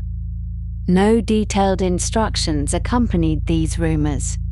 no diagrams or measurements, merely the general principle that such a thing had been constructed and that it worked. For a man of Galileo's practical abilities and his deep familiarity with optical principles, this was quite sufficient. He understood the basic properties of convex and concave lenses, having studied them in his work and having access to the writings of earlier optical theorists, and he set about reasoning his way toward a reconstruction of the device based solely on the descriptions he had received. Within a span of weeks, working through the summer months of 1609, Galileo had not merely reproduced the Dutch invention, but had substantially improved upon it. By August of that year, he had constructed a telescope, as we now call it, though the term itself would not be coined until somewhat later, achieving a magnification of approximately 8 times. This represented a considerable advancement over the 3 or 4 power instruments that had first emerged from the Netherlands, and it required careful attention to the quality of the lenses, to the precision of their grinding, and to their proper mounting and alignment within the tube. Galileo possessed the manual skill and the theoretical understanding to accomplish this work, and he did so with characteristic energy and focus, recognizing that he held in his hands something of considerable value, though perhaps not yet fully comprehending just how transformative it would prove to be. The city of Venice, that great maritime republic whose power rested upon its fleet and its mastery of Mediterranean commerce, lay not far from Padua, and Galileo understood immediately that an instrument capable of making distant objects appear near would hold obvious appeal for the naval authorities. If one could stand in a watchtower and observe approaching ships while they were still far out to sea, identifying their flags and their armaments long before they could discern anything of the shore, one would possess a substantial military advantage. If harbor masters could monitor the movements of vessels across the lagoon, if admirals could survey enemy positions from safe distances, if merchants could identify incoming cargo ships hours before their competitors, the strategic and commercial benefits would be quite apparent to the Venetian Senate. Galileo, ever attentive to matters of patronage and position, moved quickly to present his invention to the Venetian authorities. On the 25th day of August, in the year 1609, Galileo ascended the campanile of St. Mark's in Venice, that great bell tower that rises above the piazza and offers commanding views across the city, the lagoon, and the distant mainland. In the company of senators and officials, he demonstrated his 8-power telescope, allowing the assembled dignitaries to peer through the instrument and observe for themselves its remarkable capabilities. They could see, he showed them, the churches and houses on the distant shore at Marina, the island of the glassmakers, appearing as clearly as if they stood a fraction of the actual distance away. They could observe ships far out in the Adriatic, identifying their rigging and their flags, while those ships could see nothing of the watchers on the tower. The demonstration was persuasive, and the senators immediately grasped the practical applications for their navy and their merchant fleet. The Venetian Senate moved with unusual speed to reward Galileo for his gift to the Republic. They granted him a lifetime appointment to his professorship at the University of Padua, removing the uncertainty that had always attended such positions, which typically required periodic renewal and reappointment. More substantially still, they doubled his salary, raising it to 1,000 florins per year, a sum that represented genuine financial security and recognition of his value to the state. Galileo accepted these honors with appropriate expressions of gratitude, though privately he would later express some dissatisfaction with the arrangement, noting that the lifetime nature of the appointment meant his salary could not be increased further, regardless of whatever additional services he might render or discoveries he might make. But for the moment, in the late summer of 1609, the telescope had brought him recognition, income, and security, demonstrating its value as an instrument of practical utility. Yet, Galileo did not rest content with his 8-power telescope, nor did he consider the matter concluded with the Venetian presentation. Throughout the autumn of that year, he continued to refine and improve his instruments, experimenting with different lens configurations, with various lengths of tube, and with methods of grinding and polishing that might yield clearer and more powerful magnification. The process of lens grinding was laborious and demanded considerable skill. Galileo used glass from the famous manufactories of Murano, whose artisans had perfected their craft over centuries and produced material of relatively high quality and consistency. He ground his lenses by hand, shaping them against abrasive surfaces and polishing them to achieve the smooth curves necessary for proper refraction, checking his work continually against standards of optical performance. The design that Galileo employed, and which became associated with his name, consisted of two lenses of different types arranged at opposite ends of a tube. At the far end, the end pointed toward the object being observed. He placed a plano-convex lens, meaning a lens that was flat on one side and curved outward on the other, bulging slightly like a very shallow dome. This lens, which we call the objective, gathered light from the distant object and bent it inward, beginning the process of forming an image. At the near end, the end held to the observer's eye, he placed a plano-concave lens,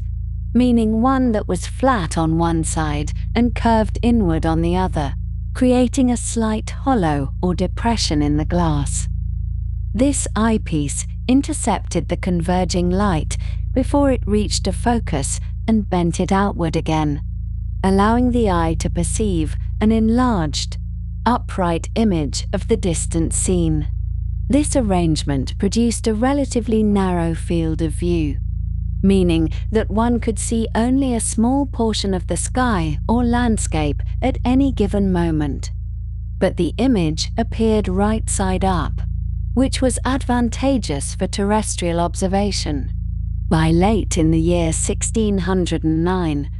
possibly by November or December, Galileo had achieved telescopes of 20-power magnification, which represented a truly remarkable improvement over the 3 or 4 power instruments that had originated in the Netherlands just a year before.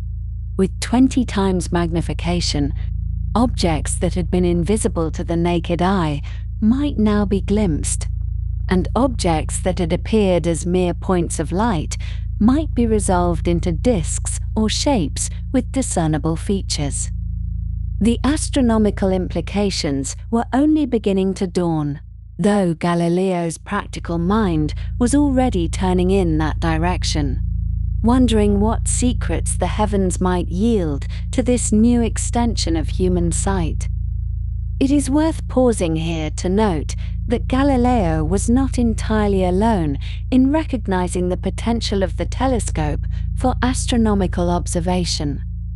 Across the narrow seas in England, a mathematician and natural philosopher named Thomas Harriot had also obtained or constructed a telescope in the summer of 1609, and he too had turned it toward the heavens. Harriot observed the moon through his instrument on the 1st or 2nd of August, 1609, actually predating Galileo's systematic lunar observations by several months. He made drawings of the lunar surface, showing the irregular boundary between light and shadow that we call the terminator, and he recorded craters and other features. Yet Harriot did not publish his observations, did not disseminate them through the learned networks of Europe, and did not draw from them the revolutionary conclusions that Galileo would soon articulate. History remembers Galileo as the pioneer of telescopic astronomy, not because he was the only one to look, but because he looked systematically, thought deeply about what he saw, and communicated his findings to the world. Galileo began his own sustained program of astronomical observation in November of 1609, training his improved instruments upon the night sky with the same methodical attention he had previously devoted to the motion of pendulums and the behavior of falling bodies. He started with the moon, our nearest celestial neighbor, whose face had been studied and speculated upon since ancient times. What he saw through the telescope challenged nearly everything that learned opinion had held about the nature of that luminous disk. The significance of what Galileo was doing extends beyond the specific discoveries he would make in the months that followed. He was pioneering a new method, a new relationship between human beings and the natural world, in which instruments could extend and enhance the limited faculties of the body. The unaided eye can see only so much. It cannot detect objects that are too small, cannot resolve details that are too fine, cannot perceive light that is too faint. For all of human history before this moment, natural philosophers had been constrained by these biological limitations, able to study only what their senses could directly apprehend. The telescope represented a fundamental breach of this boundary.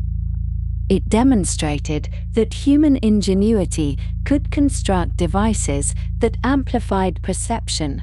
that extended the reach of the senses into realms previously inaccessible, and that revealed aspects of nature that had always existed but had remained hidden from view. Galileo understood, perhaps more clearly than many of his contemporaries, that the telescope was not merely a clever toy or a useful military tool, but an instrument of profound scientific potential. Others had seen the spyglass as a device for merchants and admirals, for watching ships and spying on enemies, and these practical applications were real and valuable. But Galileo perceived something deeper. He recognized that if one could bring distant things near through optical means, one could study the heavens with a precision and clarity that no previous astronomer had ever achieved. The stars and planets, which had been objects of speculation and mathematical modeling since the time of the ancient Greeks, could now be observed directly, their actual appearances compared against the theoretical predictions of astronomers. Philosophical questions that had been debated for centuries, questions about the nature of celestial bodies and their similarity or difference to earthly things, could now be subjected to empirical investigation. This was a subtle but revolutionary shift in the relationship between theory and observation. Before the telescope, astronomers had primarily measured positions and tracked motions, calculating where planets would appear in the sky and how they would move against the background of stars. The physical nature of these bodies, whether they were made of some ethereal substance different from earthly matter, whether they were perfectly smooth spheres, as Aristotelian philosophy maintained, whether they shone by their own light or reflected the light of the sun. These questions had been addressed largely through philosophical argument and mathematical reasoning. The telescope offered something new, something unprecedented. It offered the possibility of actually looking at these bodies, of examining their surfaces and structures,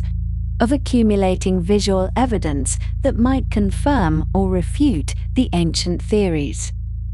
Galileo's telescope, sitting in his study in Padua during those autumn evenings of 1609, was a fairly simple device by later standards. A tube of wood or cardboard fitted with two lenses, not terribly different in basic construction from a child's toy. The lenses themselves, though ground with considerable care, suffered from various optical defects that would only be understood and corrected in later centuries. The images they produced were not perfectly sharp, and the narrow field of view made systematic surveying of the sky a tedious process. Yet this humble instrument, this collection of glass and paper and wood, was about to transform humanity's understanding of its place in the cosmos. The observations that Galileo would make over the following months, from November of 1609 through the spring of 1610, would provide evidence that challenged not only specific astronomical theories, but the entire framework within which those theories had been constructed. The Moon would prove to be rough and mountainous, not a perfect sphere. The Milky Way would resolve into countless individual stars, too faint for the naked eye. Jupiter would reveal 4 attendant bodies orbiting around it, demonstrating that Earth was not the unique center of all celestial motion. Venus would show phases like those of the Moon, consistent with an orbit around the Sun. Each of these discoveries would add weight to the case for heliocentrism, for the sun-centered cosmos that Copernicus had proposed, but that still remained controversial among learned opinion. But we must not rush ahead to these discoveries just yet. For now, in these quiet months of late 1609, Galileo was still in the early stages of his observational program, still refining his instruments, still developing the techniques that would allow him to record and interpret what he saw. He was learning how to use the telescope effectively, how to brace it steadily against vibration, how to adjust for the movement of the sky as the Earth rotated beneath it, how to make drawings that accurately represented the features he observed. He was developing a new kind of skill, a new form of expertise that had not existed before because the instrument itself had not existed before. The telescope demanded new protocols of observation, new standards of evidence, new methods of documentation. When Galileo looked at the Moon and saw shadows cast by mountains near the terminator, he had to develop ways of convincing others that these shadows were real, that they were not artifacts of the instrument or tricks of the light. He had to make careful drawings, dated and witnessed, showing how the pattern of light and shadow changed from night to night as the angle of illumination varied. He had to reason geometrically about the lengths of the shadows and what they implied about the heights of the mountains that cast them. He had to anticipate the objections of skeptics who would question whether the telescope showed things truly or whether it introduced distortions and illusions.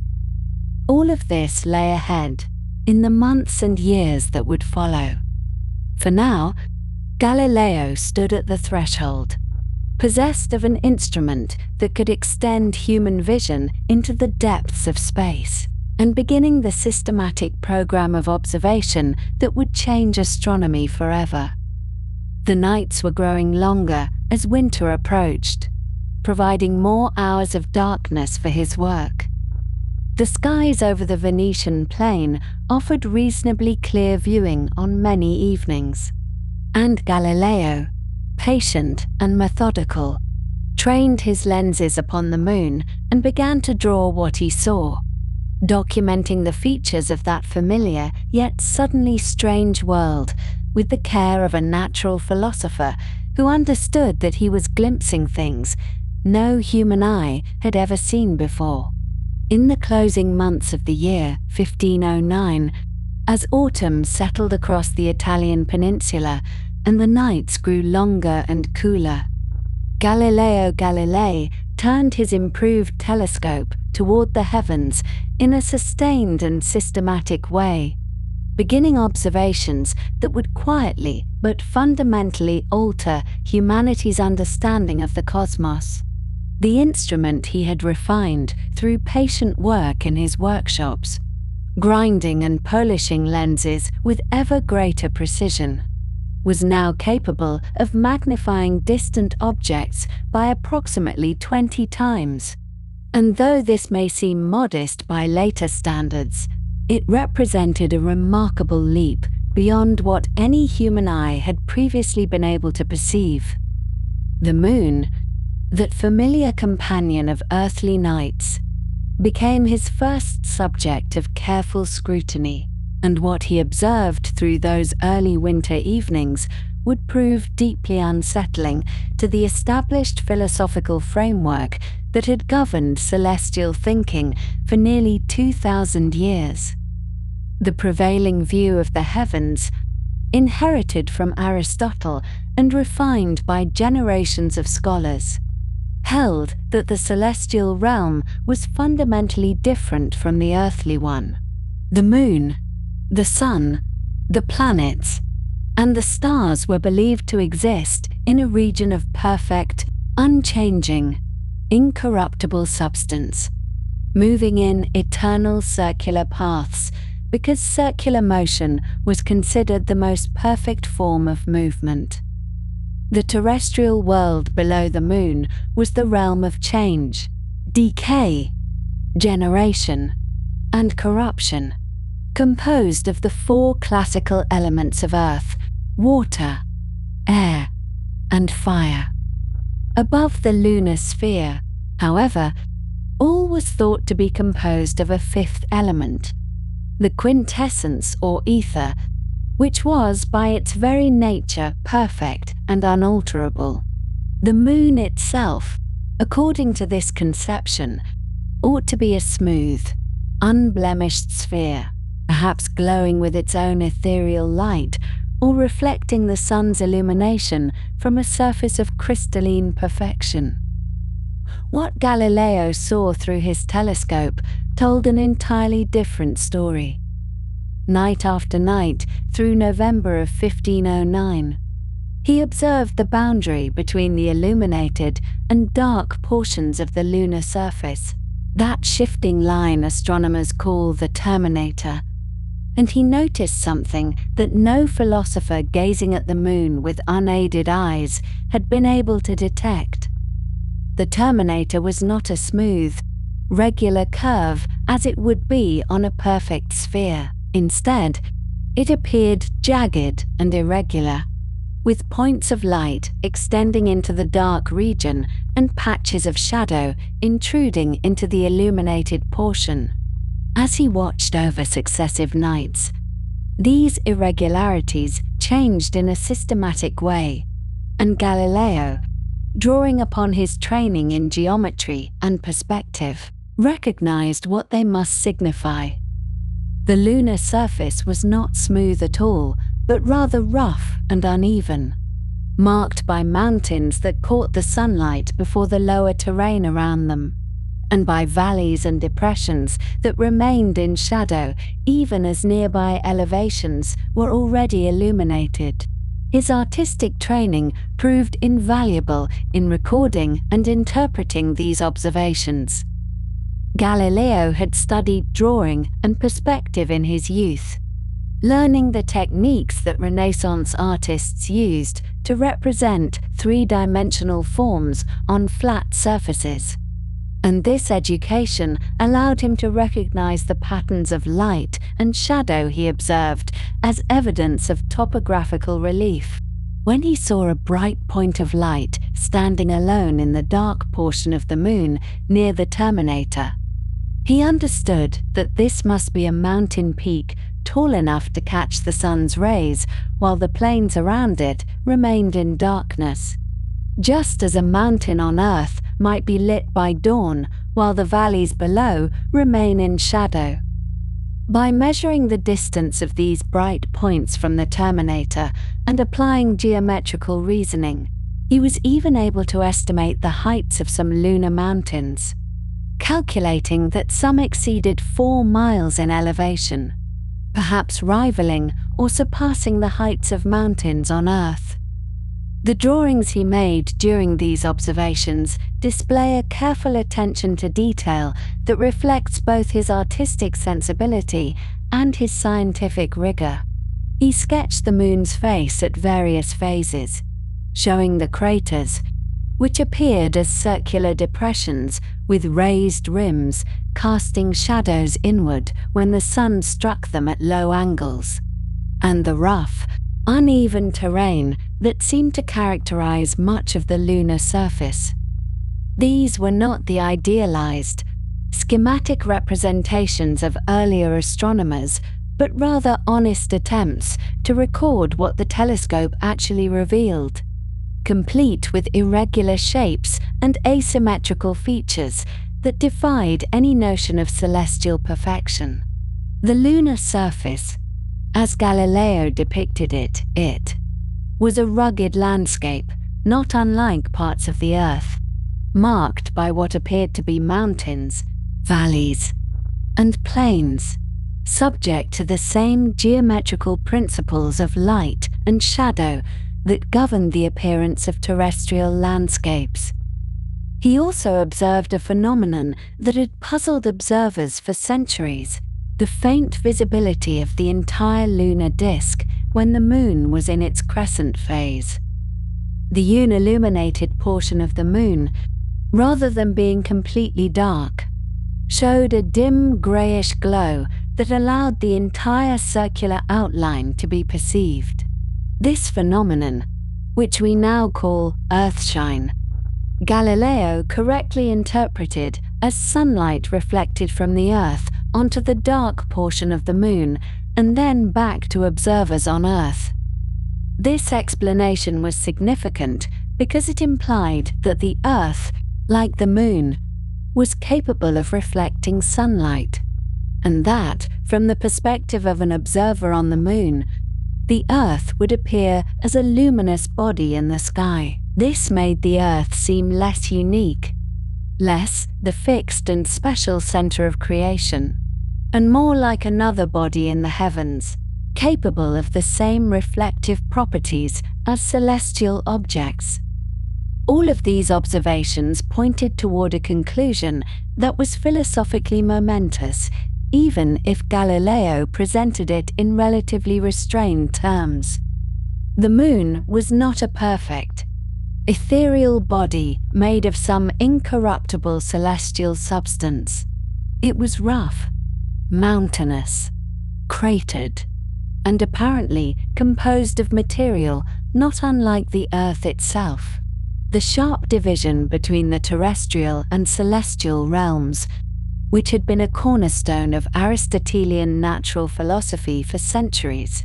was difficult to maintain in the face of this evidence.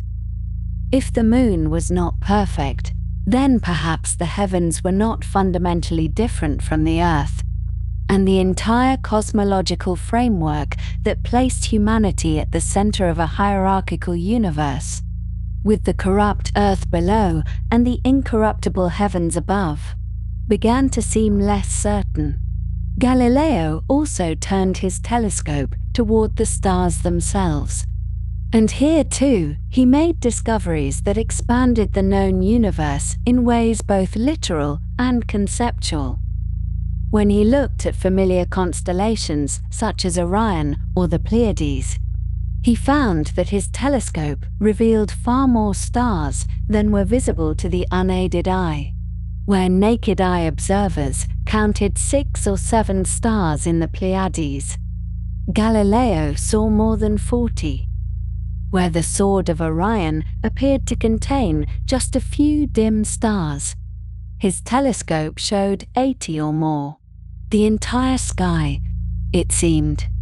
was populated with countless stars, too faint to be perceived without optical assistance, and the universe was consequently far richer and more populous than anyone had previously imagined. Most striking of all was his observation of the Milky Way, that pale band of light stretching across the night sky, which had inspired myths and speculation since ancient times. Various explanations had been proposed for this phenomenon over the centuries. Some had suggested it was an atmospheric effect, others that it was the junction between celestial hemispheres, and still others had speculated, with remarkable prescience, that it might consist of numerous distant stars. Galileo's telescope resolved the question definitively. When he turned his instrument toward the Milky Way, the pale glow dissolved into countless individual stars, so numerous and so close together that they blended into a continuous band of light when viewed without magnification. The Milky Way was not some ethereal phenomenon or celestial peculiarity, but rather the combined light of an immense number of stars, each presumably a distant sun, stretching across the heavens in numbers that staggered contemplation. These discoveries alone would have marked the autumn and winter of 1509 as a transformative period in the history of astronomy. But Galileo's most celebrated observations were yet to come.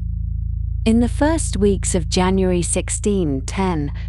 he turned his telescope toward Jupiter,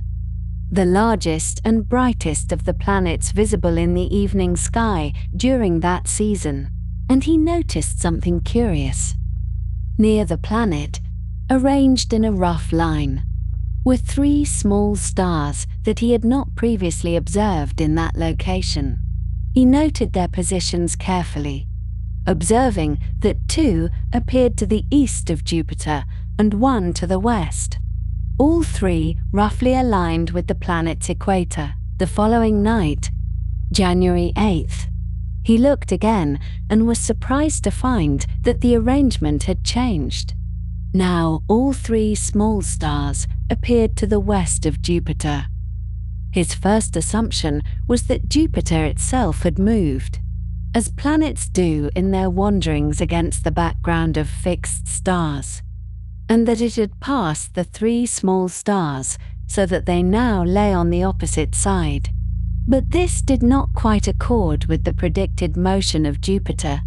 which should have been moving in the opposite direction according to astronomical tables of the time.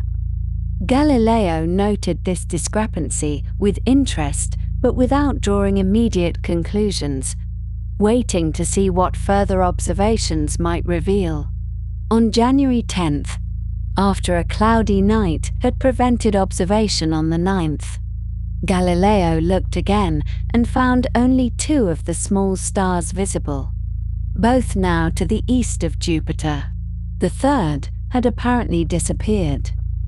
Then, on January 11th, the 2 visible stars had shifted position once more, still to the east, but with different spacings between them and the planet. On January 13th, he observed not 3, but 4 small stars near Jupiter, 2 to the east and 2 to the west. The situation was becoming clearer.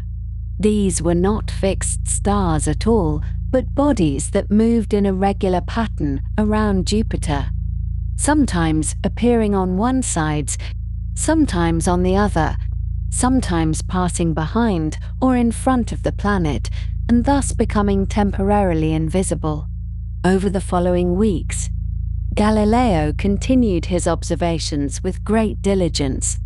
tracking the positions of these 4 small bodies night after night and recording their changing configurations.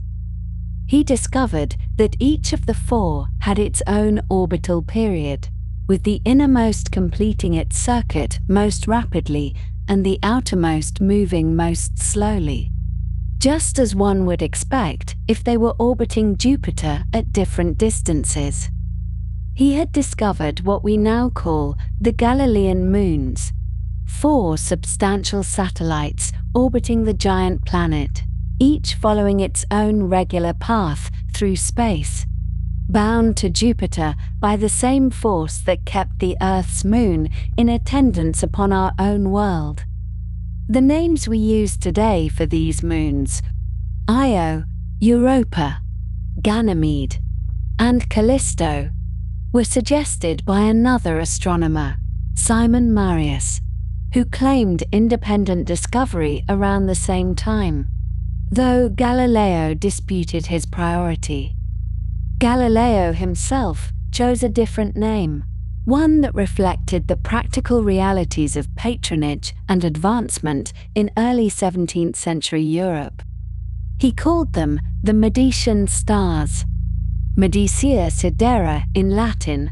in honor of Cosimo II de' Medici, the young Grand Duke of Tuscany, whose patronage Galileo had long cultivated and whose favor he hoped to secure more permanently. This naming was a deliberate and calculated gesture, associating the new celestial discoveries with the powerful Medici family and suggesting that just as Jupiter was attended by 4 noble satellites, so the Medici household was blessed with 4 brothers, Cosimo and his 3 siblings. The flattery was perhaps transparent, but it was effective,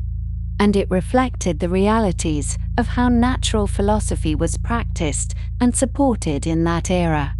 Recognizing the momentous nature of his discoveries and the need to establish his priority before others might claim similar observations, Galileo moved with unusual speed to publish his findings. He composed a small book in Latin, the international language of scholarship,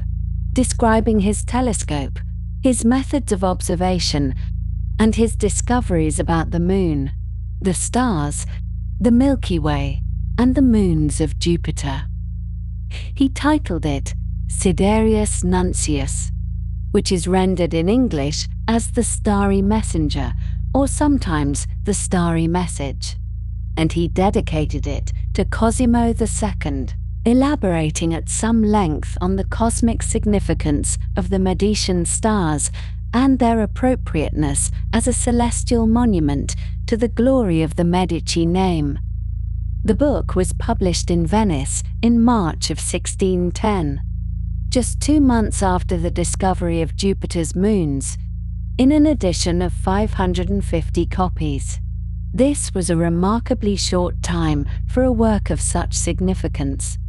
reflecting both Galileo's energy and determination and the relative brevity of the text, which ran to only about 60 pages. The speed of publication was important because Galileo knew that others were also turning telescopes toward the sky and that any delay might allow someone else to announce similar findings and claim priority for discoveries he believed were rightfully his. The printing was completed in haste, and some copies contain errors or corrections made during the production process. But the book was legible and comprehensible, and it presented its revolutionary claims with clarity and conviction. The reaction to Sidereus Nuncius was immediate and dramatic. Within weeks of its publication, copies were circulating across Europe, passed from hand to hand among scholars, philosophers, mathematicians, and churchmen, and the ideas it contained became the subject of intense discussion and debate. For many readers, the discoveries Galileo announced were thrilling and transformative, opening up new vistas of cosmic space and challenging long-held assumptions about the structure of the heavens. The notion that the moon was a rough, mountainous body rather than a perfect sphere, that the Milky Way was composed of countless stars,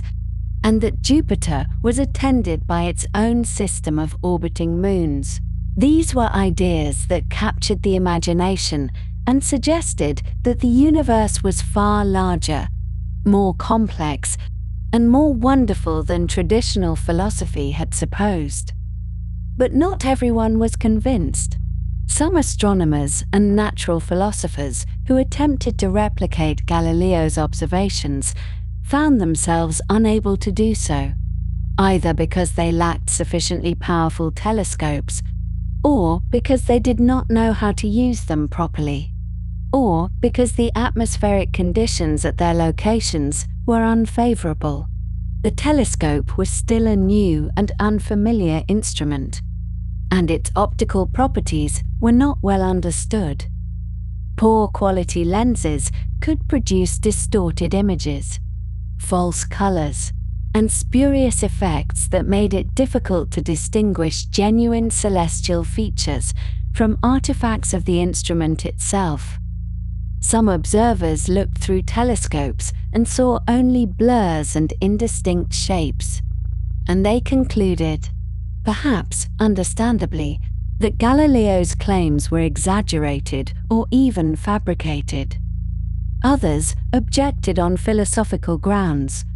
arguing that the telescope could not be trusted to reveal the true nature of celestial objects.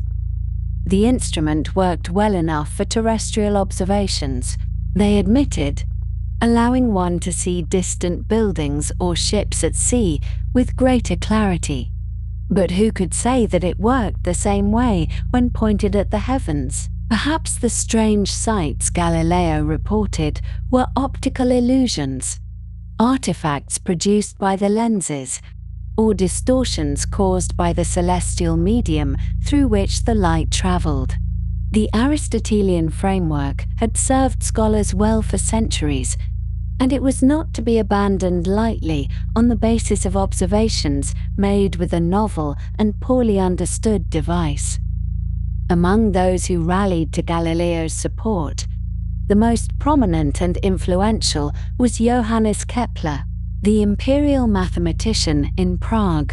who had already established himself as one of the foremost astronomers in Europe through his work on planetary orbits. Kepler had not yet had the opportunity to look through a telescope himself, but he found Galileo's account credible and compelling, and he wrote a public letter of endorsement that helped to legitimize the new discoveries in the eyes of the scholarly community.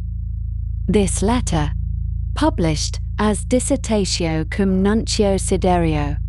or Conversation with the Starry Messenger, appeared just a few months after Galileo's book and provided a thoughtful and enthusiastic analysis of its claims. Kepler praised the discoveries, discussed their implications for astronomy and natural philosophy, and expressed his eagerness to see the Medicean stars and other wonders for himself. Kepler's endorsement was particularly valuable because of his reputation for mathematical rigor and his known independence of mind. He was not a sycophant or a follower of intellectual fashions, and his support for Galileo's discoveries was based on careful consideration of the evidence and arguments rather than mere credulity or personal loyalty.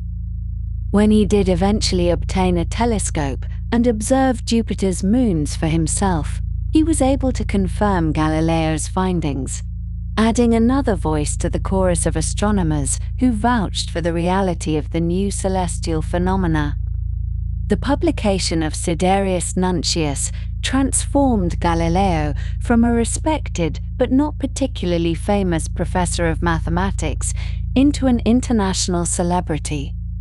Letters poured in from across Europe, some congratulatory, some skeptical, some requesting telescopes or instructions for making them, some inviting Galileo to visit foreign courts or accept positions at distant universities. His name became known in circles far beyond the scholarly community, discussed in courts and salons, praised in poems and orations, and debated in philosophical disputations. The small book of 60 pages, hastily printed in Venice in the spring of 1610, had launched its author into a new phase of his career, one marked by fame, controversy, and an ever-deepening engagement with the great cosmological questions of his age. The strategy of dedicating the Medicean stars to Cosimo II proved successful as well. Later that year, Galileo received an appointment as chief mathematician and philosopher to the Grand Duke of Tuscany, a position that freed him from teaching duties and provided a salary that allowed him to devote himself fully to research and writing. He returned to Florence, the city where he had been born and raised, and took up residence as a member of the Medici court. A scholar whose discoveries had brought glory to his patron and whose continued investigations promised further wonders yet to be revealed. And so, as the year 1610 unfolded, Galileo Galilei found himself at the center of a transformation in human understanding of the cosmos. The observations he had made through his telescope, the mountains of the moon, the multitude of stars, the satellites of Jupiter, had opened a window onto a universe that was larger, more complex, and more dynamic than the tidy spheres of traditional cosmology. The perfect heavens of Aristotle had given way to a rougher, more earthly reality, and the notion that the Earth alone possessed a moon had been refuted by the discovery of 4 moons attending another planet. These were gentle, patient observations, made night after night through a small brass tube, recorded in careful sketches and precise notes, and communicated to the world in a slender Latin book. But their implications were profound, and they set in motion a cascade of further discoveries, controversies, and transformations that would continue to unfold in the years and decades ahead. In the months that followed his remarkable telescopic discoveries, Galileo found himself contemplating a significant change in his circumstances, a transition from the academic life he had known in Padua to something altogether different, something that would bring him closer to the centers of power and patronage in his native Tuscany. The negotiations with Cosimo II de' Medici, the young Grand Duke of Tuscany, had been progressing through the spring of 1610, conducted with the careful attention to detail and the delicate balancing of interests that such arrangements always required. Galileo had, after all, named the moons of Jupiter after the Medici family, calling them the Medicean stars, and this act of celestial dedication had not gone unnoticed by the ambitious young ruler who now sought to bring the famous astronomer into his court. The position that Galileo sought was not merely a professorship of the ordinary kind, not simply another teaching appointment at another university where he would be obliged to lecture to students and fulfill the regular duties of academic life. What he desired, and what he eventually obtained, was something far more suited to his temperament and his ambitions, a role that would allow him the freedom to pursue his investigations without the constant interruption of teaching obligations. The salary at Padua had been substantial, having risen over the years to 920 scudi, but Galileo believed that his discoveries warranted an even greater reward, and he was not shy about making his expectations known to the Medici court. The negotiations proceeded through the intermediary of various courtiers and officials, and Galileo was careful to present himself not merely as a mathematician, which was a title of relatively modest prestige in the intellectual hierarchy of the time, but as a philosopher as well. This distinction mattered a great deal in the academic culture of early 17th century Italy, where philosophers were regarded as those who dealt with the fundamental nature of reality, while mathematicians were seen as mere calculators, as those who manipulated numbers and geometric figures without necessarily having anything profound to say about the true nature of the cosmos. Galileo wished to be understood as someone whose work bore directly upon the most fundamental questions of natural philosophy, and he insisted that any title bestowed upon him should reflect this broader scope of his intellectual endeavors. In July of 1610, the negotiations reached their successful conclusion, and Galileo received the appointment he had sought. He was to be known henceforth as Chief Mathematician of the University of Pisa and Philosopher and Mathematician to the Grand Duke, a title that combined the academic with the courtly and that signaled his elevated status in the intellectual world. The salary attached to this position was 1,000 scudi per year, a sum that exceeded what he had been earning at Padua, and that represented a considerable financial improvement in his circumstances. Perhaps most significantly of all, the appointment came with no teaching duties whatsoever, freeing Galileo entirely from the obligation to lecture to students or to participate in the regular academic life of the university. He would be, in effect, a philosopher at large, supported by the Grand Duke to pursue whatever investigations his curiosity might suggest. The decision to leave Padua was not one that Galileo made without receiving considerable advice against it, for he had friends and colleagues who viewed the move with something approaching alarm. The Republic of Venice, of which Padua was a part, was known throughout Europe for its independence from papal authority and for the relative freedom of thought that it permitted to those who lived within its territories. Venice had famously defied the papacy on numerous occasions, and it offered a kind of protection to scholars and thinkers that could not necessarily be found elsewhere. Galileo's friends understood that in leaving Venetian territory for the Grand Duchy of Tuscany, he would be placing himself under the jurisdiction of a ruler who was far more closely aligned with the Catholic Church and far more likely to yield to ecclesiastical pressure, should such pressure ever be brought to bear. Among those who expressed misgivings about the move was Paolo Sarpi, the Venetian friar and polymath who had become one of Galileo's closest intellectual companions. Sarpi was a man of formidable learning and sharp political insight, and he understood better than most the precarious position of any thinker whose ideas might eventually come into conflict with the teachings of the Church. He had himself been involved in Venice's struggles with the papacy and knew from personal experience how determined the ecclesiastical authorities could be in their opposition to those they considered heretical or dangerous. Sarpi's warnings to Galileo were offered in a spirit of genuine friendship and concern,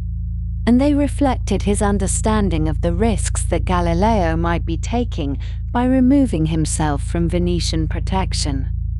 Another friend who expressed similar concerns was Giovanfrancesco Sagredo, a Venetian nobleman of considerable culture and intelligence who had long been one of Galileo's most valued correspondents and companions.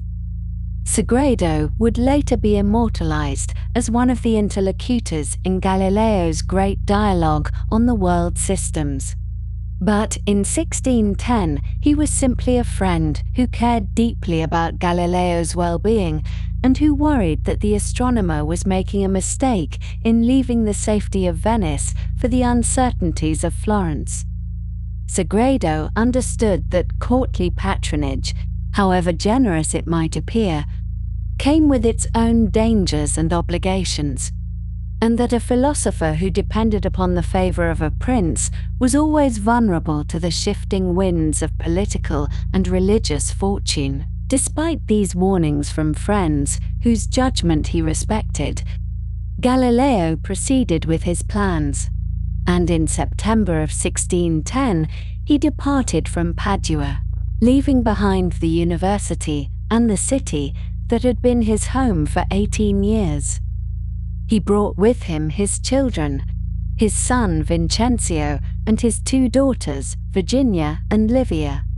But he did not bring Marina Gamba, the woman who had been his companion for more than a decade and who was the mother of all three children. The nature of Galileo's relationship with Marina remains somewhat obscure to historians. But it is clear that they had never married, and that their connection, whatever its emotional character, did not extend to the formality of a shared household in Florence. Marina remained in Padua, and within a few years she would marry another man, while Galileo established himself in his new life at the Medici court with his children in his care. The move to Florence did not mean any diminution in Galileo's astronomical activities, for he continued to observe the heavens with the same intensity that had characterized his work in Padua. In the autumn of 1610, he turned his telescope towards Saturn, that distant wanderer of the celestial sphere, and what he saw there puzzled him greatly. The planet did not appear as a simple circular disk, as Jupiter did, but seemed instead to have some sort of appendages on either side, as though it were accompanied by two smaller bodies, or as though it possessed some unusual elongated shape. Galileo described what he saw as resembling a planet with two ears, or perhaps a planet flanked by two smaller companions that remained always at the same distance from it. What Galileo was actually observing, though he could not have known it at the time, was the ring system of Saturn, those magnificent bands of ice and rock that encircle the planet and that are one of the most striking features of our solar system. But the telescopes available to Galileo in 1610 were not powerful enough to resolve the rings clearly, and so they appeared to him merely as a strange distortion of the planet's shape, an oddity that defied easy explanation. He was sufficiently intrigued by this observation, and sufficiently concerned that others might claim priority for any discoveries that might follow from it, that he adopted the practice of announcing his findings in the form of anagrams, scrambled letters that could later be unscrambled to reveal the original message once his priority had been established. To Johannes Kepler, the German astronomer with whom Galileo maintained a somewhat intermittent correspondence, he sent an anagram that concealed his observation of Saturn's peculiar appearance. This practice of anagram announcements was common among natural philosophers of the period, who were always anxious to establish their priority, while also guarding against the possibility that their preliminary observations might later prove to be mistaken. By sending an anagram, a scholar could demonstrate that he had made a certain observation at a certain time without fully committing himself to any particular interpretation of what he had seen. It was a cautious approach, and one that suited Galileo's temperament as he navigated the uncertain terrain of celestial discovery. But it was another observation, made in the months between September and December of 1610, that proved to be of far greater significance for the great cosmological debates of the age. During these months, Galileo trained his telescope upon Venus, the brilliant planet that the ancients had called both the morning star and the evening star, and he observed something that would have profound implications for the question of how the celestial bodies were arranged in space. He watched as Venus changed its apparent shape over the course of weeks and months, passing through a series of phases much like the phases of the moon, from a thin crescent to a half-illuminated disk to a nearly full circle and back again. The significance of this observation cannot be overstated, for the phases of Venus provided direct evidence about the arrangement of the solar system that could not easily be explained away or dismissed as an optical illusion. In the traditional Ptolemaic system, which placed the Earth at the center of the cosmos with all other bodies revolving around it, Venus was thought to travel on an epicycle whose center moved along a larger circle called a deferent. Because the center of Venus's epicycle was always placed on the line connecting the Earth to the Sun, Venus in the Ptolemaic system could never appear as a full or nearly full disk as seen from Earth, for it would always be positioned between the Earth and the Sun, and only its unilluminated or partially illuminated face would be visible to terrestrial observers. But this was not what Galileo saw when he observed Venus through his telescope. Instead, he saw the planet pass through a complete cycle of phases, including phases in which it appeared nearly fully illuminated, which could only occur if Venus sometimes passed to the far side of the Sun, as seen from Earth. This observation was entirely consistent with a heliocentric arrangement of the cosmos, in which Venus orbited the Sun rather than the Earth, and in which it could therefore be seen from Earth in all possible configurations relative to the Sun. The phases of Venus were, in short, powerful evidence against the pure Ptolemaic system and in favor of some arrangement in which at least Venus, and presumably the other planets as well, orbited the Sun rather than the Earth. Galileo announced this discovery in his characteristic fashion, by means of another anagram sent to Kepler and to others. The anagram, when unscrambled, yielded the Latin phrase that may be translated as the mother of love imitates the phases of Cynthia, or, in the original Latin, Cynthiae figuras, emulatur, mater amorum. The mother of love was Venus, named after the goddess of love, and Cynthia was another name for Diana, the goddess of the moon, so the message declared that Venus imitates the phases of the moon. It was an elegant way of announcing a discovery whose implications extended far beyond the simple observation of a planet's changing appearance, for it struck at the very foundations of the ancient cosmology that had dominated European thought for more than 1,000 years. The observation of Venus's phases did not, it should be noted, conclusively prove the Copernican system in every detail, for there were other possible arrangements of the cosmos that could also account for what Galileo had seen. The system proposed by the Danish astronomer Tycho Brahe, for example, in which the planets orbited the Sun while the Sun itself orbited the Earth, could equally well explain the phases of Venus. Since in the Tychonic system, Venus also orbited the Sun and could therefore be seen from Earth in all possible configurations relative to that body. But what the phases of Venus did conclusively demonstrate was that the pure Ptolemaic system, in its original form, could not be correct, for that system could not account for the full range of phases that Galileo had observed. During this same period, Galileo also began making observations of another phenomenon that would later become the subject of considerable controversy, namely the dark spots that occasionally appeared on the face of the Sun. These sunspots, as they came to be called,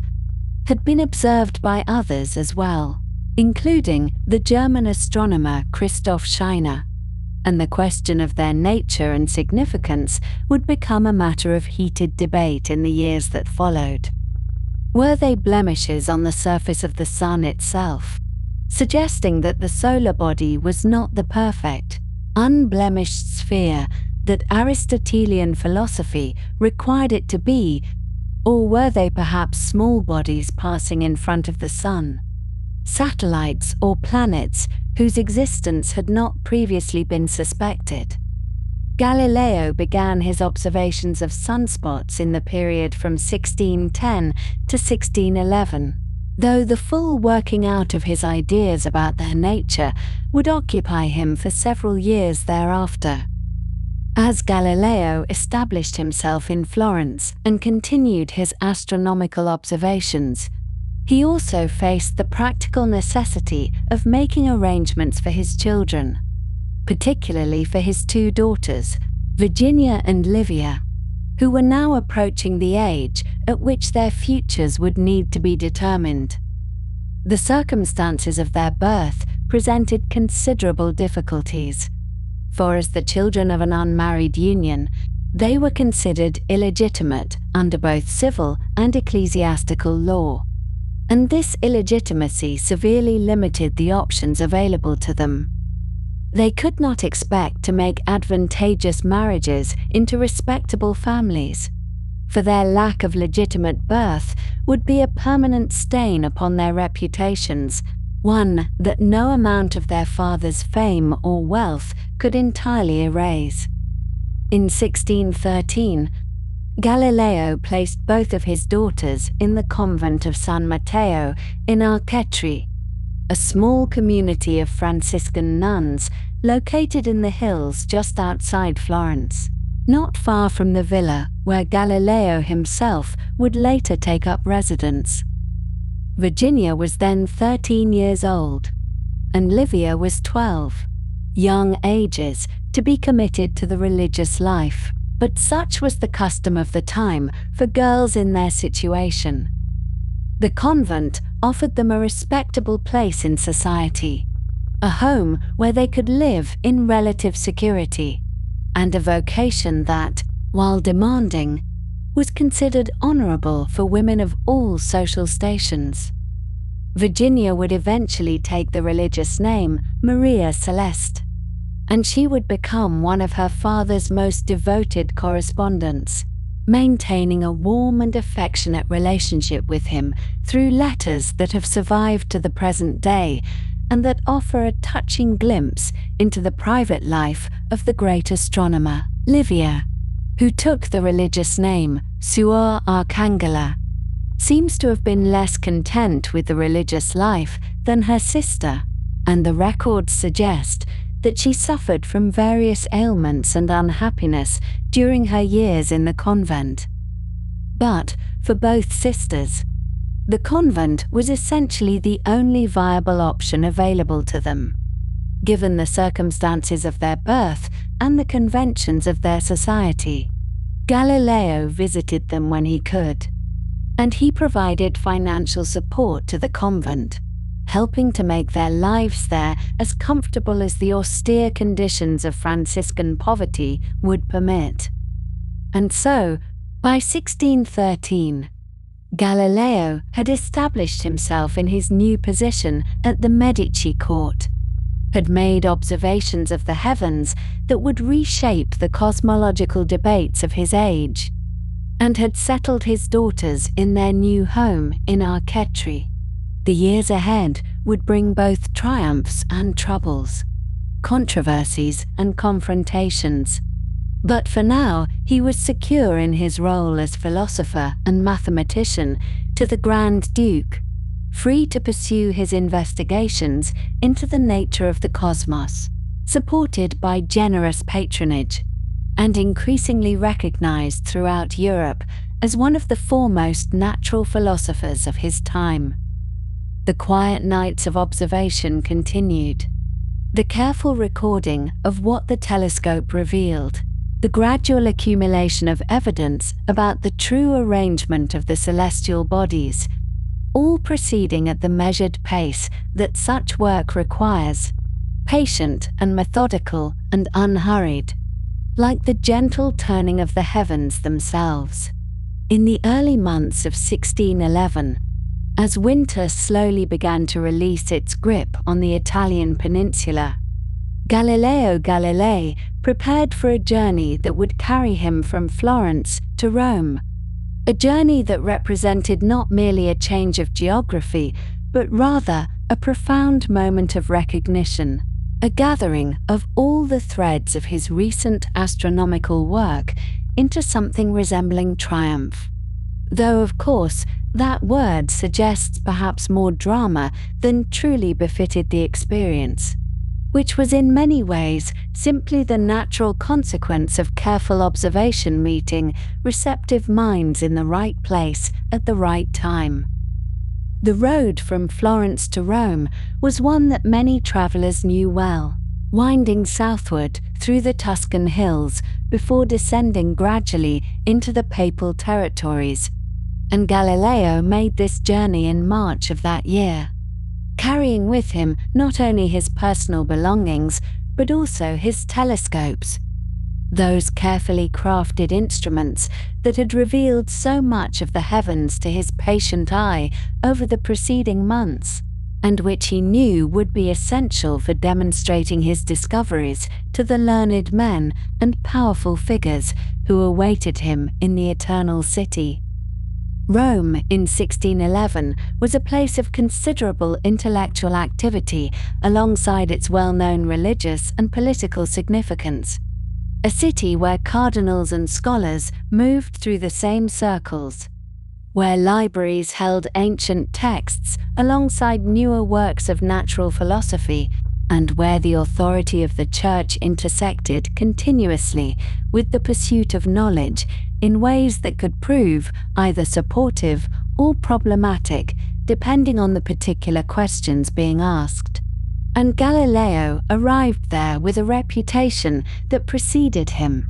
built upon the publication of his Sidereus Nuncius the previous year, and the remarkable claims contained within its pages. The reception that Galileo received during this visit was notably warm, even lavish by the standards of scholarly recognition, and among those who greeted him with particular enthusiasm was Cardinal Maffeo Barberini, a man of considerable learning and refined tastes, who would, though neither he nor Galileo could have known it at the time, later ascend to the papal throne as Urban VIII, a fact that would prove significant in the later chapters of Galileo's life, though for now their meeting was simply that of two educated men finding common ground in their appreciation for the workings of the natural world. Cardinal Barberini was so moved by Galileo's accomplishments and by the eloquence with which he described his observations that he composed a poem in the astronomer's honor, a gesture that might seem unusual to modern sensibilities, but which was entirely fitting within the culture of the time, where poetry served as a vehicle for expressing admiration and where learned men frequently demonstrated their appreciation for one another's achievements through verse. And this poem stood as a testament to the high regard in which Galileo was held by at least some members of the church hierarchy during this period of his career. The Collegio Romano, that venerable institution of Jesuit learning, played host to one of the most significant events of Galileo's visit, an observation session in which the Jesuit astronomers themselves, led by the elderly and respected Christopher Clavius, had the opportunity to peer through Galileo's telescopes and see for themselves the phenomena he had described. The mountains and valleys of the moon, the strange appendages of Saturn, the 4 wandering stars that attended Jupiter, and the countless faint stars that revealed themselves where before only darkness had seemed to reign. Christopher Clavius was by this time an old man, having devoted decades of his life to astronomical and mathematical studies, and his confirmation of what could be seen through Galileo's instruments carried substantial weight within the learned community. For here was a scholar of unimpeachable reputation, a Jesuit whose mathematical abilities had contributed to the reform of the calendar, now testifying that yes, these things could indeed be observed. These discoveries were not figments of imagination or artifacts of faulty lenses, but rather genuine features of the celestial realm made visible through the new technology of the telescope. It is worth noting, however, that the confirmation offered by Clavius and his fellow Jesuit astronomers was carefully circumscribed, limited to the observational facts themselves, rather than extending to any particular interpretation of what those facts might mean for our understanding of the structure of the cosmos. And specifically, they did not endorse the Copernican view that the Earth moved around the Sun, preferring to acknowledge what could be seen while reserving judgment on the larger theoretical questions that such observations might raise. A position that was perhaps prudent given the theological sensitivities surrounding such matters, but which also reflected the genuine difficulty of moving from raw observation to cosmic theory. The 14th of April in that year of 1611 marked a particularly memorable occasion. A banquet hosted by a young nobleman named Federico Cesi, who, despite his youth, had already established himself as a patron of natural philosophy and the founder of an organization devoted to the pursuit of knowledge through careful observation and reasoned inquiry. This organization being known as the Accademia dei Lincei, or in English, the Academy of Lynxes, a name chosen to evoke the legendary sharp-sightedness of that animal and to suggest the penetrating vision with which the Academy's members sought to examine the natural world. The Accademia dei Lincei had been founded in 1603, making it one of the earliest scientific academies in Europe. And its founder, Federico Cesi, had conceived of it as a brotherhood of scholars united by their commitment to investigating nature through direct observation, rather than merely through the study of ancient texts. Though, of course, the ancient texts remained valuable sources of wisdom, and the Academy represented an approach to knowledge that valued evidence and careful reasoning above all else, an approach that aligned remarkably well with Galileo's own methods and temperament. At this banquet on the 14th of April, something occurred that would leave a lasting mark on the language of science, for it was here that a Greek scholar named Giovanni de Migiani, in the course of discussion about Galileo's optical instrument, coined the term telescope to describe it, combining the Greek words for far and seeing to create a name that captured the essential function of the device. And this name would endure through the centuries, eventually becoming so common that we rarely pause to consider its origins at this Roman gathering where learned men dined together and spoke of the heavens. Giovanni de Migiani was a mathematician and theologian whose knowledge of Greek served him well in this moment of linguistic creativity. And his contribution reminds us that the advancement of natural philosophy was often a collaborative endeavor, with individuals contributing different skills and perspectives to the collective enterprise. Some building instruments, others making observations, still others providing the vocabulary with which to discuss and share those observations, and all playing their part in the gradual expansion of human understanding. During this visit to Rome, Galileo was inducted as the 6th member of the Accademia dei Lincei,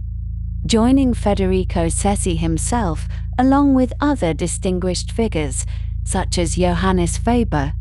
a German physician and naturalist who served as the Academy's secretary and who would prove a loyal supporter of Galileo in the years to come. And this membership was not merely honorary, but represented a genuine intellectual affiliation,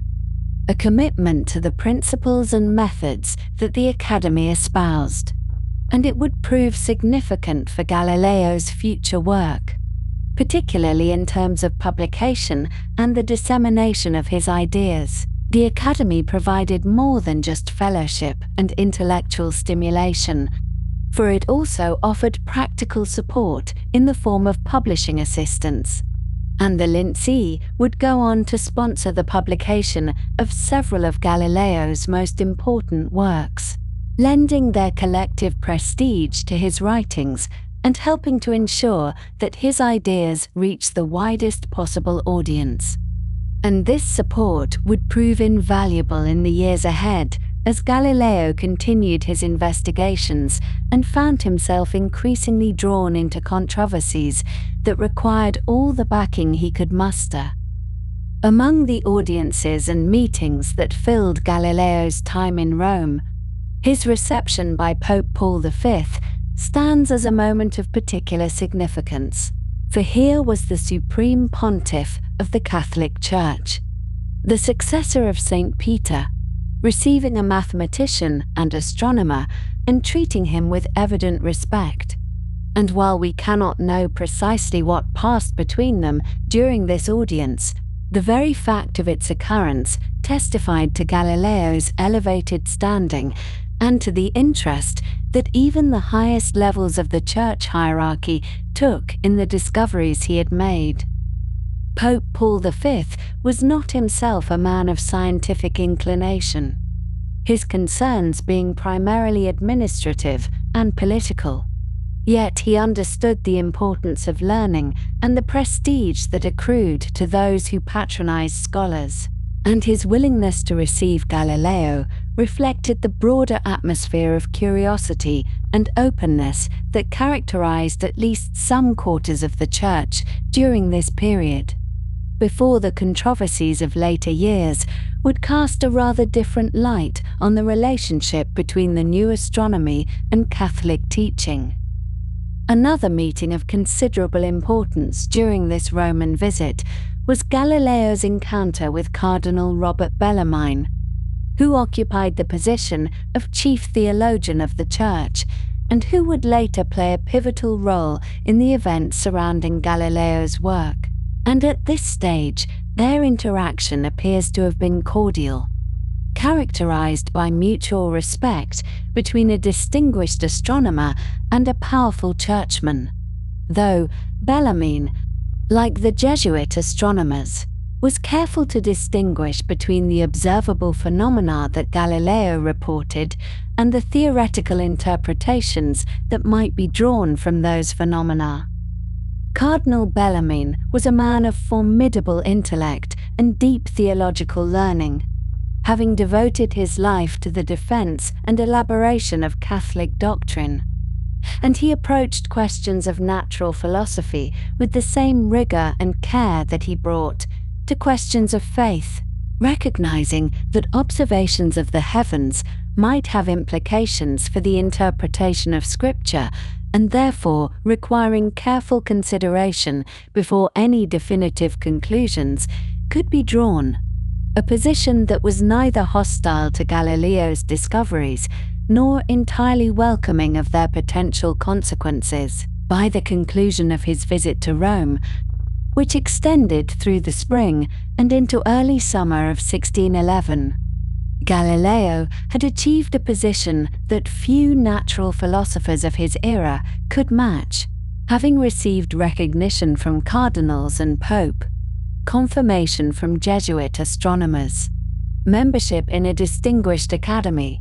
and acclaim from learned men throughout the city, and he could reasonably be described as the most famous scientist in Europe, though of course the term scientist would not come into common use for another 2 centuries, the more usual designation at the time being philosopher or mathematician or simply learned man. This fame brought with it considerable advantages, including the enhanced prestige that would support his continued work, the powerful patrons who might protect and promote his interests, the platform from which to share his discoveries with an eager audience,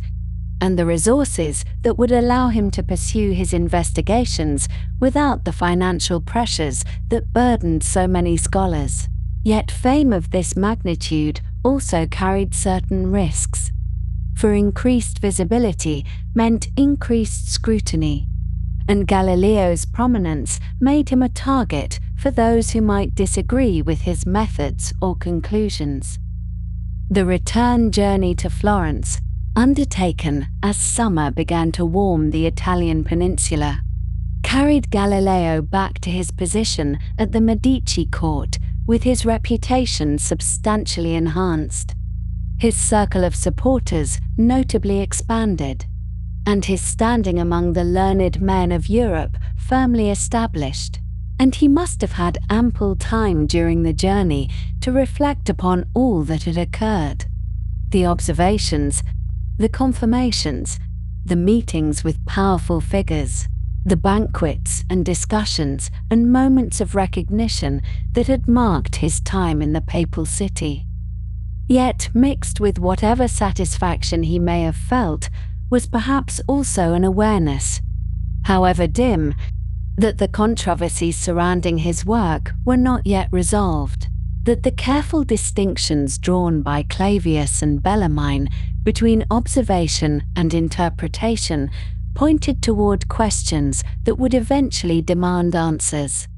and that the Copernican theory which his discoveries seemed to support remained a matter of considerable sensitivity within the theological framework of the Church. Sensitivity that would in time become more acute rather than less. The Grand Duke Cosimo II welcomed his mathematician back to Florence with evident pride, for Galileo's triumphs in Rome reflected well upon the Medici court that patronized him, and the relationship between prince and philosopher remained mutually beneficial, with Cosimo enjoying the prestige of having Europe's most celebrated astronomer in his service, while Galileo enjoyed the security and resources that such patronage provided. An arrangement that had served both parties well and which gave every appearance of continuing to do so. The Accademia dei Lincei, now counting Galileo among its members, would prove to be a steadfast ally in the years ahead, with Federico Chesi in particular maintaining a correspondence with Galileo that combined genuine intellectual engagement with practical support, and the Academy's commitment to publishing Galileo's work would result in the appearance of several important texts under its auspices. Texts that would shape the course of natural philosophy and contribute to the gradual transformation of how educated Europeans understood the workings of nature. It is perhaps useful to pause here and consider the significance of scientific academies more generally. For the Lincei represented something relatively new in the organization of intellectual life, a formal association of scholars dedicated to the collective pursuit of knowledge, distinct from the universities that had long served as centers of learning, but which were often constrained by traditional curricula and methods. And the model that Chesi established with the Lincei would be echoed and developed by later organizations such as the Royal Society of London and the French Academy of Sciences. Institutions that continue to shape scientific culture to the present day. The term telescope, coined at that April banquet, deserves perhaps a moment of additional reflection, for names matter in the history of science. They shape how we think about the things they designate, and the choice of a Greek-derived term lent a certain dignity and universality to the instrument, connecting it to the ancient traditions of learning while simultaneously marking it as something new, something that opened possibilities that the ancients had never imagined.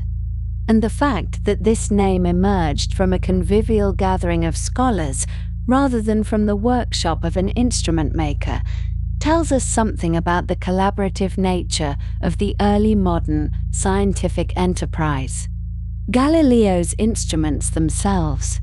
the telescopes that he brought to Rome and through which Clavius and others peered to see the mountains of the Moon and the satellites of Jupiter,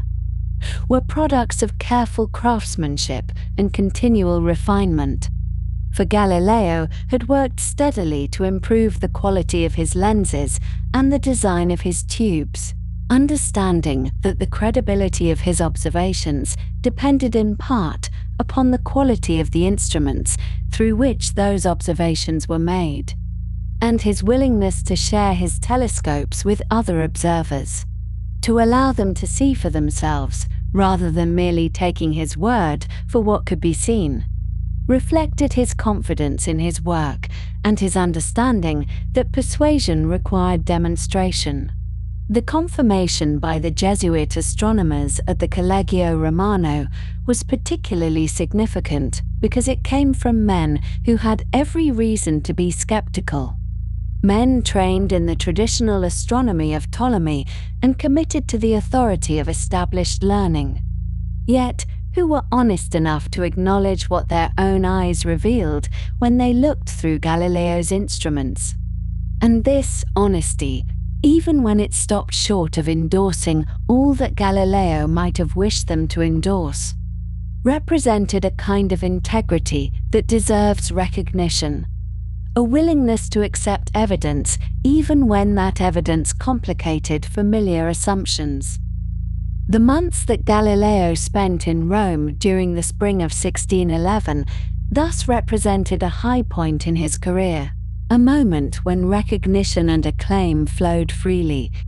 when doors opened at his approach,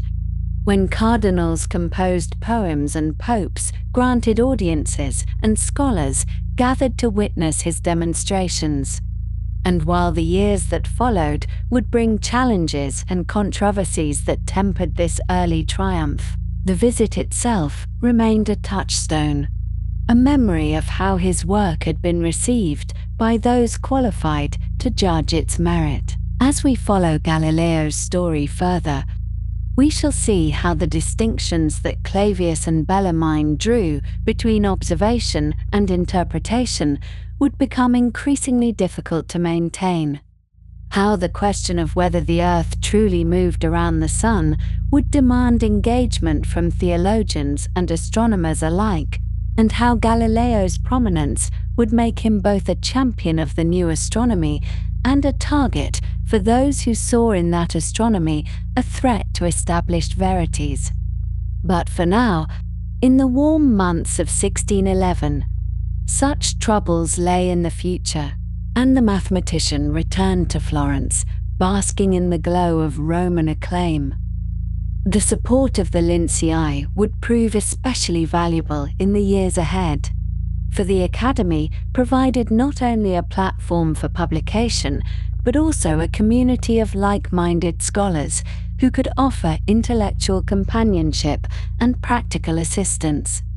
And Federico Cesi's leadership ensured that the Academy remained committed to the principles of careful observation and open inquiry that Galileo exemplified, making it a natural home for his work and a bulwark against those who might seek to suppress or discredit his findings. And so, Galileo settled back into his routines in Florence, continuing his observations, refining his instruments, corresponding with scholars across Europe, and preparing new works that would build upon the foundations laid by the Siderius Nuncius, works that would further elaborate his understanding of the heavens and would eventually bring him into direct conflict with those who insisted that the ancient authorities had already said all that needed to be said about the structure of the cosmos. But such conflicts still lay ahead, and for now, the most famous scientist in Europe could enjoy the fruits of his labors and contemplate the remarkable journey that had brought him from the modest circumstances of his youth to the salons of cardinals and the presence of popes. In the years following Galileo's remarkable telescopic observations, as the initial excitement of his celestial discoveries began to settle into the more measured work of systematic study, he turned his attention to something that had likely caught his notice during those early mornings and evenings of patient watching, something that would draw him into one of the most significant scientific disputes of his career. and something that would, in its quiet way, begin to shift the ground beneath his feet in ways he perhaps did not fully anticipate at the time. The sun itself, that ancient and seemingly perfect sphere of fire that had occupied such a central and noble position in the Aristotelian understanding of the heavens, became the subject of Galileo's careful scrutiny during the years 1611 and 1612, and what he observed there, through the careful use of projection methods that allowed him to study the solar disk without damaging his eyes, would prove to be yet another challenge to the traditional conception of an unchanging and incorruptible celestial realm. Sunspots, those dark blemishes that appear and disappear on the face of the sun, had been noticed by various observers before Galileo's time, and indeed several astronomers across Europe had begun to study them with telescopes in roughly the same period. But it was the interpretation of these observations, and the implications drawn from them, that would generate both scientific insight and considerable controversy in the years that followed. Among those who had been observing sunspots with great care and dedication was a Jesuit astronomer named Christoph Scheiner, who was based in Ingolstadt and who chose, for reasons relating to the caution of his religious superiors and the uncertainty that naturally accompanies new investigations, to publish his findings under the classical pseudonym Apelles, a name borrowed from the famous Greek painter who was said to have hidden behind his canvases to hear the unvarnished opinions of viewers. Scheiner's observations were communicated in a series of letters to Mark Welser, a prominent banker and scholar in Augsburg who served as a kind of intermediary in the learned correspondence of the period. And these letters, which began to circulate in late 1611 and early 1612,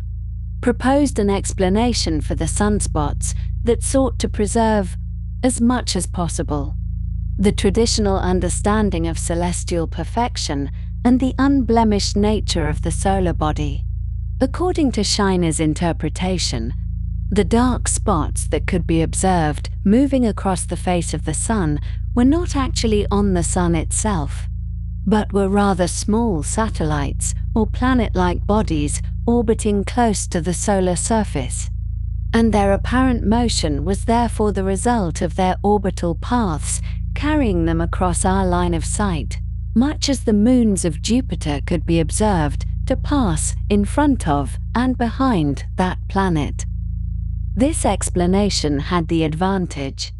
from the perspective of traditional natural philosophy, of preserving the perfection of the sun as a celestial body. For if the spots were merely objects passing in front of the sun rather than features of its surface, then the sun itself remained unblemished and incorruptible, maintaining its dignity as the most noble of the heavenly bodies in the arrangement that had been inherited from ancient thought. Galileo, however, upon conducting his own sustained observations of sunspots during this same period, arrived at a quite different interpretation, one that drew upon careful attention to the behavior of the spots as they moved across the solar disks, and one that had implications far less comfortable for those who wished to maintain the traditional picture of celestial perfection. Through patient daily observation, Galileo noticed that the sunspots changed their apparent shape as they moved from the center of the visible solar disk toward the edges, appearing more elongated and foreshortened near the limb of the sun in exactly the way one would expect if they were features on the surface of a rotating sphere, much as a circular mark on the surface of a ball would appear increasingly oval as the ball rotated and carried the mark toward its visible edge. Furthermore, Galileo observed that the spots themselves were not permanent features, but appeared to change their shapes, to merge with one another, to divide, and eventually to fade away. Behaviors that seemed entirely inconsistent with the notion that they were solid bodies, like planets or satellites, and entirely consistent with the notion that they were phenomena occurring on or very near the solar surface, perhaps something like clouds or other transient atmospheric disturbances, though of a nature appropriate to the Sun's fiery constitution. The motion of the spots across the solar disk, when tracked carefully over many days, also suggested to Galileo that the Sun itself was rotating on its axis, carrying the spots along with it as it turned, and this rotation, completed in approximately 1 lunar month, added yet another dimension to the new picture of the cosmos that was emerging from telescopic observation. A picture in which the heavenly bodies were not static and unchanging, but dynamic and active, subject to processes and motions that had not been contemplated in the old philosophy. The implication of Galileo's interpretation, though he did not always state it in the most confrontational terms, was that the Sun was not the perfect and incorruptible body that Aristotelian philosophy had supposed, that change and impermanence touched even the most noble of the celestial spheres, and that the sharp distinction between the earthly realm of change and decay and the heavenly realm of eternal perfection could no longer be maintained in the face of what the telescope revealed. Mark Welser, having received Scheiner's letters and being aware of Galileo's growing reputation as the foremost telescopic observer of the age, forwarded copies of Scheiner's communications to Galileo and invited his commentary, thus setting the stage for what would become a priority dispute of some considerable heat, though the heat came more from Galileo's side than from the more temperamentally cautious Scheiner. Galileo responded to Welser in a series of 3 lengthy letters, written between 1612 and early 1613, in which he set out his own observations of sunspots, presented his arguments for their being features on or near the solar surface rather than orbiting satellites, and, with what might be described as his characteristic combination of brilliance and sharp-edged confidence, made it quite clear that he believed his interpretation to be correct and Scheiner's to be mistaken. These letters, which were published in 1613 by the Accademia dei Lincei under the title Storia e dimostrazioni intorno alle macchie solari, which translates as History and Demonstrations Concerning Sunspots, represented a significant moment in Galileo's public career, for they contained his first published endorsement of the Copernican theory of planetary arrangement, in which the Earth and other planets moved around a central sun rather than all celestial bodies revolving around a stationary Earth. The endorsement was not presented as a central argument of the work, nor was it developed with the fullness that Galileo would later bring to his Copernican advocacy, but it was there, stated plainly enough for attentive readers to understand, and it marked the beginning of Galileo's public identification with a cosmological position that would, in the years to come, bring him into conflict with forces far more formidable than rival astronomers. The priority dispute with Scheiner, concerning who had first observed sunspots and who had first correctly interpreted their nature, would simmer for many years and would eventually contribute to the deterioration of Galileo's relationship with the Jesuit order, a relationship that had begun with such warmth during his triumphant visit to Rome, but that would, through accumulated grievances and misunderstandings on both sides, become a source of considerable difficulty in his later life. Scheiner, for his part, would continue his sunspot observations for many years and would eventually publish a massive and beautifully illustrated work on the subject. And though he came to accept that the spots were indeed on the solar surface rather than orbiting satellites, he never quite forgave Galileo for the tone of their early exchange, and the resentment that grew between them would play its own small part in the larger drama that was gradually unfolding. Yet the controversy over sunspots was only one manifestation of a broader opposition that was beginning to coalesce against Galileo in the years following his telescopic triumphs.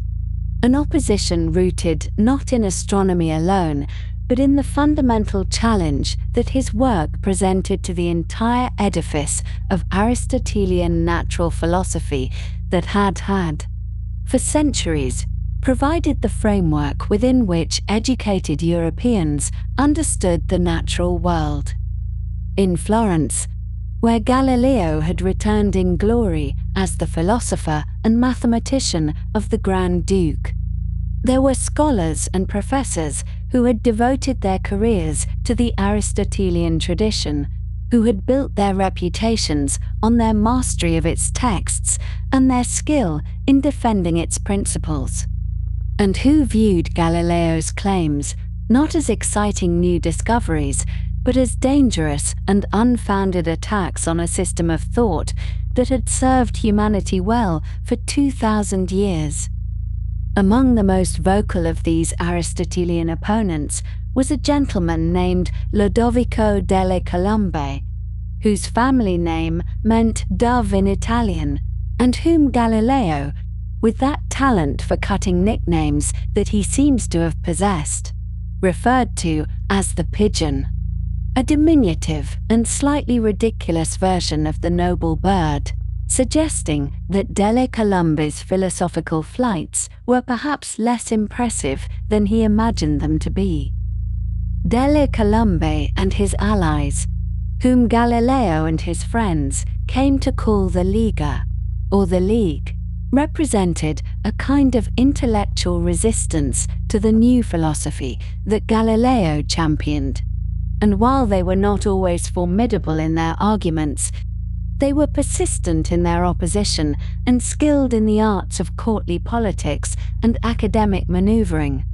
which could make them troublesome opponents in the environment of patronage and reputation in which Galileo operated. The first major clash with this Florentine opposition came not over celestial matters, but over something far more earthly. Indeed, something as mundane as the question of why some objects float and others sink.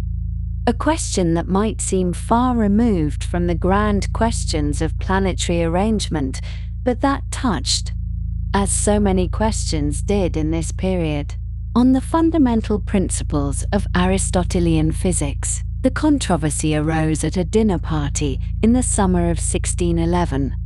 Where the question was raised of why ice floats on water,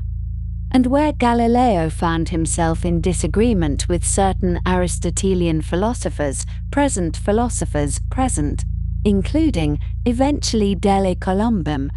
over the correct explanation for this common observation. The Aristotelians held, following the principles of their tradition, that the shape of a body was crucial to whether it floated or sank, arguing that a flat piece of ice floated because its broad shape prevented it from cutting through the water, while a condensed piece of the same material would sink. Galileo, drawing on the much older tradition of Archimedes, the great Greek mathematician and physicist whose work had been revived and studied intensively during the Renaissance, argued instead that floating and sinking were determined by the relative densities of the body and the fluid, and that shape, while it might affect how quickly a body rose or fell, could not ultimately determine whether it floated or sank. To demonstrate his point,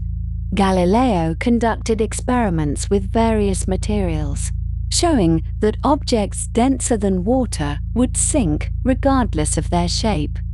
and that objects less dense than water would ultimately rise regardless of how one tried to force them down. And these demonstrations, conducted before audiences of curious nobles and skeptical philosophers, became a kind of public spectacle that drew attention far beyond the immediate question at hand. The Grand Duke Cosimo himself took an interest in the dispute, as did his mother, the Dowager Grand Duchess Christina, and other members of the Medici court. And their support encouraged Galileo to develop his arguments into a formal treatise, which appeared in 1612 under the title Discourse on Bodies in Water, presenting a defense of Archimedean principles against the Aristotelian position. The publication provoked responses from the Aristotelians, including multiple critical works that sought to refute Galileo's arguments and defend the traditional position. And, though Galileo had friends who wrote replies on his behalf, the controversy revealed the depth of opposition that his views could provoke and the willingness of his opponents to engage in sustained intellectual combat. Among those who supported Galileo during this floating bodies dispute was a figure who would play a fateful role in his later life,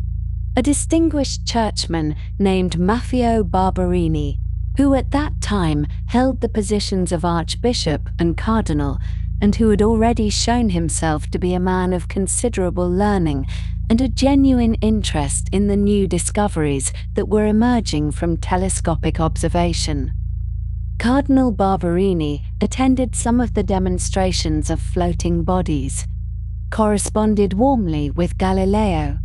and made clear his admiration for the Florentine philosopher's intellect and achievements, even composing a Latin poem in his honor that celebrated his telescopic discoveries and the glory they brought to the age. A gesture of patronage and friendship that Galileo treasured and that seemed to promise the continued support of enlightened churchmen for his scientific work. The warmth of this relationship, and the support of other ecclesiastical figures who valued learning and saw no conflict between the new astronomy and the Christian faith, gave Galileo reason to feel confident that his work would find acceptance in the Church, or at least that reasonable men of education would be able to accommodate the new discoveries within a framework of Christian understanding, even if certain adjustments to traditional interpretations might prove necessary. Yet, even as Cardinal Barberini offered his support and distinguished Jesuits examined Jupiter's moons through their telescopes and pronounced Galileo's observations accurate, there were other stirrings within the Church that suggested not all would view the new philosophy with such equanimity, and the first faint murmurs of theological objection were beginning to be heard in Florence and beyond. The concern, when it began to be articulated, centered not on the observations themselves. Even the most traditional of Aristotelians could not deny that the telescope showed what it showed, but on the interpretations that Galileo and others were drawing from those observations, and particularly on the claim that the Earth might move around the Sun rather than remaining fixed at the center of creation.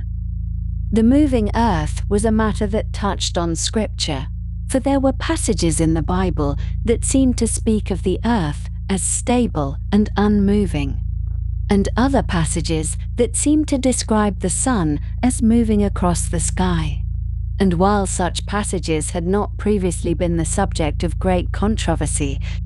they began to take on new significance as the Copernican theory came to be discussed, not as a mere mathematical convenience for calculating planetary positions, but as a true description of the physical arrangement of the cosmos. some of those who opposed Galileo on philosophical grounds, recognizing perhaps that they could not match him in mathematical argument or observational evidence,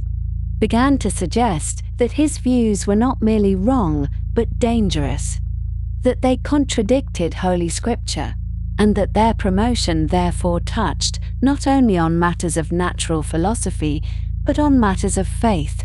where the Church had both the authority and the duty to pronounce on truth and error. Galileo himself was a devout Catholic who saw no conflict between his scientific work and his faith, and he would soon feel compelled to enter into theological arguments in defense of the compatibility of Copernican cosmology with Scripture. But those arguments, however sincere and however sophisticated, would draw him onto ground where his genius for observation and mathematics could not protect him, and where the forces arrayed against him had powers and prerogatives that went far beyond anything the Liga of Florentine philosophers could command.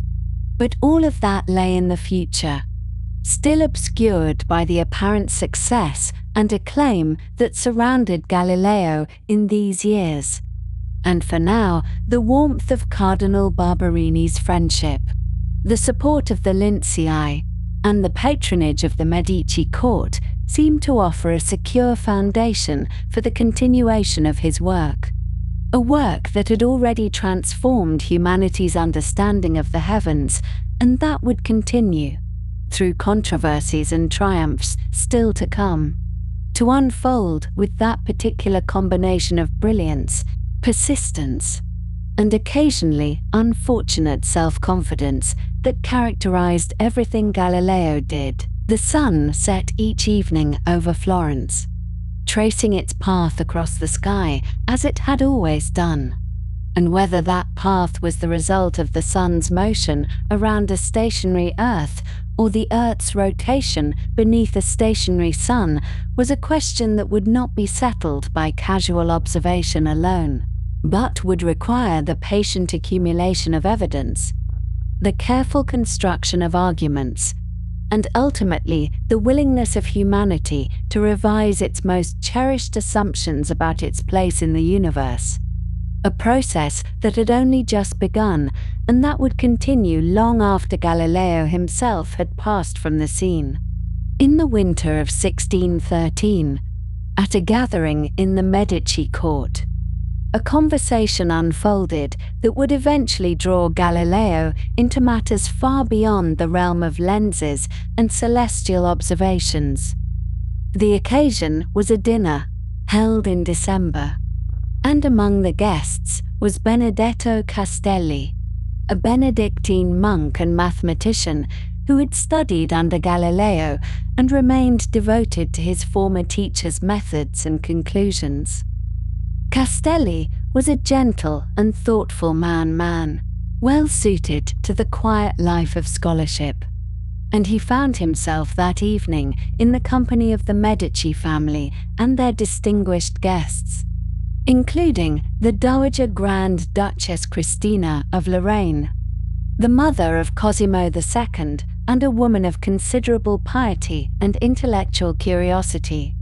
The dinner conversation turned, as such conversations sometimes do, to matters of natural philosophy, and specifically to the question of the planets and the nature of the heavens. Castelli, who was well versed in Galileo's telescopic discoveries and held sympathies for the Copernican arrangement of the cosmos, spoke of these matters with the careful precision of a trained mathematician. The Grand Duchess Christina, however, raised a concern that had troubled many thoughtful people of that era, namely, the apparent conflict between the motion of the Earth as proposed by Copernicus and certain passages of sacred scripture that seemed to describe the sun as moving across the sky while the Earth remained still and unmoved. The passage most frequently cited in these discussions came from the book of Joshua, in which Joshua commanded the sun to stand still over Gibeon, so that the Israelites might have extended daylight to complete their victory in battle. If the sun was commanded to halt its movement, the reasoning went, then surely the sun must ordinarily be in motion, and this would seem to contradict the Copernican view that placed the sun at rest in the center of the planetary system, while the Earth moved around it. The Grand Duchess wished to understand how a man of faith and learning might reconcile these ideas, and Castelli did his best to offer an explanation, drawing upon the principles he had learned from Galileo himself. The conversation at that dinner was courteous enough, and Castelli seems to have acquitted himself reasonably well. But he understood the gravity of the questions being raised and wrote promptly to Galileo to describe what had transpired. He sought his teacher's guidance on how best to respond to such challenges, particularly when they came from persons of rank and sincere religious concern. Galileo received this letter and, recognizing the importance of the matter, composed a lengthy and carefully reasoned response that would come to be known as the Letter to Castelli. In this letter, written in December of 1613, Galileo set forth his views on the proper relationship between sacred scripture and the study of the natural world. He approached the subject with evident respect for religious authority and with a clear awareness that he was venturing into territory where natural philosophers did not always tread. His central argument was one of accommodation,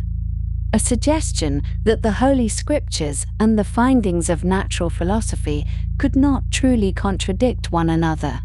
since both had their origin in the same divine source. The apparent contradictions arose, Galileo suggested, not from any genuine conflict, but from a misunderstanding of the purposes for which Scripture had been written. The Bible, Galileo argued, was composed for the spiritual instruction and salvation of humanity. Its language was adapted to the understanding of ordinary people, including those who lived in ancient times and who had no knowledge of astronomical science as it had developed in more recent centuries. When the sacred authors described the sun rising or setting, or spoke of the earth as fixed and unmovable, they were using the common language of everyday experience, the same language we still use today when we speak of sunrise and sunset, without thereby making any scientific claim about which body is actually in motion. The purpose of Scripture was to teach humanity how to attain salvation, how to live rightly and to know God, and not to provide precise instruction in matters of natural philosophy. This distinction became one of the most memorable aspects of Galileo's argument, and he expressed it through a phrase that he adapted from Cardinal Cesare Baronio, a respected church historian who had died some years earlier. The essence of this phrase, as Galileo rendered it, was that the intention of the Holy Spirit was to teach us how to go to heaven, and not how the heavens go. This elegant formulation captured the heart of Galileo's position, suggesting that questions about the arrangement and motion of celestial bodies were simply outside the scope of what Scripture meant to address, and that seeking such answers in the Bible was a category error, a confusion of purposes that led only to unnecessary conflict. Galileo further supported his argument by invoking the authority of St. Augustine of Hippo, one of the most revered of the Church Fathers, who had written extensively on how Christians should approach questions of natural knowledge. Augustine had cautioned against interpreting Scripture in ways that contradicted well-established facts about the natural world. warning that such interpretations would bring the faith into disrepute among those who possessed genuine knowledge of nature. Galileo quoted and paraphrased Augustine's writings to show that there was a long and respectable tradition within the Church of allowing for non-literal interpretation of certain biblical passages when the literal reading conflicted with demonstrable natural truths. The letter to Castelli was a private communication, not intended for wide circulation, but copies of it began to pass from hand to hand among the learned circles of Italy. Galileo's views on scripture and science were of considerable interest, and the letter was read and discussed by many who had not been its intended recipients. This circulation would eventually draw the attention of those who viewed such arguments with deep suspicion and alarm. Among the first to raise a public voice against Galileo was a Dominican friar named Tommaso Caccini, who mounted the pulpit in the church of Santa Maria Novella in Florence on the 20th of December, 1614, and delivered a sermon that denounced mathematicians in general and the Copernican doctrine in particular. Caccini was a man of forceful temperament, and his sermon was far from the gentle, measured discourse one might hope to hear from a man of the cloth. He spoke against those who pried into the secrets of nature with their instruments and calculations, suggesting that such inquiries threatened the foundations of religious truth and moral order. Caccini's sermon caused something of a stir, and the superiors of his Dominican order were reportedly embarrassed by his vehemence, with some offering apologies to Galileo for the friar's excessive zeal. But the damage was done, and the controversy surrounding Galileo's ideas had now entered the public sphere in a way that could not easily be undone. The seeds of suspicion had been planted, and they would continue to grow in the months that followed. A few weeks later, in February of 1615, another Dominican friar became involved in the affair. Niccolò Lorini was a preacher in Florence who had obtained a copy of Galileo's letter to Castelli, though the copy in his possession appears to have been modified in certain details, perhaps through careless transcription or perhaps through deliberate alteration. Lorini forwarded this copy to the Congregation of the Holy Office in Rome, the body more commonly known as the Inquisition, with a covering letter expressing his concerns about the theological implications of Galileo's arguments.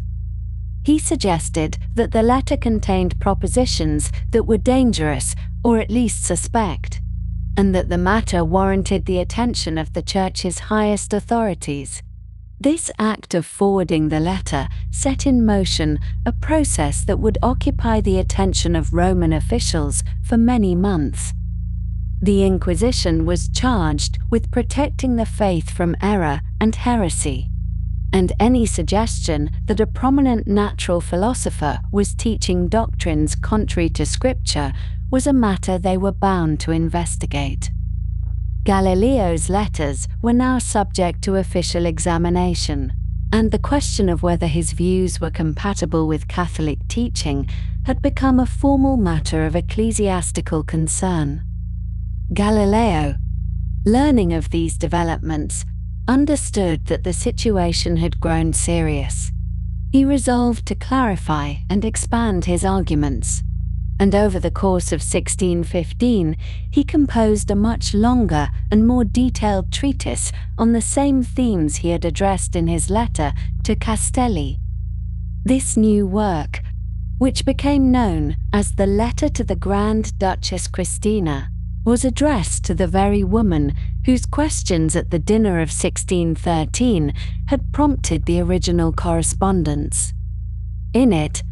Galileo marshalled all the theological and philosophical arguments at his disposal,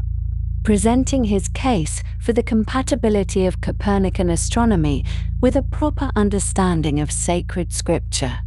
The letter to the Grand Duchess Christina drew extensively on the writings of Augustine and other church fathers,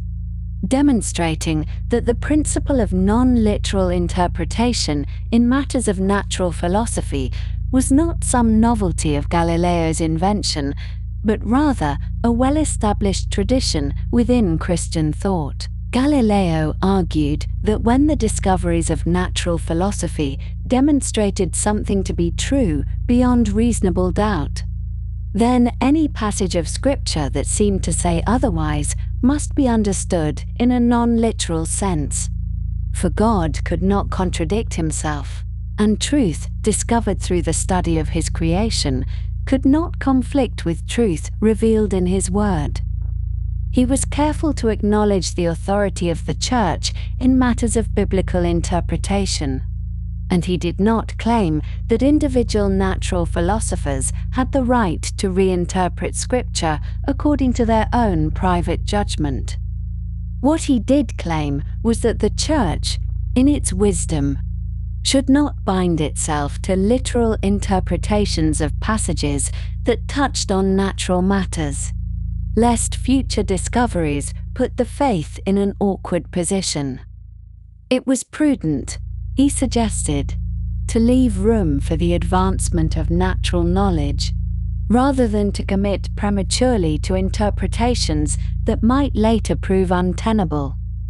The letter to the Grand Duchess Christina was a substantial work of theological and philosophical argument, running to many pages and displaying Galileo's considerable learning in matters beyond his primary field of mathematics and natural philosophy. He had read widely in the Church Fathers, in the writings of theologians, and in the long tradition of commentary on the relationship between faith and reason. The letter was not published during his lifetime,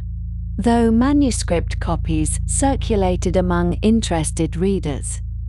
It would finally appear in print in 1636,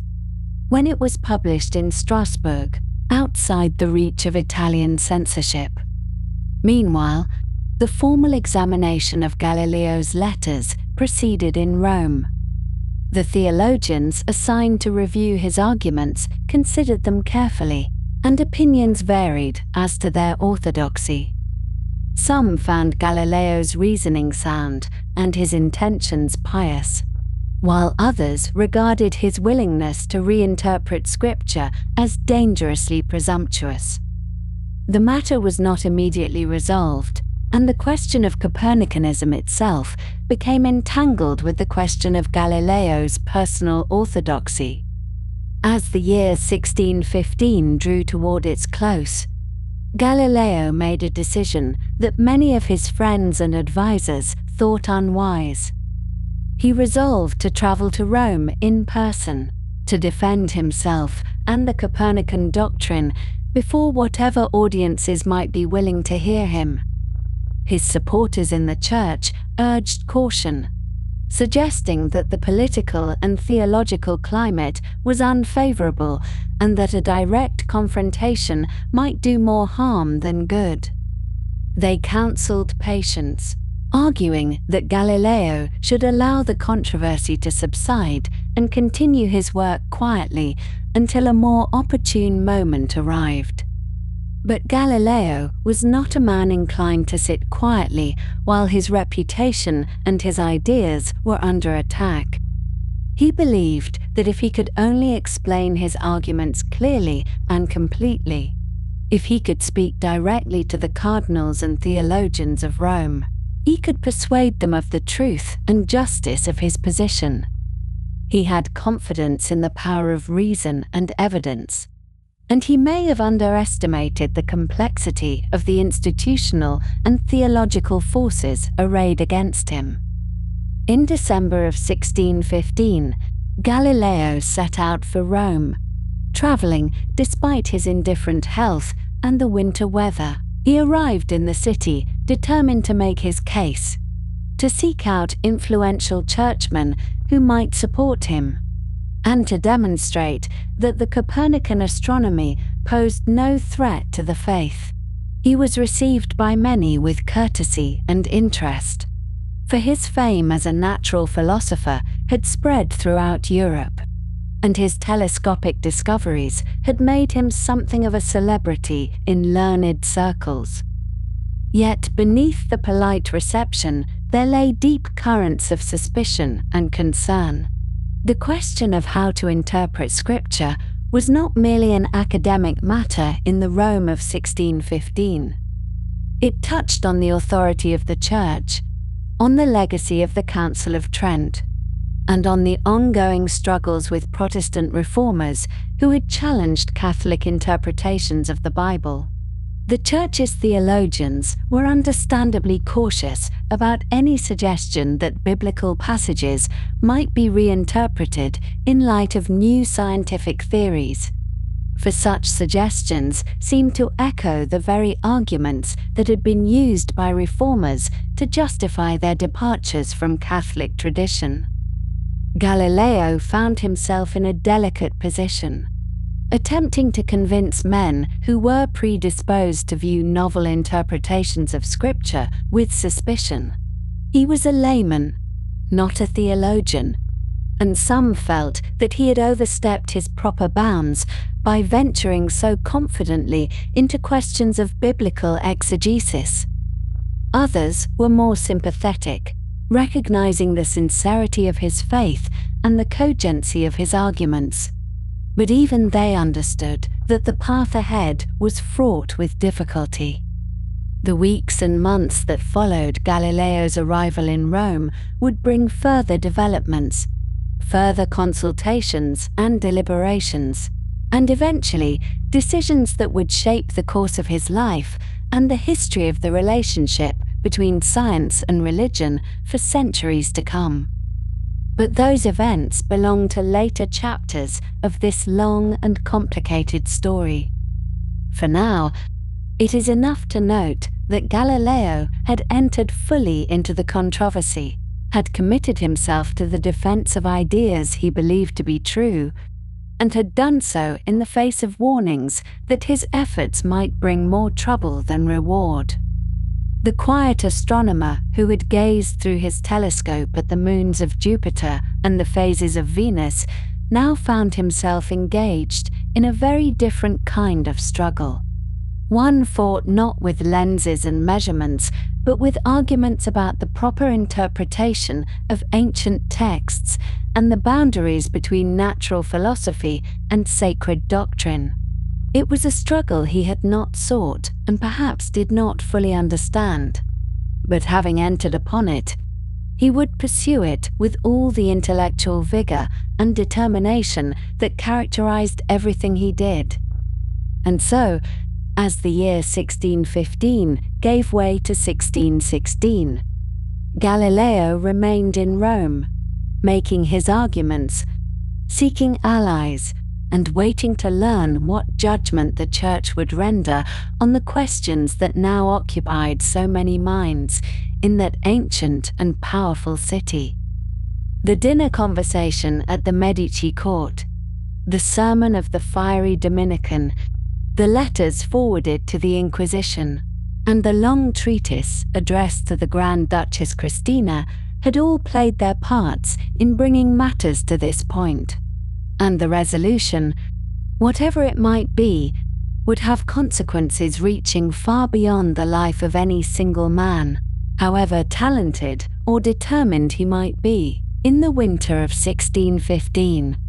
As the year drew toward its close and the days in central Italy grew short and grey,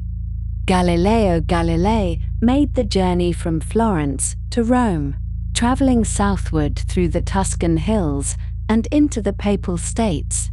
a journey of several days by carriage along roads that wound through countryside dotted with cypress trees and ancient stone villages. He arrived in Rome in late December, taking up residence at the Tuscan embassy, which was the Villa Medici on the Pincian Hill. a place of considerable elegance, with gardens overlooking the city and its domes and towers.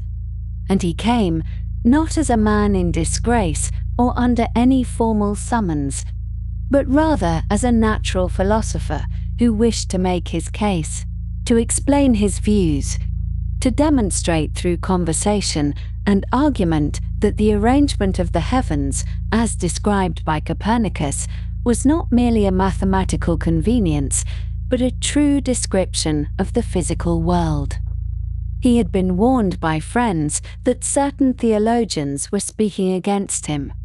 that accusations had been made connecting his name with dangerous doctrines, and he felt it necessary to travel to the center of Catholic authority and address these concerns directly, with all the charm and intellectual vigor he could bring to bear, which was considerable indeed. The Rome that Galileo entered was a city of great spiritual and temporal power, the seat of the Pope and the administrative heart of the Catholic Church. A place where cardinals moved through the streets in their red robes, and where the business of faith was conducted in palaces and offices, and the great basilicas that dominated the skyline. The Counter-Reformation had shaped the character of the Church in this era, making it watchful and careful about matters of doctrine, concerned with maintaining the purity of teaching and the authority of Scripture against what it perceived as errors and innovations. The Council of Trent, concluded some 50 years earlier, had reaffirmed traditional interpretations of the Bible and had declared that no one should presume to interpret Scripture in ways contrary to the unanimous agreement of the Church Fathers, those early Christian writers whose works were considered authoritative guides to understanding sacred texts.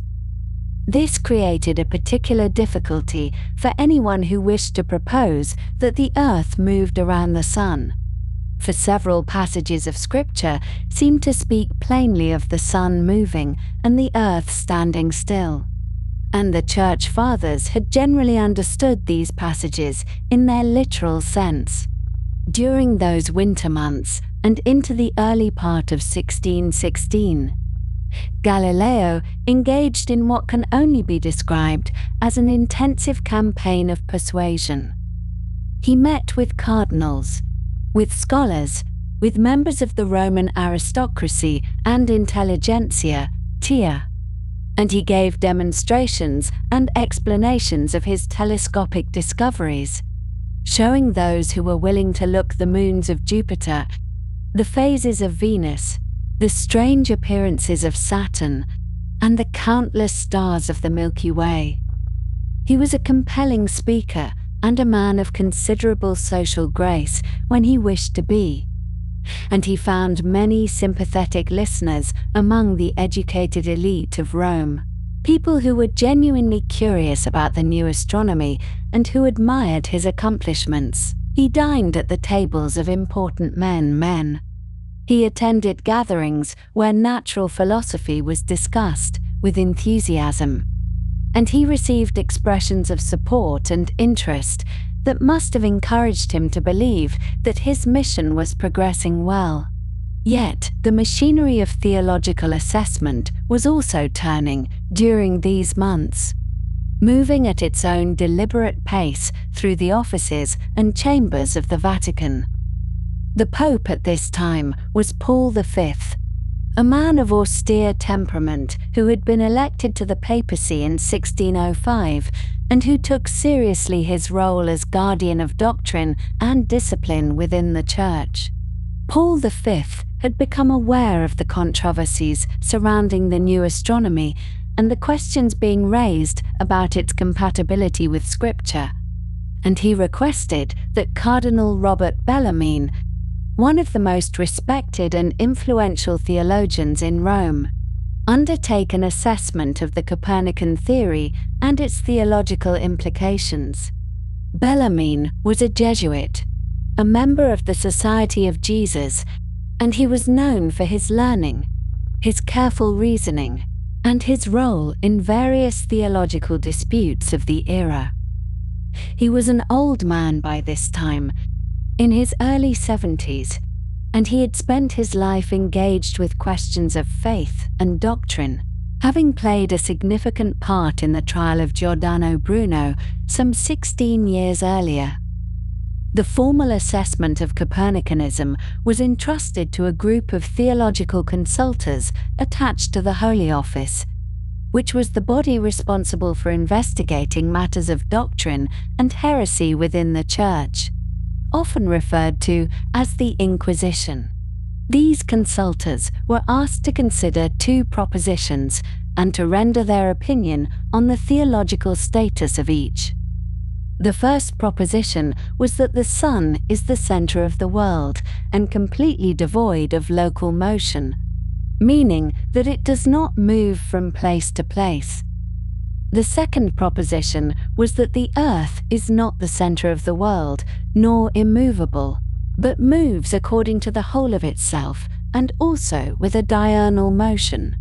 meaning a daily rotation. These propositions captured the essential claims of Copernican astronomy: the stillness of the sun at the center and the motion of the earth both around the sun and on its own axis, and the consultors were asked to judge whether these claims were philosophically sound and whether they were compatible with the teachings of Scripture and the faith.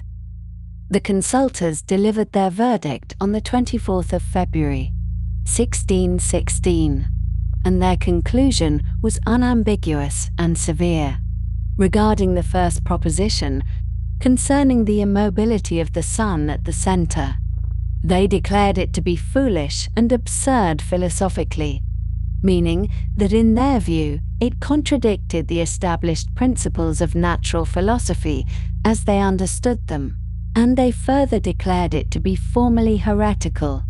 because it explicitly contradicted the sense of Holy Scripture as interpreted by the Church Fathers and the common teaching of the theologians. Regarding the second proposition, concerning the motion of the earth, they declared it to be equally foolish and absurd philosophically, and to be at least erroneous in faith, meaning that while they did not all agree to call it heretical in the strictest sense, they considered it a serious error against the teachings of the faith. This verdict from the consultors was an advisory opinion rather than a formal decree, but it carried great weight and would shape what followed in the days immediately after. Pope Paul V, upon receiving the report of the consultors, gave instruction to Cardinal Bellarmine to communicate to Galileo the implications of this judgment. The Pope directed that Galileo should be warned to abandon the opinion that the sun stands still and the earth moves, and that, if Galileo should refuse to obey this warning, then stronger measures should be taken, including a formal command from the Commissary of the Holy Office not to hold, teach, or defend this opinion in any way whatsoever, either orally or in writing, and that if Galileo should fail to acquiesce even to this command, he should be imprisoned.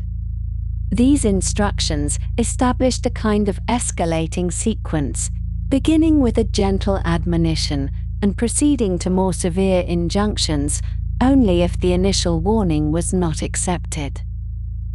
The whole matter was handled with a certain delicacy, for Galileo was a man of fame and standing, the chief mathematician and philosopher to the Grand Duke of Tuscany, and the Church had no particular desire to create a spectacle or to appear to be persecuting a celebrated scholar if it could be avoided. On the 26th of February, 1616, Galileo was summoned to the residence of Cardinal Bellarmine, and there, in the presence of the cardinal and certain other officials, the warning was delivered. What exactly was said in that meeting, and what exactly was communicated to Galileo, became a matter of considerable dispute and confusion that would have profound consequences many years later. The basic facts seem clear enough. That Bellarmine informed Galileo of the decision regarding Copernicanism and warned him that he must not hold or defend this opinion as a true description of the physical world. But beyond this, the historical record becomes murky and contested. According to one account, which appears in a document later found in the files of the Inquisition, the commissary of the Holy Office, a Dominican friar named Michelangelo Segesi, intervened immediately after Bellarmine had delivered his warning and issued a formal injunction to Galileo,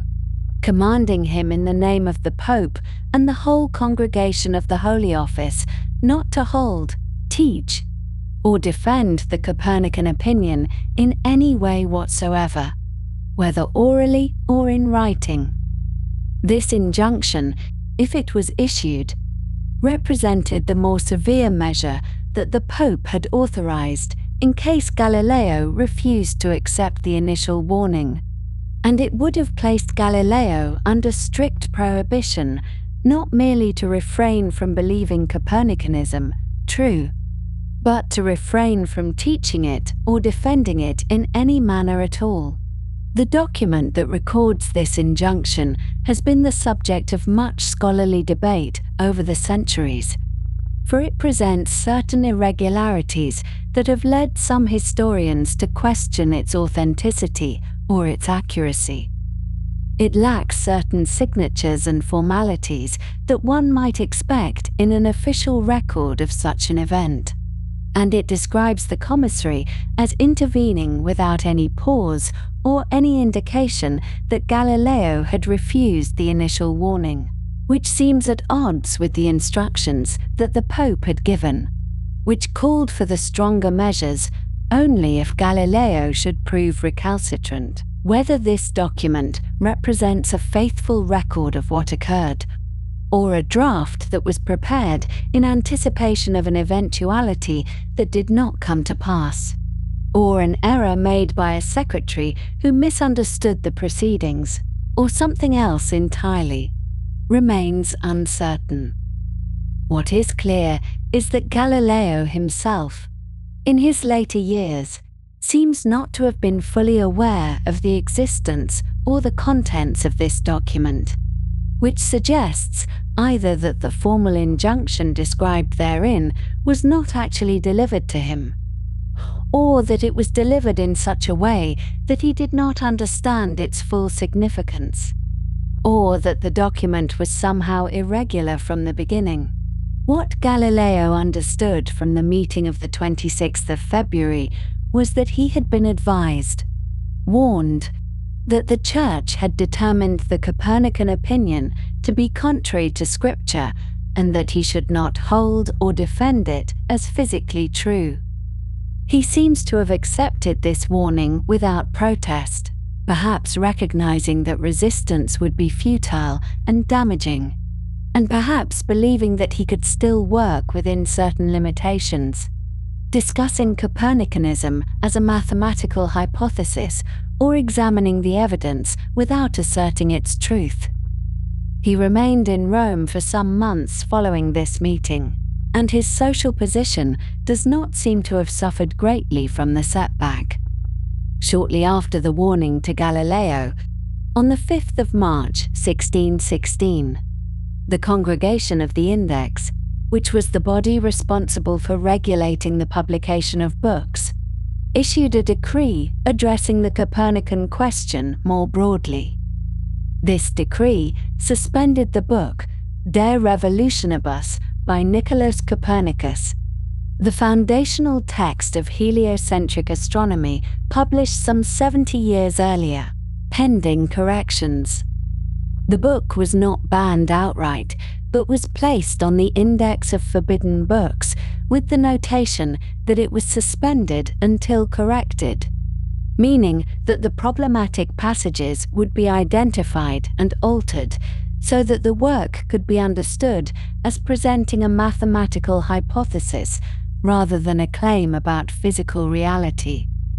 A few other books that defended the motion of the Earth were also addressed by this decree, some being prohibited entirely. The decree made no mention of Galileo by name, a fact that he seems to have regarded as significant and somewhat reassuring,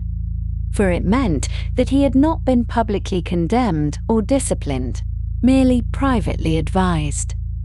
In the weeks following these events, rumors circulated in Rome and elsewhere suggesting that Galileo had been in some kind of trouble with the Inquisition, that he had been forced to recant, that he had been given penance of some sort. These rumors troubled Galileo, for they threatened his reputation and his standing, and he sought to obtain some official clarification that would put them to rest. He approached Cardinal Bellarmine and requested a statement affirming what had actually occurred, and Bellarmine obliged him, providing a certificate dated the 26th of May, 1616. This certificate, written in Bellarmine's own hand, stated that Galileo had not abjured any opinion or doctrine, nor had he been given any penance, salutary or otherwise. The certificate affirmed that Galileo had merely been informed of the declaration made by the Pope and published by the Congregation of the Index, which declared that the Copernican doctrine of the movement of the Earth and the stability of the Sun was contrary to Holy Scripture and therefore could not be defended or held. This certificate from Bellarmine made no mention of any formal injunction not to teach or discuss the matter in any way whatsoever, which has led some historians to conclude that the stricter injunction described in the disputed document was either not issued at all or was not understood by Bellarmine himself to have been properly delivered. Galileo kept this certificate carefully, presumably recognizing its value as a record of what had transpired and as a defense against accusations that he had been formally disciplined. He would produce it many years later, in circumstances he could not have foreseen during those spring days in Rome. Despite the setback represented by the condemnation of Copernicanism, Galileo's social and intellectual position in Rome remained remarkably strong during the remaining months of his visit. He continued to meet with cardinals and scholars, to discuss matters of natural philosophy, to receive expressions of esteem and interest. He was granted an audience with Pope Paul V himself, which lasted for 3/4 of an hour, and during which the Pope apparently assured him of his personal goodwill and protection against those who might wish to slander or persecute him. The Pope's tone seems to have been warm and supportive, and Galileo departed from the audience feeling, perhaps, that the whole unfortunate business had been handled as well as could be expected, that he had escaped any serious damage to his reputation or his career, and that he retained the favor of powerful men within the Church. He returned to Florence in June of 1616, traveling back through the same Tuscan countryside he had crossed 6 months earlier, and he resumed his life as the chief mathematician and philosopher to the Grand Duke, continuing his researches and his correspondence with scholars throughout Europe. He seems to have believed, in the years that followed, that he could still discuss the Copernican theory in certain ways, that the prohibition applied to defending it as physically true, but did not prevent him from examining the arguments on all sides,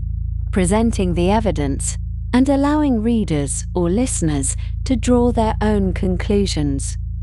He understood himself to have been warned rather than condemned, advised rather than commanded, and this understanding, whether accurate or not, shaped his behavior in the years ahead. He would wait, he would be careful, he would look for opportunities, and perhaps, When circumstances were more favorable, when a different pope sat on the throne of St. Peter, when the intellectual climate had shifted, he might yet find a way to advance the cause of the new astronomy within the bounds of what the Church would permit. The events of 1616 cast a long shadow, establishing a framework within which Galileo would have to operate for the rest of his active life. The question of what exactly he had been told, what exactly he had agreed to, what the limits of permissible discussion actually were, would return with great force many years later, when he ventured once again into the public arena with arguments in favor of the Copernican arrangement of the heavens. But for now, in the summer of 1616, as he settled back into his Florentine routines, those future difficulties lay beyond the horizon, and he could occupy himself with the work of a natural philosopher, observing, measuring, calculating, and wondering about the true nature of the world in which he found himself,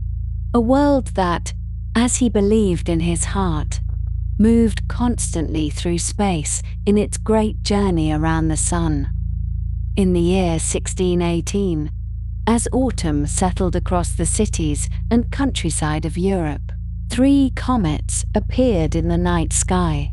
one after another, drawing the eyes of astronomers and ordinary people alike toward the heavens. These luminous visitors, with their long trailing tails stretching across the darkness, prompted wonder and speculation in equal measure,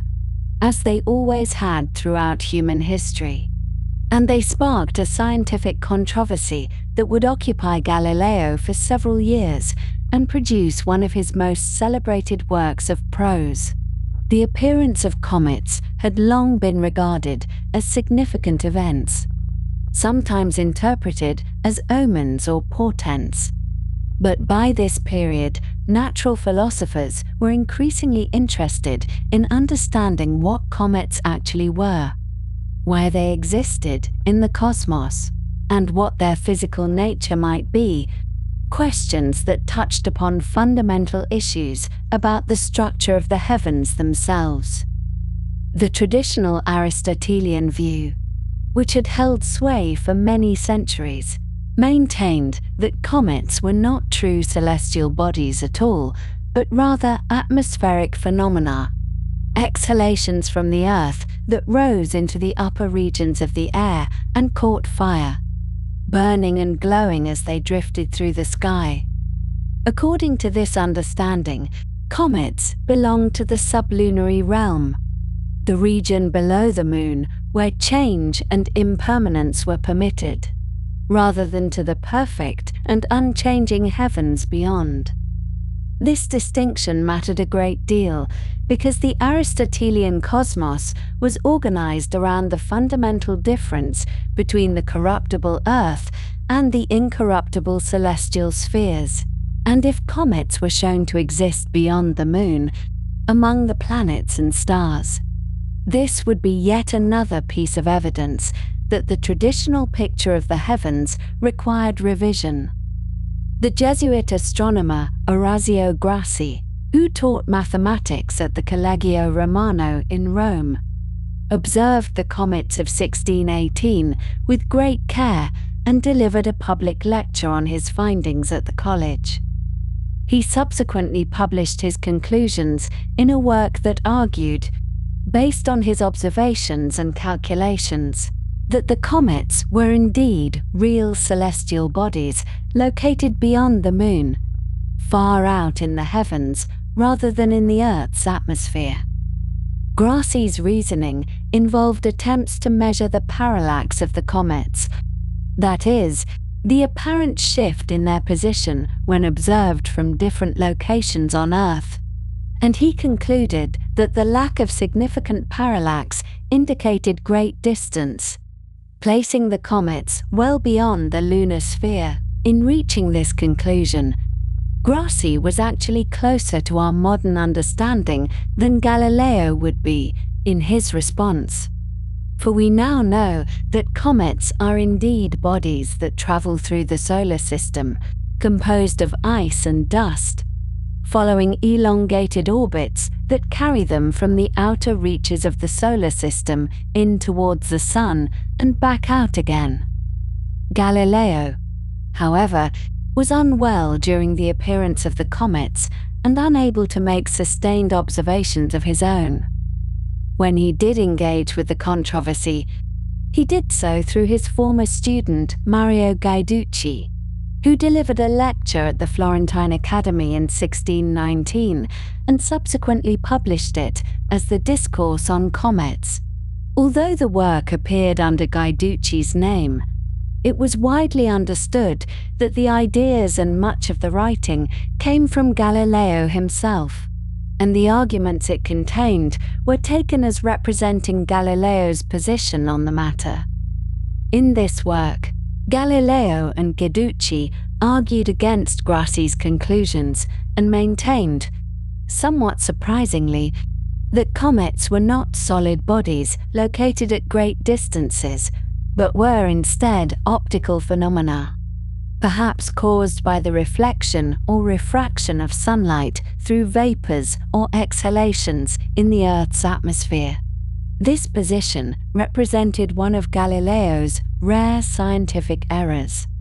a case in which his reasoning led him astray rather than toward a better understanding of nature. It is worth pausing to consider why Galileo might have taken this mistaken view, and the reasons seem to involve a combination of factors. He was skeptical of Grassi's parallax measurements and methods, and he had good reason to be cautious about claims based on such observations, which were technically difficult and subject to various sources of error. Additionally, Galileo may have been reluctant to grant that comets were solid bodies because he was committed to the idea that the planets moved in circular orbits. And if comets were celestial bodies, their elongated paths through the sky would be difficult to reconcile with circular motion. There may also have been an element of personal and institutional rivalry at play, for Grassi was a Jesuit, and relations between Galileo and certain members of the Society of Jesus had become strained in the years since the telescopic discoveries. Grassi did not take kindly to the criticism contained in the Discourse on Comets, and he responded with a publication of his own, written under the pseudonym Lotario Sarsi, supposedly a student of Grassi's who was defending his teacher. This literary device was transparent to most readers, and the work, titled The Astronomical and Philosophical Balance, mounted a vigorous counterattack against Galileo's arguments. The title played on the notion of weighing evidence, and Grassi sought to demonstrate that when the arguments on both sides were placed in the balance, Galileo's position would be found wanting. The pseudonym did not conceal Grassi's identity effectively, and the controversy continued to be understood as a dispute between Galileo and the Jesuit astronomer. Galileo's response to Grassi's attack came in the form of one of his most brilliant and celebrated works, Il Saggiatore, which translates as the Assayer. The title was itself a witty reply to Grassi's astronomical and philosophical balance. For an assayer is one who uses a delicate precision balance to weigh precious metals and determine their purity. The implication being that Galileo would weigh the arguments with far greater precision and care than Grassi's crude scales could manage. The work was written over an extended period and was published in Rome in October of 1623 by the Accademia di Lincean, the Academy of the Lynxes,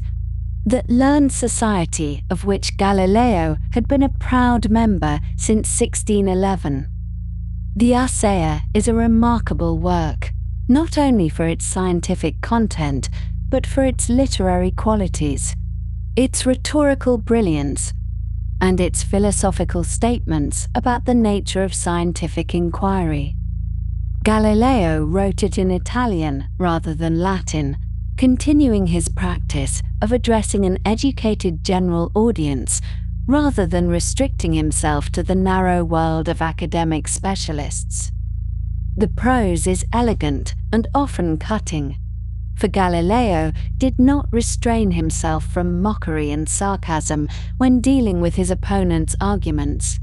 and the work contains some of the most memorable passages in all of Galileo's writings. One passage in particular has become famous and is frequently quoted in discussions of the scientific revolution and the mathematical approach to understanding nature. In this section, Galileo writes about philosophy and the book of nature, arguing that the universe cannot be understood unless one first learns to comprehend the language and interpret the characters in which it is written. He declares that nature's book is written in the language of mathematics, and its characters are triangles, circles, and other geometrical figures, without which it is humanly impossible to understand a single word of it, and without which one wanders in a dark labyrinth. This statement encapsulates a view of nature that was central to the emerging scientific worldview. The conviction that the physical world operates according to mathematical principles, and that understanding nature requires grasping these mathematical relationships rather than relying solely on qualitative descriptions or appeals to authority. The Assayer was dedicated to the newly elected Pope Urban VIII, who had taken his papal name only 2 months before the work's publication. Before his elevation to the papacy, Urban had been Cardinal Maffeo Barberini, and he had shown himself to be a patron of learning and an admirer of Galileo's work. Barberini had written a poem in praise of Galileo's telescopic discoveries, and he had expressed interest in and approval of Galileo's scientific endeavors during several meetings between the two men over the years.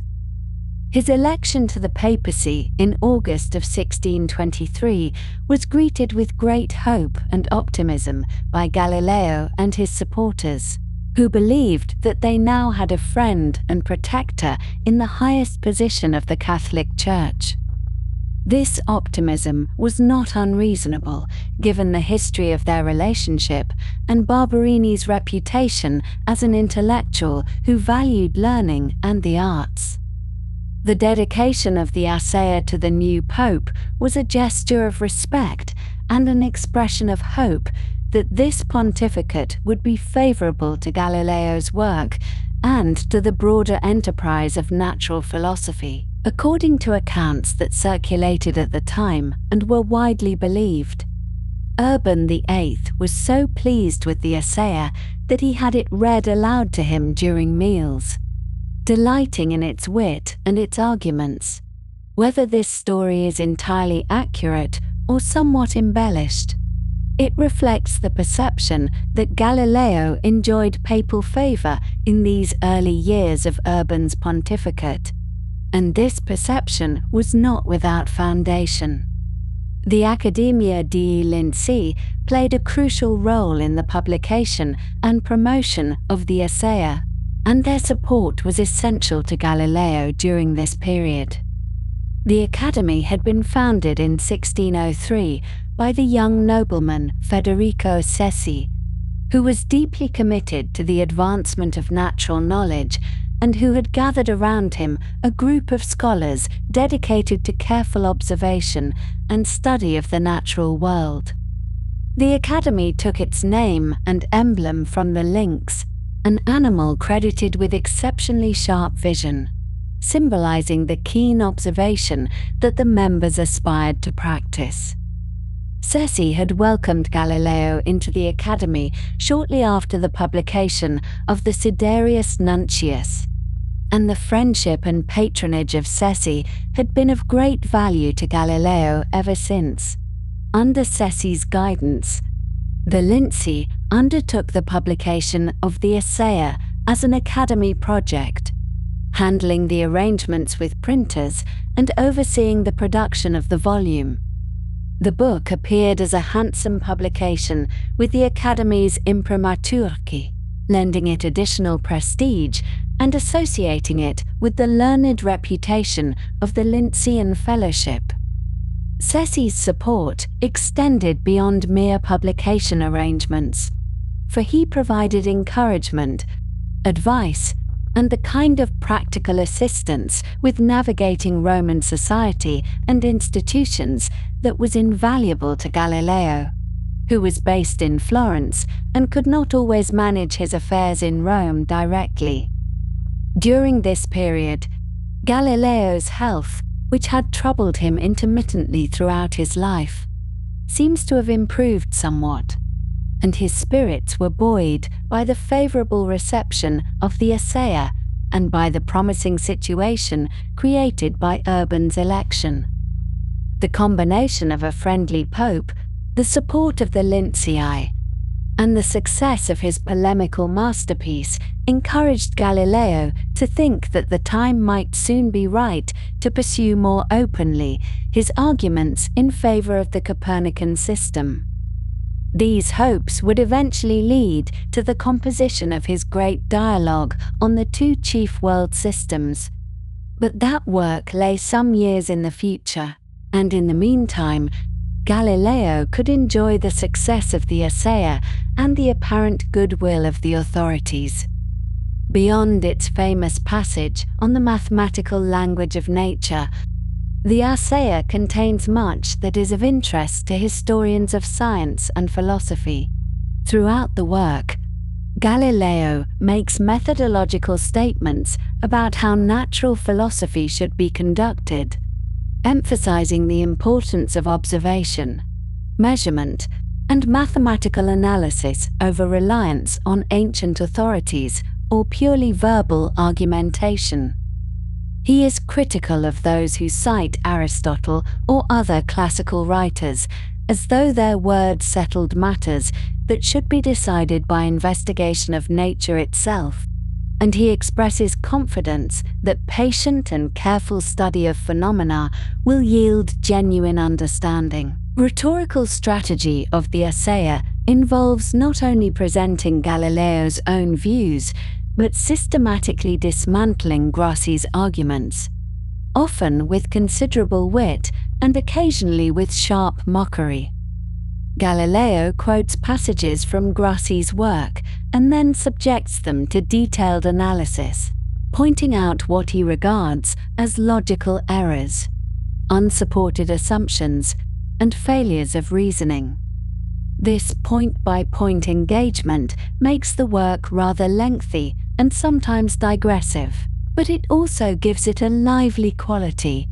as though the reader is witnessing an ongoing debate in which Galileo is thoroughly outmaneuvering his opponent. One aspect of the Assayer that did not attract particular attention at the time but would cause difficulties later involved Galileo's discussion of the nature of heat and of sensory qualities more generally. In exploring these topics, Galileo expressed views that had atomistic implications, suggesting that heat, for example, is caused by the rapid motion of tiny particles rather than being an inherent quality of substances. This mechanical and corpuscular way of thinking about physical phenomena was part of a broader shift in natural philosophy during this period.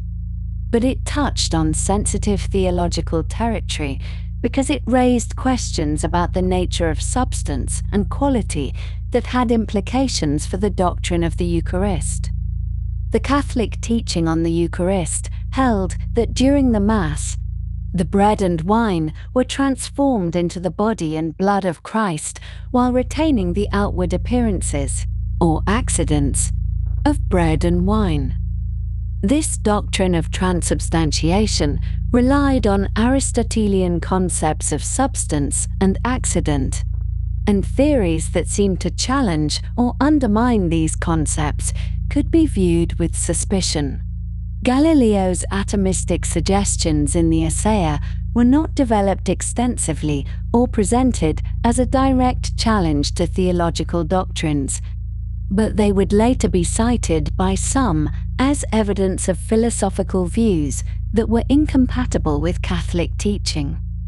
At the time of the work's publication,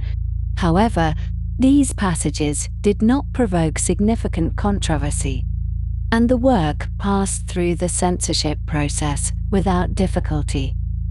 The period following the publication of the Assayer was, in many ways, a high point in Galileo's career and reputation. He was celebrated as a brilliant writer and thinker.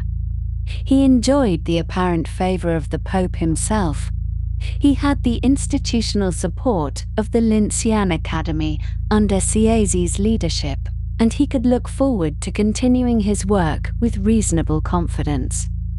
The comet controversy itself was not definitively resolved by the Assayer, and indeed, Galileo's specific claims about the nature of comets were mistaken. But the work's broader impact on scientific methodology and its articulation of a mathematical approach to nature would prove enduring. As the 1620s progressed, Galileo would turn his attention increasingly to the great project that had long occupied his thoughts: the presentation of the arguments for and against the Copernican system in a form that would be compelling and persuasive.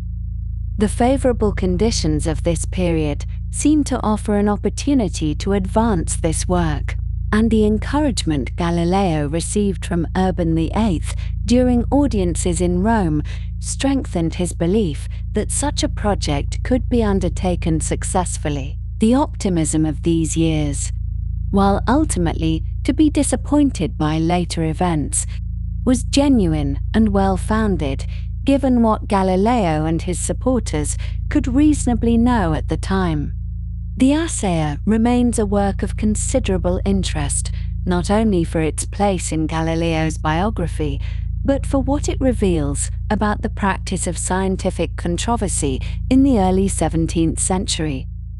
The combination of detailed technical argument with literary elegance and pointed rhetoric was characteristic of learned disputes of this period,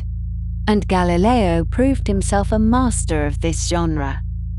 The work demonstrates his conviction that scientific questions should be settled by evidence and reasoning rather than by authority, and it expresses his confidence that nature, properly interrogated through observation and mathematics, will yield her secrets to the patient investigator. And so the comet controversy, which had begun with the appearance of those three visitors in the night sky of 1618, produced one of Galileo's most memorable and influential works, a work that would be admired for its prose as well as its ideas, and that captured a moment of optimism and confidence in Galileo's long and eventful career. The comets themselves had faded from view, continuing on their paths through the solar system, but the debate they sparked had generated a lasting contribution to the literature of science, a work that still repays reading today for its articulation of principles that would guide the development of natural philosophy in the centuries to come. In the spring of the year 1624, Galileo Galilei traveled once again to the city of Rome, carrying with him the cautious hopes of a man who had waited nearly 8 years since his admonition, and who now believed that the changing of the papal guard might bring with it a gentler wind for natural philosophy. The new pope, Urban VIII, had been, in his former life as Cardinal Muffio Barberini, something of an admirer of Galileo's work, a man of literary refinement and intellectual curiosity who had once composed verses in praise of the Florentine philosopher's telescopic discoveries, and who had, on several occasions, expressed both friendship and genuine interest in the mathematical investigations that Galileo pursued. It was this memory of past warmth, this recollection of cordial exchanges and mutual respect, that drew Galileo southward along the roads of Italy in that early spring, his carriage rolling gently through the greening countryside as the weeks of April unfolded into May and then into the lengthening days of June. During those months in Rome, Galileo was granted no fewer than 6 audiences with the Pope, a remarkable number that spoke to the genuine affection Urban still held for this aging natural philosopher. And these meetings took place in the ornate chambers of the Vatican,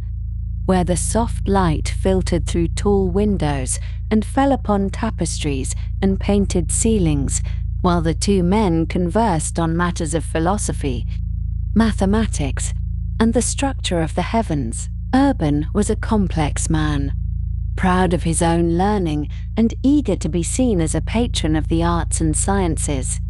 yet also deeply concerned with matters of doctrine and the proper boundaries of philosophical speculation. And in these conversations, he made clear to Galileo that while he personally found the Copernican hypothesis to be an elegant mathematical construction, he could not permit it to be taught or defended as physical truth.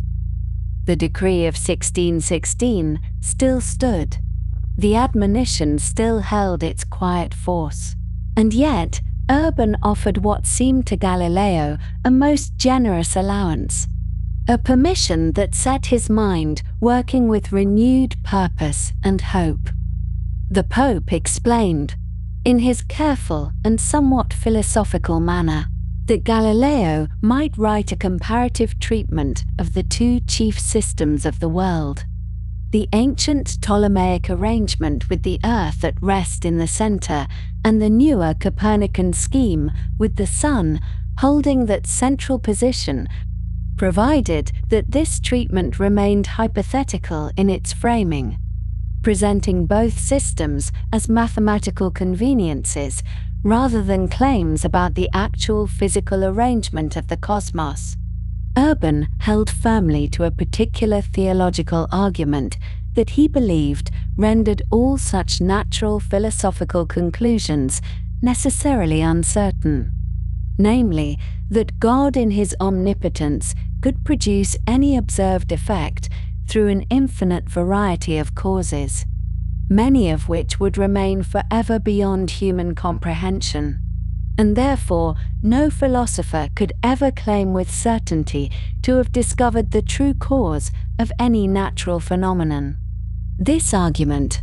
which Urban considered rather important and wished to see included in any such comparative work, represented for the Pope a kind of humble acknowledgement of the limits of human reason in the face of divine power, and he expected Galileo to treat it with appropriate seriousness and respect. Galileo departed from Rome with what he understood to be papal permission to write his comparative dialogue, and he returned to his home in Bellosguardo, on the hills overlooking Florence, with a renewed sense of purpose, though the composition of this great work would not proceed swiftly or without interruption. The years between 1624 and 1630 were marked by periods of intense concentration and writing, interspersed with bouts of illness that confined Galileo to his bed for weeks at a time, his aging body increasingly susceptible to the rheumatic complaints and other ailments that had troubled him throughout his adult life. There were also family matters that demanded his attention, concerns about his son Vincenzo and his debts, worries about his daughters in their convent at San Matteo in Arcetri, the endless small obligations and distractions that fill any human life and slow the progress of even the most dedicated scholar. The work grew slowly, taking shape page by page in Galileo's careful hand. And as it grew, it became something rather more substantial and rather more persuasive than a merely hypothetical comparison might have suggested. Galileo was, after all, convinced in his own mind of the truth of the Copernican system, and though he framed his arguments within the required fictional apparatus of dialogue and speculation, the force of his reasoning and the clarity of his prose made the direction of his thought abundantly clear to any attentive reader. By the year 1630, the manuscript was essentially complete, a substantial work that represented the accumulated thinking of decades, and Galileo began the process of seeking the necessary approvals for its publication. It was in this same year that Galileo suffered a loss that would prove far more consequential than he could have known at the time. For in August of 1630, his dear friend and protector, Federico Sessi, died unexpectedly at the age of only 45. Sessi had been the founder and sustaining spirit of the Accademia dei Lincei, the Academy of the Lynxes, that society of natural philosophers to which Galileo had been admitted with such honor nearly 2 decades earlier, and he had served throughout those years as Galileo's most influential advocate in Rome, a man of noble birth and considerable connections, who could smooth the way through ecclesiastical bureaucracies and speak on Galileo's behalf in circles where the philosopher himself had no natural access. With Sessi's death, the Academy fell into a kind of paralysis,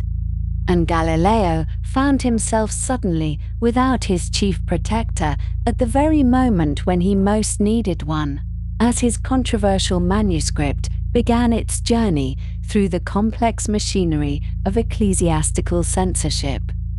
The negotiations for a printing license proved lengthy and difficult,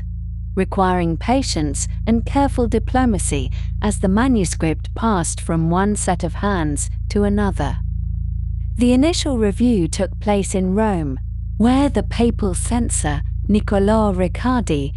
himself a man of some learning who had been a friend to Sessi and was not unsympathetic to Galileo's work, examined the text and requested various changes and clarifications, particularly to the preface and conclusion, to ensure that the hypothetical character of the work was sufficiently emphasized. These changes were made, consultations continued, and eventually a form of approval seemed to be forthcoming from the Roman authorities, though the process was neither swift nor straightforward. However, the normal course of publishing was then disrupted by circumstances entirely beyond anyone's control. For in that year, a severe outbreak of plague swept through northern Italy, and the movement of goods and persons between cities became severely restricted, with quarantine measures making it practically impossible to send the manuscript back and forth between Florence and Rome as the approval process required. In light of these difficulties, it was agreed that the printing might take place in Florence rather than Rome, provided that the Florentine Inquisitor reviewed and approved the final text. This arrangement was duly made. The Florentine Inquisitor granted his imprimatur, and in February of 1632, the book at last emerged from the printing press and began to make its way into the world. The work bore the full title, Dialogue Concerning the Two Chief World Systems, Ptolemaic and Copernican, and it was written not in Latin, the traditional language of scholarly discourse, accessible primarily to the educated clergy and the university-trained, but in Italian, the vernacular tongue that could be read and understood by a far broader audience of educated laypeople, merchants, courtiers, and curious minds who possessed literacy but not necessarily a classical education. This choice of language was significant, for it meant that Galileo's arguments would reach beyond the narrow confines of academic debate and enter into the wider conversation of Italian intellectual life, accessible to anyone who could read their native tongue and who possessed an interest in the great questions of natural philosophy. The structure of the work was that of a dialogue extending over 4 days, a literary form with deep roots in classical antiquity, and one that allowed Galileo to present competing arguments without appearing to advocate directly for any particular position. 3 characters conducted this extended conversation in a setting of civilized leisure, and each represented a distinct perspective on the questions under discussion. Salviati, named after Galileo's deceased friend, Filippo Salviati, served as the voice of Copernican philosophy, presenting with clarity and force the arguments in favor of the moving Earth, and readers who knew Galileo's own views understood readily enough that Salviati spoke essentially as Galileo himself would speak. Sagredo, named after another departed friend, Giovanni Francesco Sagredo, played the role of the intelligent and open-minded layman, a man of good education and natural curiosity who weighed the arguments of both sides with apparent impartiality, though he was generally persuaded by the superior reasoning of Salviati. And Simplicio represented the traditional Aristotelian position, defending the immobility of the Earth and the centrality of our world, with arguments drawn from the ancient texts and the established philosophy of the schools. The setting for this 4-day conversation was imagined to be the Venetian palace of Sagredo, a place of comfort and refinement where learned gentlemen might gather to discuss matters of philosophy at their leisure. And this Venetian location carried its own significance, for Venice was known as a place of relative intellectual freedom, less subject to Roman authority than other Italian cities. And the choice of setting gave the dialogue an atmosphere of civilized independence. Over the course of the 4 days, the 3 interlocutors examined with care and thoroughness the arguments concerning the arrangement of the cosmos, beginning with a discussion of the fundamental principles of Aristotelian physics and astronomy on the first day, then moving to specific arguments concerning the daily rotation of the Earth on the second day, and proceeding to the question of the Earth's annual motion around the Sun on the third day. The 4th and final day took up Galileo's theory of the tides, which he believed provided the decisive physical proof of the Earth's motion. The arguments Galileo presented through the voice of Salviati were comprehensive and persuasive, drawing upon observations made with the telescope, upon mathematical reasoning,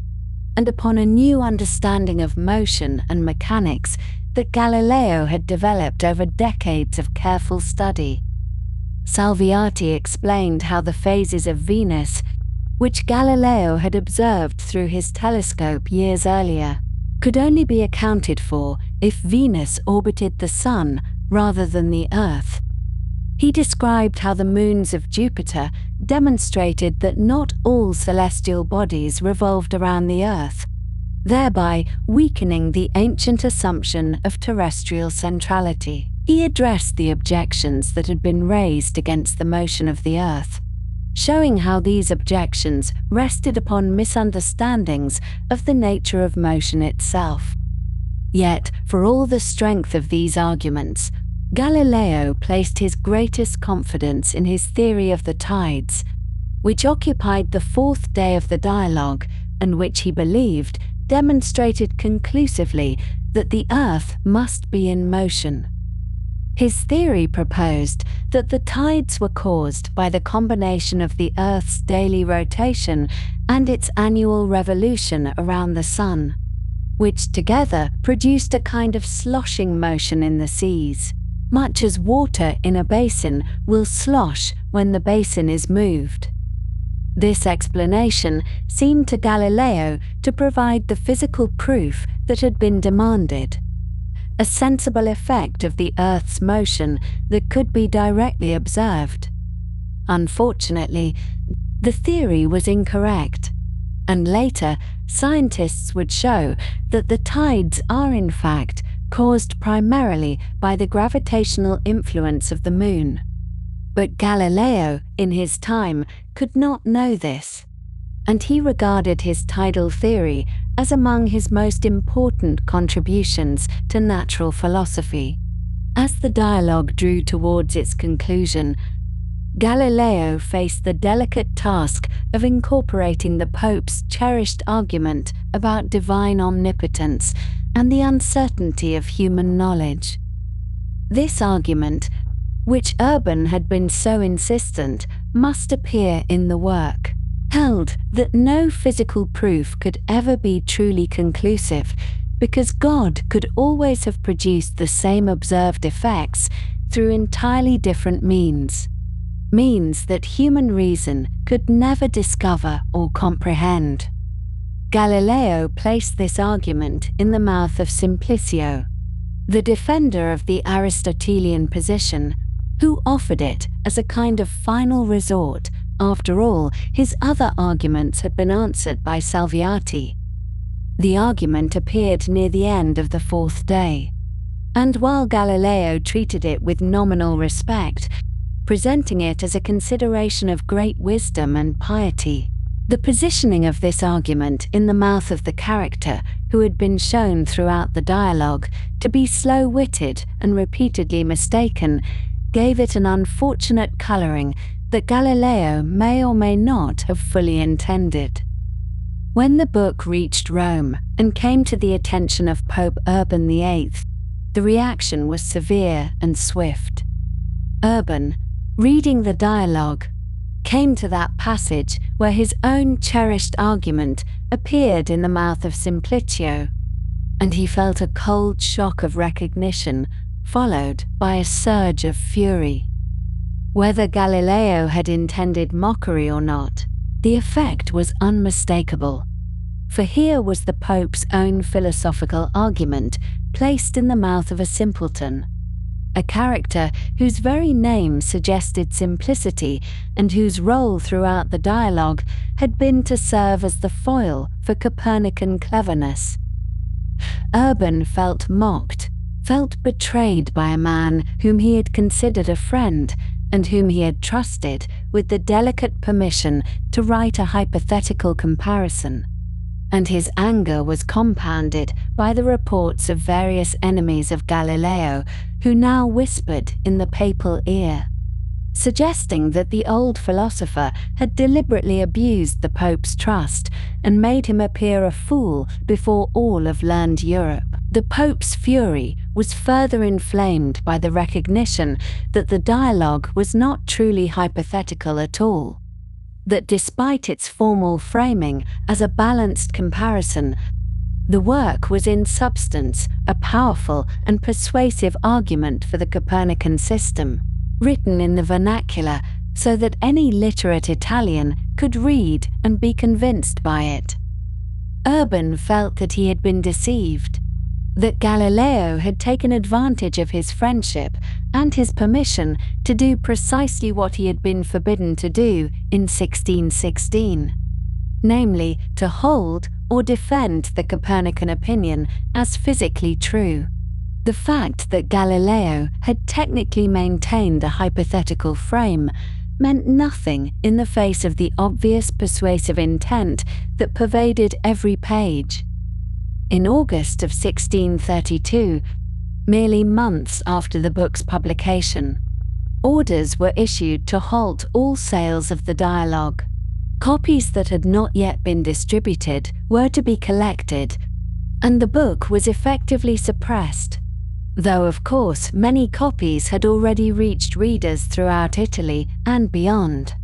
and the work could not be truly recalled once it had entered circulation. The action was decisive and public, a clear signal of papal displeasure that could not be mistaken. And then came the summons.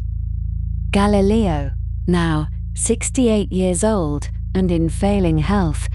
received word that he was required to present himself in Rome to answer before the Congregation of the Holy Office, that body more commonly known as the Inquisition, which was charged with investigating matters of heresy and ensuring the doctrinal purity of the faithful. The summons came in the autumn of 1632. And though Galileo pleaded ill health and the difficulties of travel during plague time, the authorities were not inclined to grant him any lengthy delays, and he understood that he had no choice but to make the journey. Thus did the publication of the dialogue set in motion the events that would lead to the most famous trial of a natural philosopher in the history of the Western world. Though, in these quiet hours, we need not concern ourselves with what came next, for that is a matter for another time and another gentle telling. For now, it is enough to know that the book existed, that it was read, that it made its arguments with clarity and force, and that the response it provoked was the beginning of a new chapter in the long and complicated relationship between Galileo Galilei and the Church that had nurtured his faith and now questioned his obedience. The journey from Florence to Rome in the winter months of early 1633 was not an easy one for Galileo,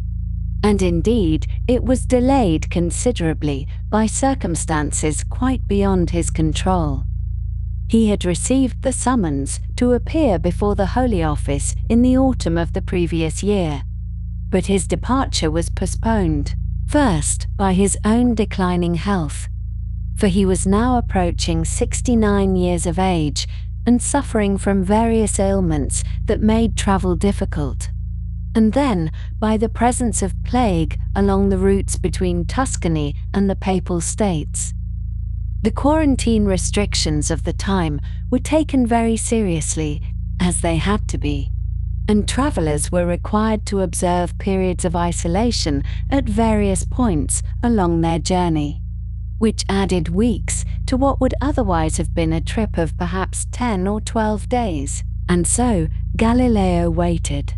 and rested and made what preparations he could for an appearance that he must have regarded with considerable apprehension, though we cannot know precisely what thoughts occupied his mind during those long winter evenings in Florence. When at last he was able to set out, the journey proceeded slowly, with appropriate stops for rest and the observance of health regulations, until he arrived in Rome on the 13th of February, 1633. The city he entered was one he had known well in earlier, happier times, when he had been celebrated and honored by the learned societies and had enjoyed friendly audiences with popes and cardinals. Now he came under rather different circumstances, summoned to answer for a book that had displeased the very authorities who had once welcomed him so warmly. It was a strange reversal of fortune, though perhaps not entirely unexpected, given the nature of the work he had published and the political sensitivities of the moment. Upon his arrival, Galileo was permitted a privilege that was somewhat unusual for someone facing investigation by the Inquisition, in that he was allowed to reside not in the formal prisons or holding cells of the Holy Office, but rather at the Tuscan embassy, which was housed in the Villa Medici on the Pincian Hill. This was a considerable accommodation, arranged through the intercession of the Grand Duke of Tuscany, whose ambassador in Rome was instructed to provide hospitality and support for the elderly scholar. The Villa Medici was a gracious residence with gardens and comfortable rooms, a far cry from the austere conditions that many who faced inquisitorial proceedings were obliged to endure. Galileo would remain there for much of the time that his case was being considered, though he would later be required to take up residence within the buildings of the Holy Office itself for a period during the most intensive phase of the proceedings. The trial, if we may call it that, though the proceedings of the Inquisition did not follow the forms of secular judicial processes in many respects, extended from April through June of 1633. It was not a continuous affair of daily hearings, but rather a series of formal interrogations separated by periods of waiting and deliberation, during which the various officials of the Holy Office examined documents, consulted with theological advisors, and considered what questions should next be put to the accused. The rhythm of these proceedings was slow and deliberate, as befitted a matter of such gravity, and Galileo spent much of this time simply waiting, corresponding with friends and family when he was permitted to do so, and contemplating what the outcome might be.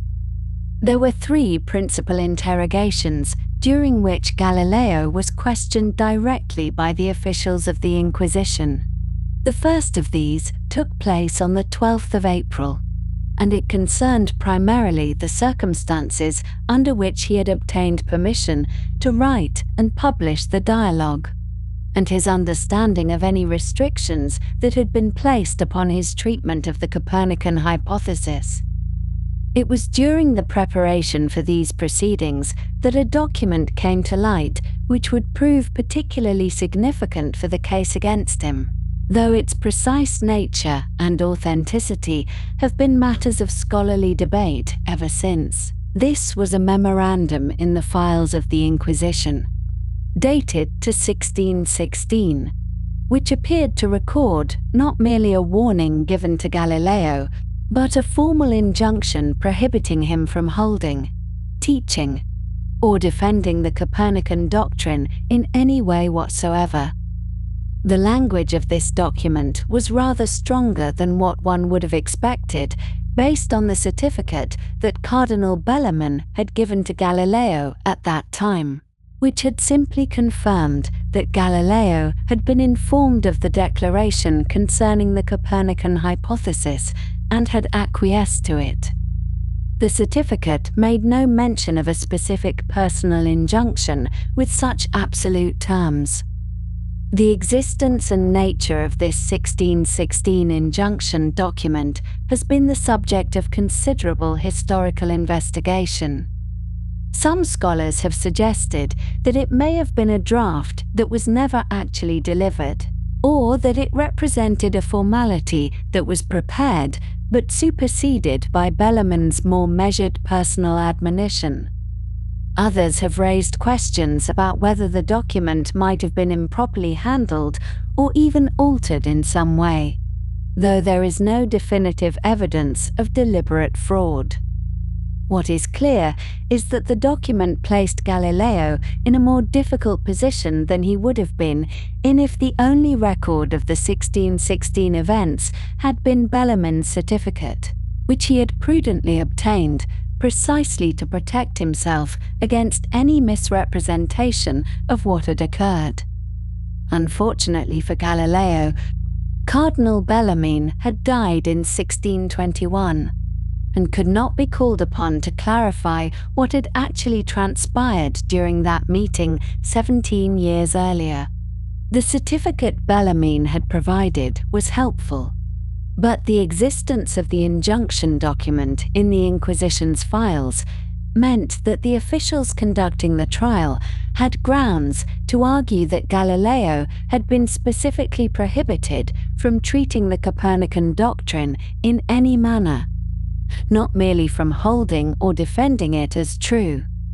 If this was the case, then his publication of the dialogue, regardless of its literary framing as a balanced discussion, would have been a clear violation of the prohibition. Galileo's defense, as it developed over the course of the 3 interrogations, rested on 2 main arguments, neither of which proved ultimately successful in the eyes of the tribunal. The first was that he had simply forgotten about any specific prohibition of the kind recorded in the injunction document. Given that 16 years had passed, and given his advancing age, this was not entirely implausible as a matter of human memory. He had retained Bellarmine's certificate, which he presented to the court, and he maintained that his understanding of the restrictions upon him had been shaped by that document rather than by any more stringent verbal command. Whether the inquisitors found this claim credible is difficult to say, but they certainly did not regard it as exculpating him from responsibility for what he had published. The second element of Galileo's defense was perhaps more bold, though it too failed to persuade. He argued that the dialogue did not, in fact, actually hold or defend the Copernican system, but merely presented the arguments on both sides for the reader's consideration. This was, as a simple reading of the text would show, a rather difficult position to maintain. While the dialogue was indeed structured as a conversation among 3 characters, representing different viewpoints, the weight of the argument and the evident sympathy of the author clearly lay with the Copernican position. The figure of Simplicio, who defended the traditional Ptolemaic and Aristotelian views, was made to appear foolish and stubborn, while Salviati, who represented Galileo's own thinking, presented compelling and sophisticated reasoning in favor of the Earth's motion. Moreover, there was the unfortunate matter of the Pope's argument, which had been placed in the mouth of Simplicio at the end of the dialogue. Even if this had been done without any intentional disrespect, its effect was to associate the Supreme Pontiff's theological reasoning with a character whose name evoked simplicity and whose role in the dialogue was to be proven wrong at nearly every turn. This was a tactical error of considerable magnitude, and it had contributed significantly to the anger that the publication had provoked in Rome. During the proceedings, it became apparent that a straightforward acquittal was not going to be possible.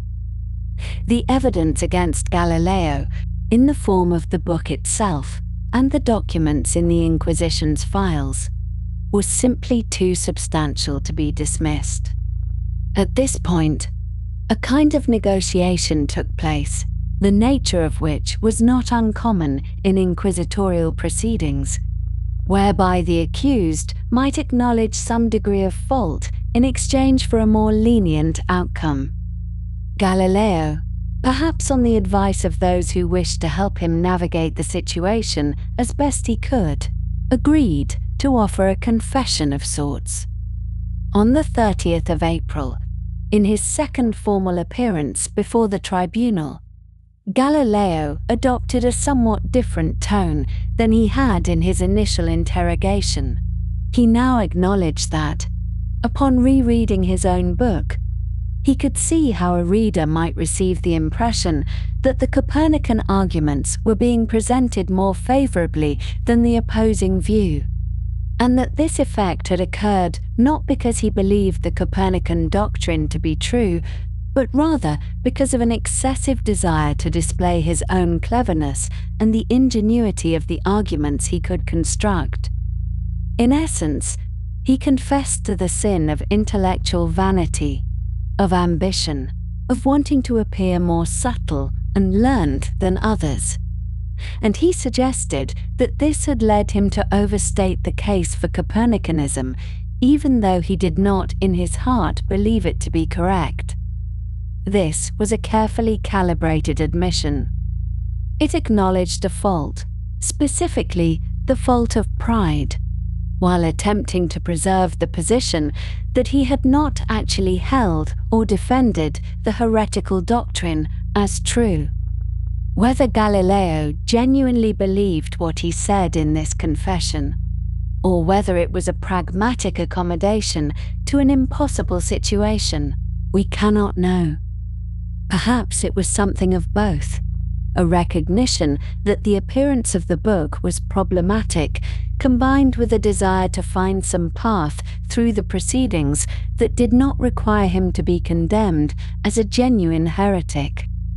The final interrogation took place on the 21st of June, and it was at this session that Galileo was questioned under the formal threat of torture, as was standard procedure in cases of this gravity.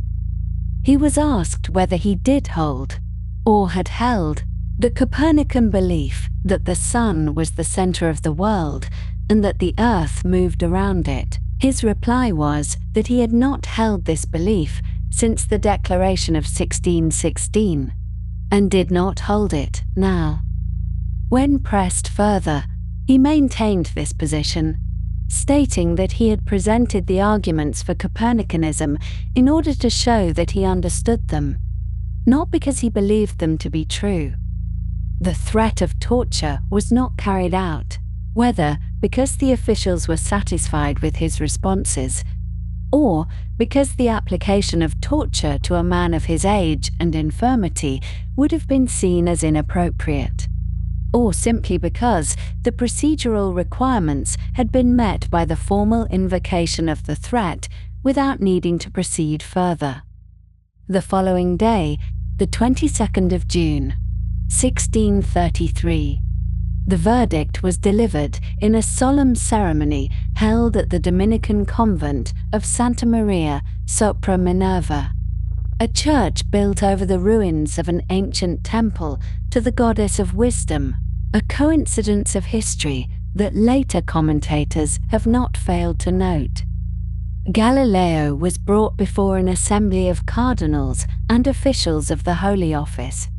and the sentence was read aloud. He was found to be vehemently suspected of heresy, which was a serious finding, though not the most severe possible, for having held and believed a doctrine which is false and contrary to the sacred and divine scriptures, namely, that the sun is the center of the world and does not move from east to west, and that the earth moves and is not the center of the world. The penalty attached to this finding was formal imprisonment at the pleasure of the Holy Office, along with certain spiritual penances to be observed. The dialogue was prohibited and placed upon the index of forbidden books, where it would remain for some 2 centuries, and Galileo was required to recite the 7 penitential psalms once each week for a period of 3 years. A devotional practice that might serve as a reminder of humility and repentance. Following the reading of the sentence, Galileo performed the required abjuration, kneeling before the assembled officials and renouncing the Copernican beliefs of which he had been found suspect. The text of this abjuration was a formal document, prepared in advance, and Galileo read it aloud, declaring that he did abjure, curse, and detest the errors and heresies that had been specified, and that he would never again say or assert anything that might give rise to similar suspicion.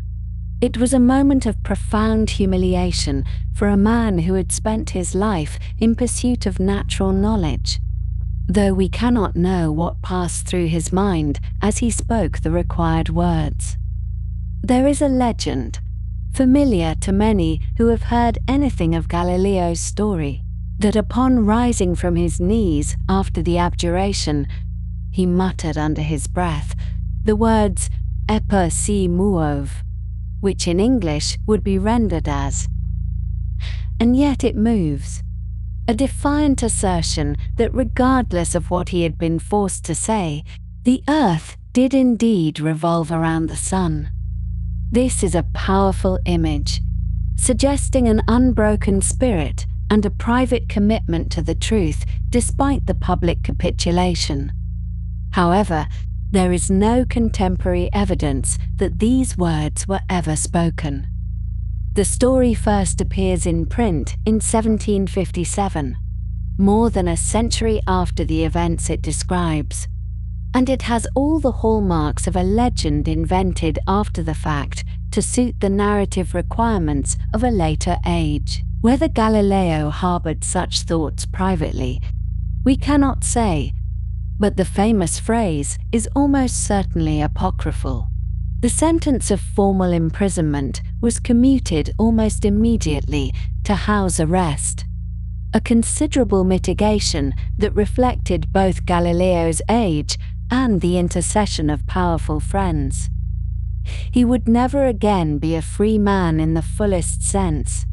but neither would he languish in a prison cell. He was permitted to return, eventually, to his own villa at Arcetri outside Florence,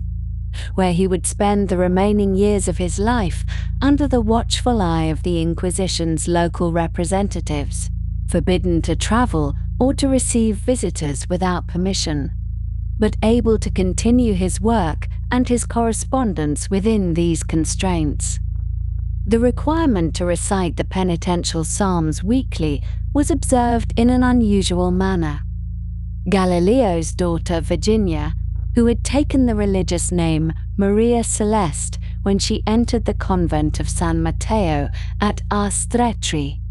obtained permission to perform this devotional duty on her father's behalf. She was a devoted daughter and a faithful correspondent,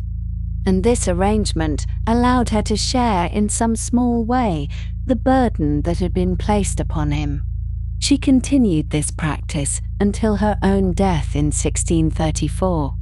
which was a great grief to Galileo and left him more isolated than before. The verdict delivered at Santa Maria sopra Minerva bore the signatures of 7 cardinals who had participated in the proceedings as judges.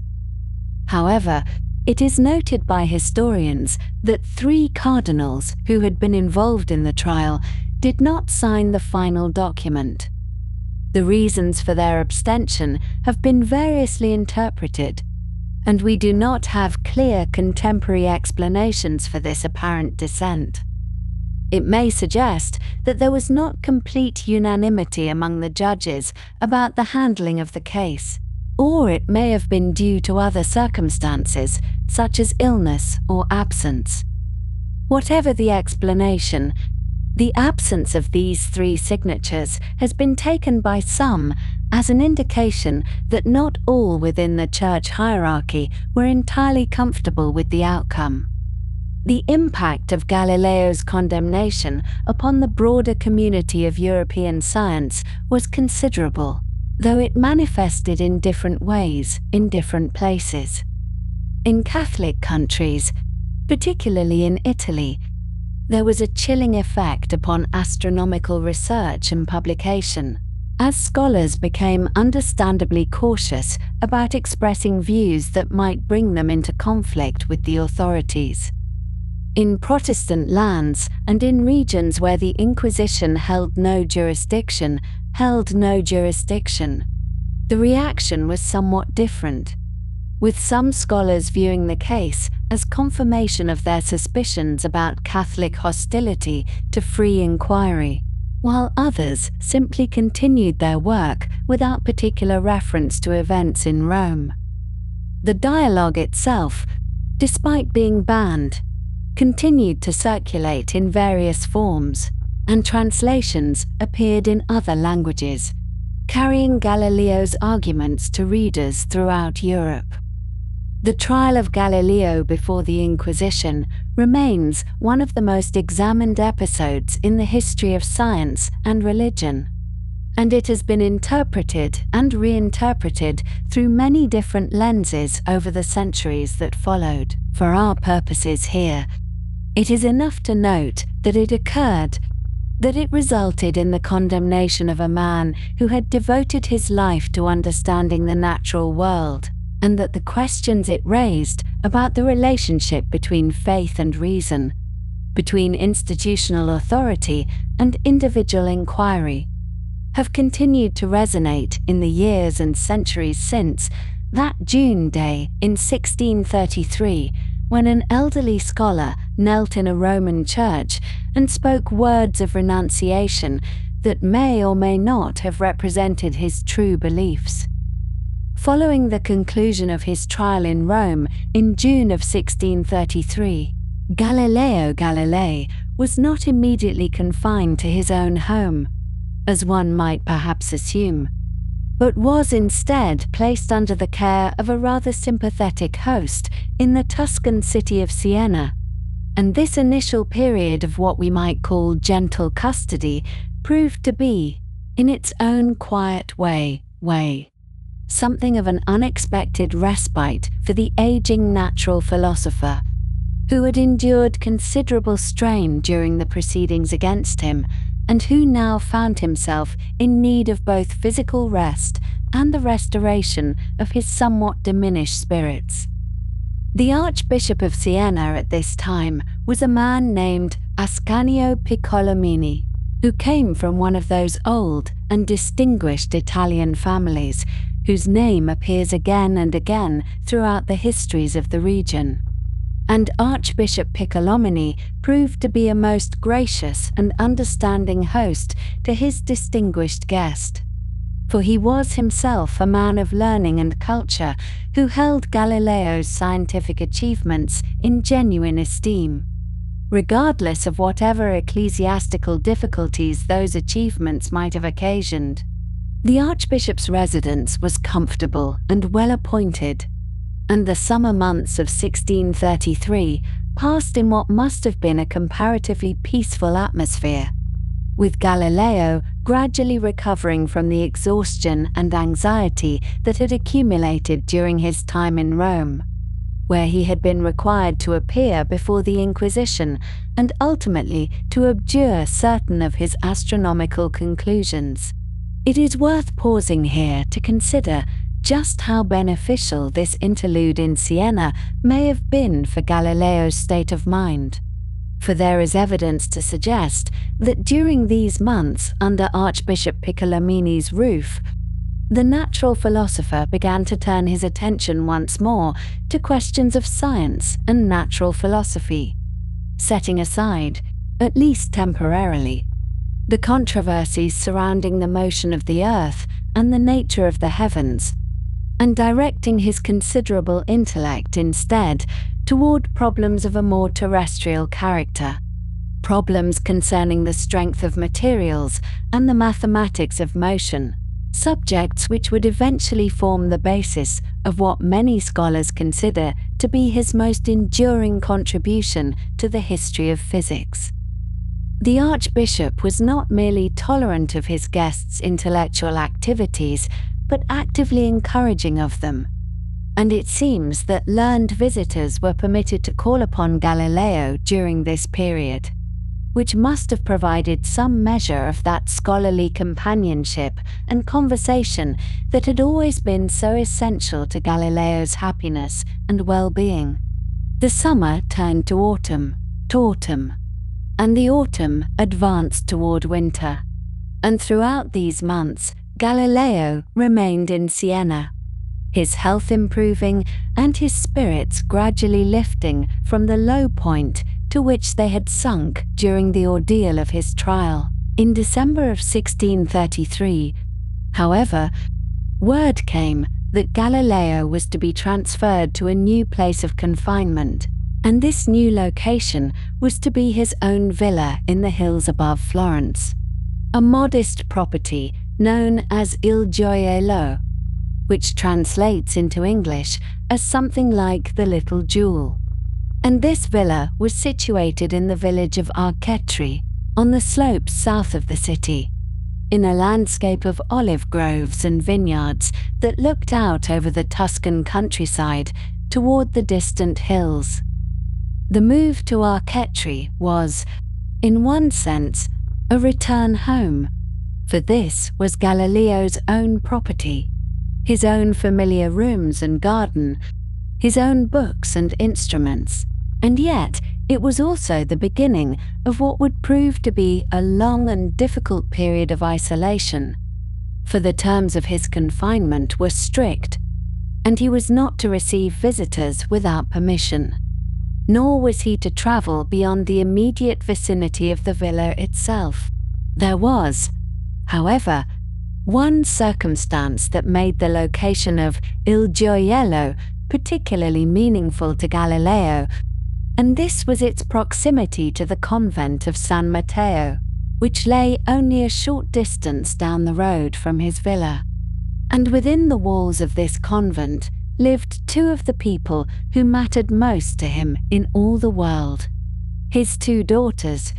Virginia and Livia, who had taken religious vows many years earlier and who were known within their community as Sister Maria Celeste and Sister Arcangela,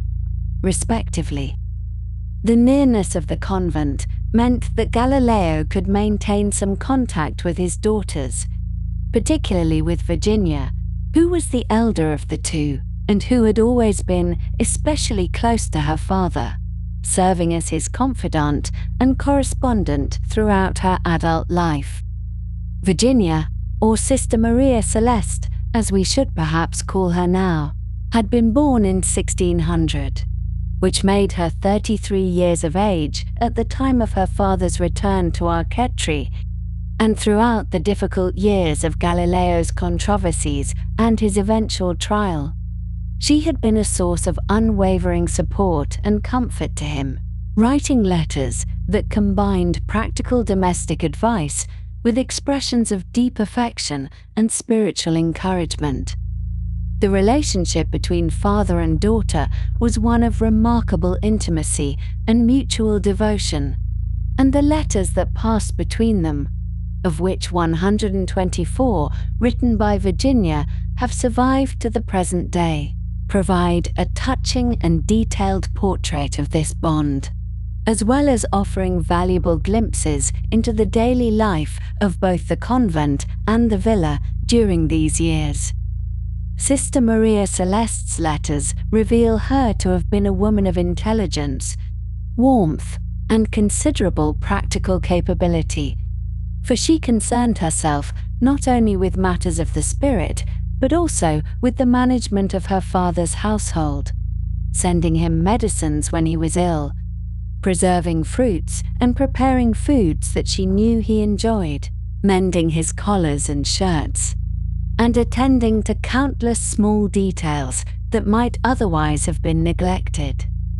Her letters also reveal her anxiety during the period of his trial, her relief at his return to Tuscany, and her happiness at having him settled so close to the convent,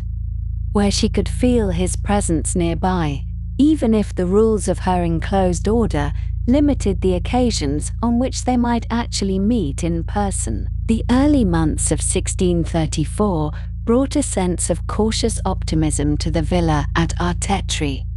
for Galileo was reunited, at least in proximity, with his beloved daughter, and he was able to resume his scientific work in familiar surroundings,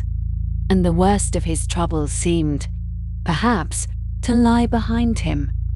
But the universe, as Galileo himself well understood, is indifferent to human hopes and plans, and in the spring of that year,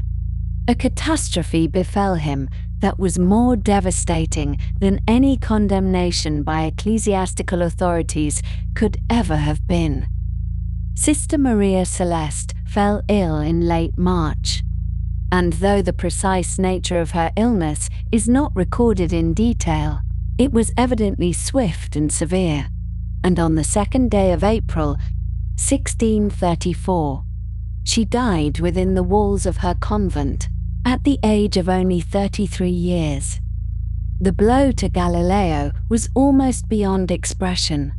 and those who knew him reported that he fell into a state of profound grief and depression from which it seemed, for a time, that he might never recover. He described himself in letters as feeling utterly lost and bereft, and there is a sense in his correspondence from this period that some essential light had gone out of his life, that the world itself had become somehow darker and less bearable in the absence of his daughter's love and companionship. The depth of Galileo's sorrow following Virginia's death is attested by many sources, and it is not difficult to understand why this loss should have affected him so powerfully, for she had been not merely a daughter, but a true friend and intellectual companion. Someone who understood him and cared for him in ways that few others ever had. Her surviving letters, those 124 documents that have come down to us across the centuries, stand as a testament to the closeness of their relationship, and reading them today, one can still sense the affection and intelligence that animated their exchange, the small jokes and shared concerns, the spiritual encouragement and practical assistance, all the threads that bound these two lives together across the short distance between the villa and the convent walls. Galileo's other daughter, Livia, known in religion as Sister Arcangela, remained at the convent of San Matteo after her sister's death, but the relationship between Galileo and this surviving daughter was never as close or as comfortable as the one he had shared with Virginia. Sister Arcangela appears to have suffered from what we might today recognize as some form of mental instability or chronic psychological disturbance. And though the precise nature of her condition is difficult to determine from the historical record, it is clear that she was not able to provide her father with the kind of companionship and support that he had received from her sister. The letters that passed between Galileo and Sister Arcangela, such as they were, do not suggest the same warmth and intimacy that characterized his correspondence with Sister Maria Celeste, and one senses in this relationship something strained and difficult, a source of sorrow rather than comfort in Galileo's final years. There was, however, one source of family happiness that emerged during this period. For Galileo's son Vincenzo, who had been legitimized and who had pursued a career in music, married a woman named Cecilia Boccineri, and in due course this union produced a grandson for the aging natural philosopher, a boy who was given the name Galileo in honor of his grandfather,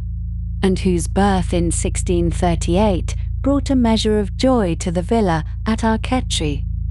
The presence of family, even imperfect and complicated family, provided some counterweight to the isolation of confinement and the grief of loss. And Galileo's final years were not entirely devoid of domestic warmth, even as his physical health continued to decline and the restrictions on his activities remained firmly in place. Despite all of these difficulties, despite the grief and the isolation and the constraints imposed by his sentence, Galileo continued to work at his science during the years at Arcetri, and this period of enforced retirement proved to be surprisingly productive in terms of genuine intellectual achievement. The controversies over the Copernican system and the motion of the Earth had brought him into conflict with the Church, but there were other problems in natural philosophy that he could pursue without risk of further ecclesiastical entanglement. And he now turned his attention to these matters with renewed focus and energy.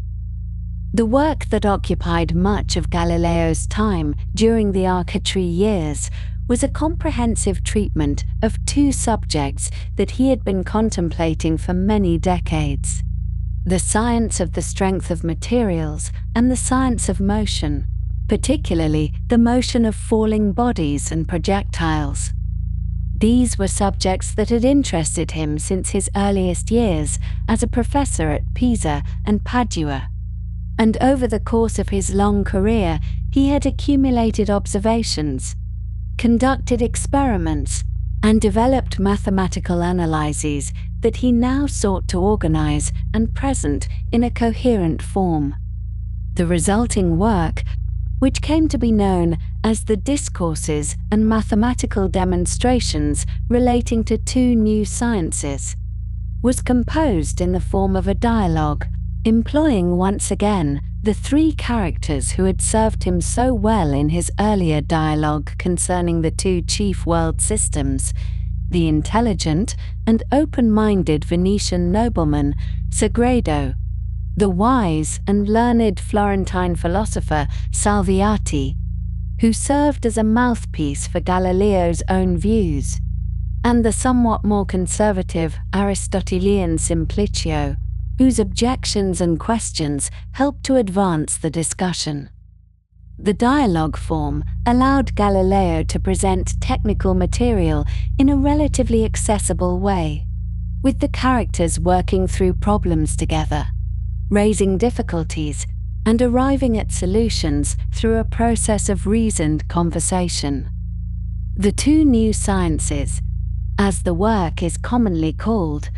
was in many ways a culmination of Galileo's life work in experimental and mathematical physics. The first of the two sciences treated in the book concerned what we would today call materials science or structural engineering, addressing questions about the strength and resistance of solid bodies, why beams of a certain size can support a given weight while larger or smaller beams of the same proportions cannot simply be scaled up or down, and how the internal structure of materials relates to their mechanical properties. The second science, and the one for which the book is most celebrated in the history of physics, was the science of local motion, covering the mathematics of uniform and accelerated motion, the behavior of falling bodies, the parabolic path of projectiles, and other fundamental questions about how objects move through space and time. In treating these subjects, Galileo drew upon decades of observation and experiment, including the famous experiments with inclined planes that allowed him to slow down the process of falling so that it could be measured and analyzed. And the book presented his conclusions in a rigorous mathematical form that would prove immensely influential for the development of physics in the generations that followed. The treatment of uniformly accelerated motion, in particular, laid important groundwork for the mechanics that would later be systematized by Isaac Newton. And the two new sciences is rightly regarded as one of the founding documents of modern physics. There was, however, a practical difficulty to be overcome before this work could see the light of day. For Galileo remained under the supervision of the Inquisition, and the publication of any new work by the condemned natural philosopher would require permissions that were unlikely to be forthcoming. The solution that was eventually found involved the clandestine transport of Galileo's manuscript out of Italy and into the more tolerant intellectual climate of the northern Netherlands, where the publishing house of Elsevier in the city of Leiden was willing and able to bring the work into print. The process by which the manuscript was smuggled out of Italy and delivered to the Dutch publishers remains somewhat obscure in its details, but it is known that the book appeared in print at Leiden in 1638,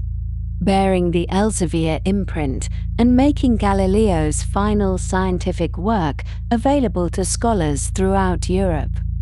The publication was in some sense an act of defiance, a demonstration that even house arrest and ecclesiastical censure could not entirely silence the aging natural philosopher, though Galileo himself took care to present the matter as something that had occurred without his direct involvement,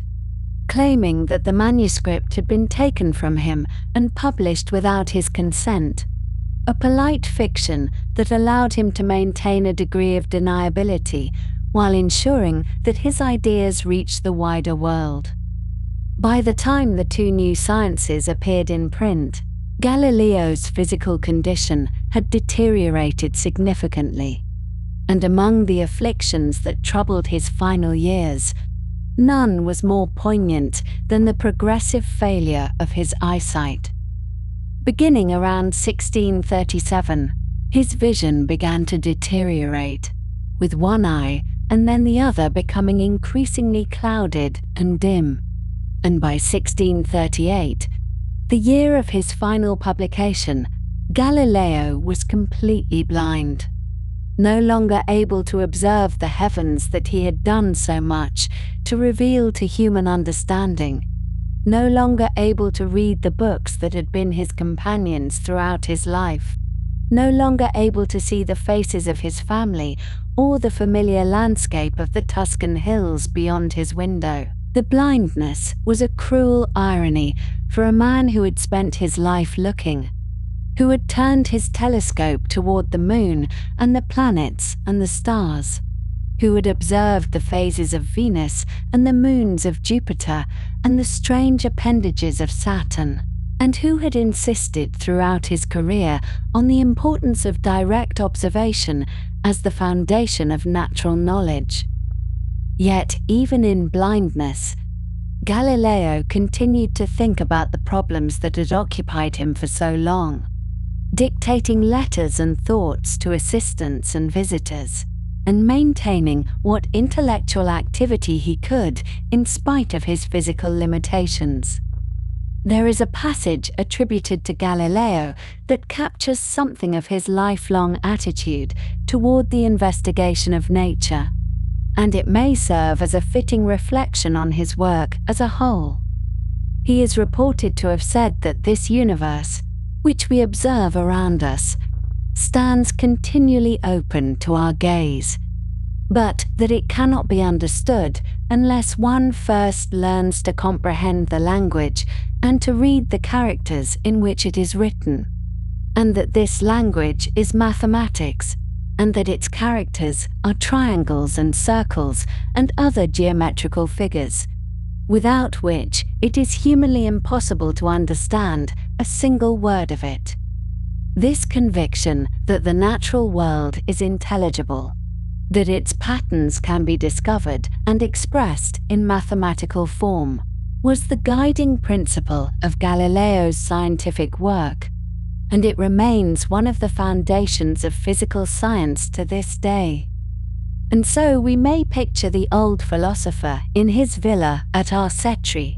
blind now and confined, but still curious, still thinking about motion and matter and mathematics, still corresponding with those who sought his counsel, still devoted to that patient investigation of nature that had been the great work of his life. The years of his house arrest were difficult and often sorrowful, marked by loss and limitation, but they were also years of genuine achievement, and the two new sciences, smuggled out of Italy and published in the Netherlands, stands as evidence that even in these final years, Galileo's mind remained active and productive, still capable of contributing to that great collective enterprise of understanding that he had done so much to advance.